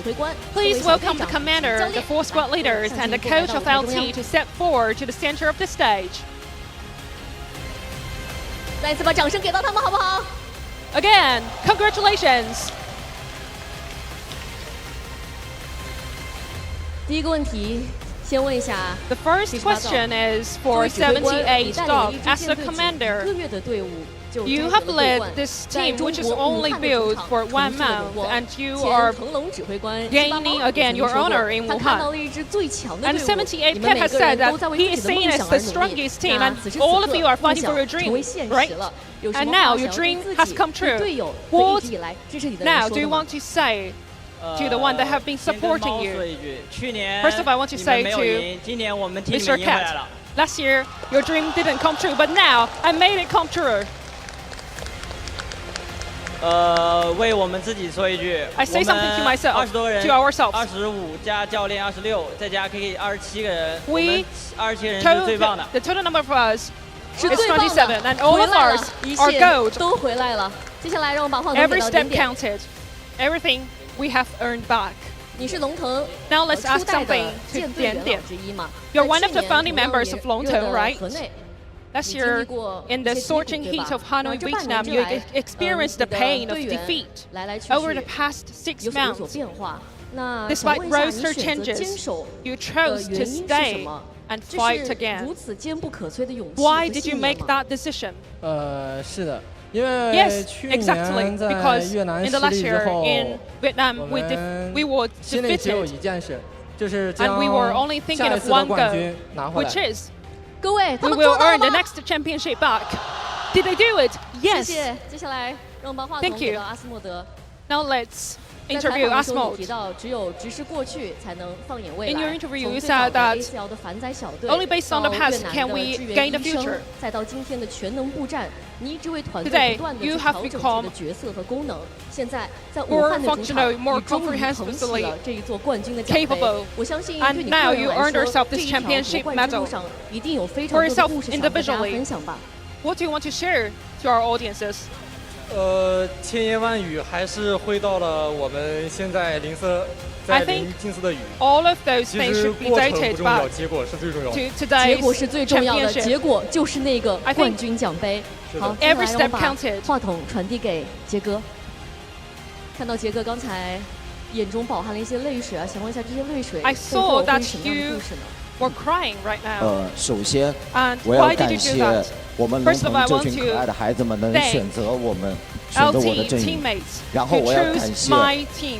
龙腾1.0的兄弟们 And I，want 像蒋少、 to thank 不练腿等16位 LT 一代的成员。 1.0然后感谢 teammates 大战场生态为我们支持兄 for 弟 supporting us，像 KK、 Thank 七 you 八猫、天星森林 7-8 cats. 天星空想森林等，还有 Thank you 堂主这些支持我们大战场的人。 Coaches，然后 Thank you 我还要感谢巨星、勾叉机，然后白沙 K 正，还有白沙飘柔。 K 正还有老干爹飘柔5位俱乐部对我们的阵容的支持。 And 然 other 后 clubs, 我想跟 thank you for supporting 屏幕 our 前 club. 所有的 And 大 I 战 want 场的 to 粉 say 丝 one thing 以及现 to 场 all 所 the 有 fans 的 that have 观 been 众 supporting 以 us 及所有国 online 服玩家说一 and 句话 physically.：我们 And 做 all 到 players 了 of Delta！国服 Force, 赛区 we 是 did it. 第一赛区。 We did it. We are the top one. 谢 Oh, 谢。谢谢大家。 Delta Force Invitational. 谢谢杰哥。 Thank you. UQYY， 你是 Thank you. 队 Thank you 内 for 深 sharing. 耕全面战场3000多小时的专精选 You 手。 have been playing more than 昨天的采访当 3,000中你也 hours 说到 of 想 this 证明自 warfare 己 mode. 想和并肩的队友 And 一 you 起登顶， previously 一起 said that you 迎金 wanted 色 to 的 prove 雨。 for yourself 现在 and 你们已 to 经 earn 站在世 championship 界 with your 之巅了 teammates together, and 心 now 中 you're 最想说的 standing 一 on 句 the 话 top 会 of 是 the 什么 world. 呢？ What do you want to say the most? 感觉像是在做梦一样。 I think I feel like dreaming. 兄弟们，告诉他是不是在做梦？不 Everybody 是，对 tells 不 him 对？ this is not a dream. This is real. 感觉这一路走来 I feel like 真挺不容易的。 I worked so hard throughout all the way to this championship. 没事， It's okay. 再把掌声给到 UQYY。 Please give our applause to him again. 最后，恒，你 Last 曾 but 经 not 提到 least, 这是一个部 Mr. 队 Heng, 协同的游戏。 You said that 唯有 this is a 凝聚 game 成 of 完整的 coordination 团 between 队 infantry 才 and 能冲破 vehicles. 战场的所有 Only if 阻 we 碍 are 你作为 coordinated 队内 can 反 we 载输出的中 handle 坚 the 力量，也是 difficulties 龙腾的 together. 新鲜血液。这 And 次 this 夺 is 冠 why 对你来说有什么样的 LT 特 can 殊的 win. 含义呢？ What does this championship mean to you today? 跟七八狗，包括我们之前在 When we founded this game, when we fought together with 7-8 Dog and other teammates, 我们的支持。 I think the support KK 猫少，包括去年老腾龙的人对我们所有的支持，我们怀揣 all 着 of 他 our 们的 members 信 and 念 previous members 来到这个舞台 are so important for us to stand on this 并没有 stage. 让他们失望， And 拿到了这 we 个冠 didn't 军， let them 感 down. 觉就是 We earned ourselves this championship. 感谢，千言万语只有感谢2字。感谢 All 所 that 有 I 支 can 持 say is 龙 thank 腾 you 的 so 粉丝们 much.，感谢你 Thank 们 you，唯有 the 坚不 fans 可 that 摧 have 者 been supporting 方可 LT 逆流问鼎，潜龙出 Thank 渊 you，腾啸四海。让我们再一次喊出冠军的名字，他们是， Let's say the name of champion again. 他们是 They are. 再一次恭喜龙腾斩获2026三角洲行动全面战场国 Again 际邀 for 请赛 LT 全球 to award 总冠军。现 this 在， championship 请 of 冠军战队的 2026全体 Delta 队 Force 员以及 Invitational 工作 Warfare 人员再次高举 everybody 冠 here 军奖杯。 Hold the medal again.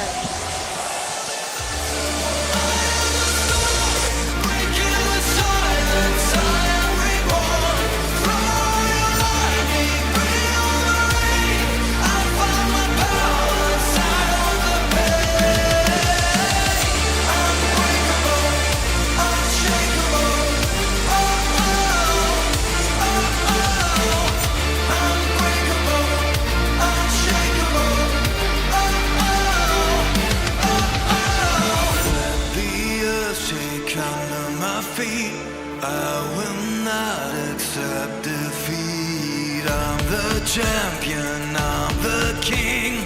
Listen to the victory sing. So invincible, I am a storm. Breaking the silence, I am reborn.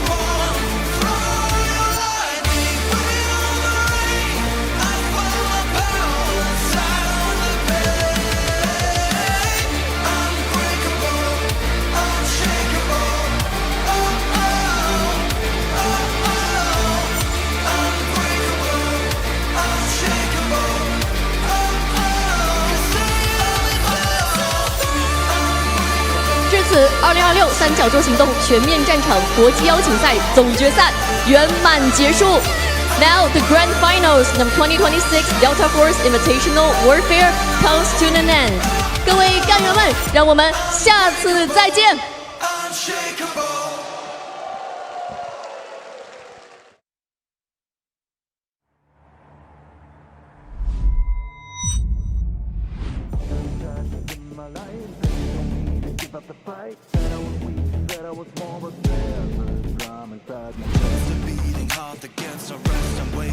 I'm shifting me. You can build a wall so high. Watch me spread my wings and fly. You can try to block my way, but hear the words I'm gonna say. I am invincible, I am the storm, breaking the silence, I am reborn. Throw your lightning, bring on the rain. I find my power inside on the pain. Unbreakable, unshakeable. Oh, oh. Unbreakable, unshakable. Oh, oh. I walk on fire, I don't get burned. A lesson that the world has learned. My skin is steel, my will is stone. I'm standing on this violent throne. No looking back, no turning round. I'm rising up from off the ground. The scars I bear are trophies now. I never break, I'll never bow. So high, watch me spread my wings and fly. You can try to block my way, but hear the words I'm gonna say. I am invincible, I am the storm, breaking the silence, I am reborn. Throw your lightning, bring on the rain. I find my power inside. Unbreakable, unshakable. Oh, oh, oh, oh. Unbreakable, unshakable. Oh, oh, oh. Let the earth shake under my feet. I will not accept defeat. I'm the champion, I'm the king. Listen to the victory sing. 'Cause I am invincible, I am the storm, breaking the silence, I am reborn. Throw your lightning, bring on the rain. I find my power inside on the pain. Unbreakable, unshakable. Oh, oh, oh, oh. Unbreakable, unshakable. Oh, oh. 'Cause I am invincible. Unbreakable, unshakable. Oh, oh.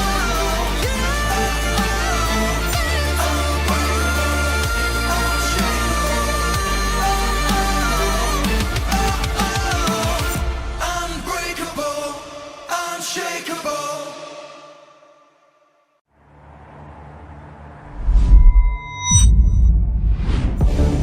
In my life, they told me to give up the fight. Said I was weak, said I was small, but there's a drum inside my chest. A beating heart that gets no rest. I'm waking up, I'm shifting me.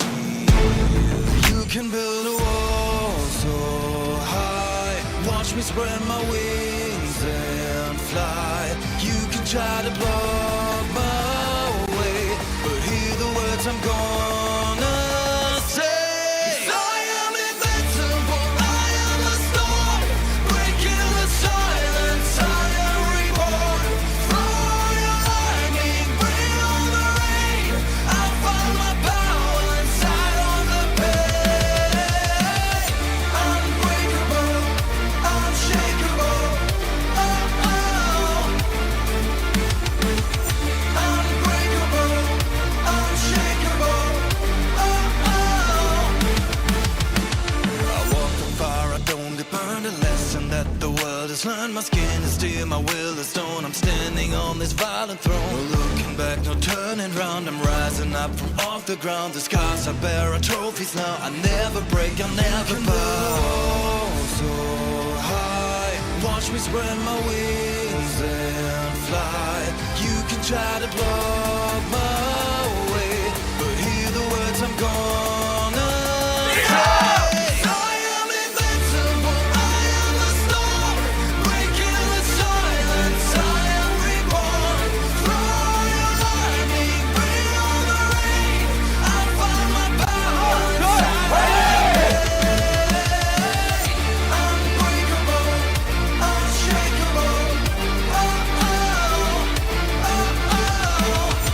Unbreakable, unshakeable, oh oh, oh oh. Let the earth shake under my feet, I will not accept defeat. I'm the champion, I'm the king.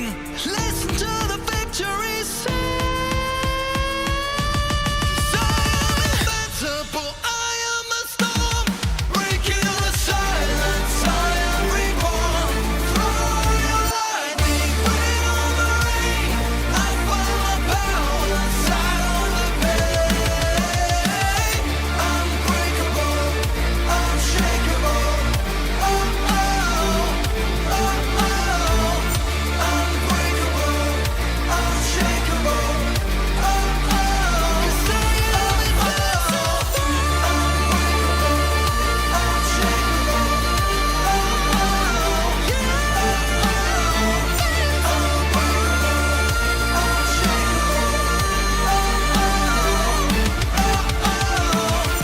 Unbreakable, unshakeable.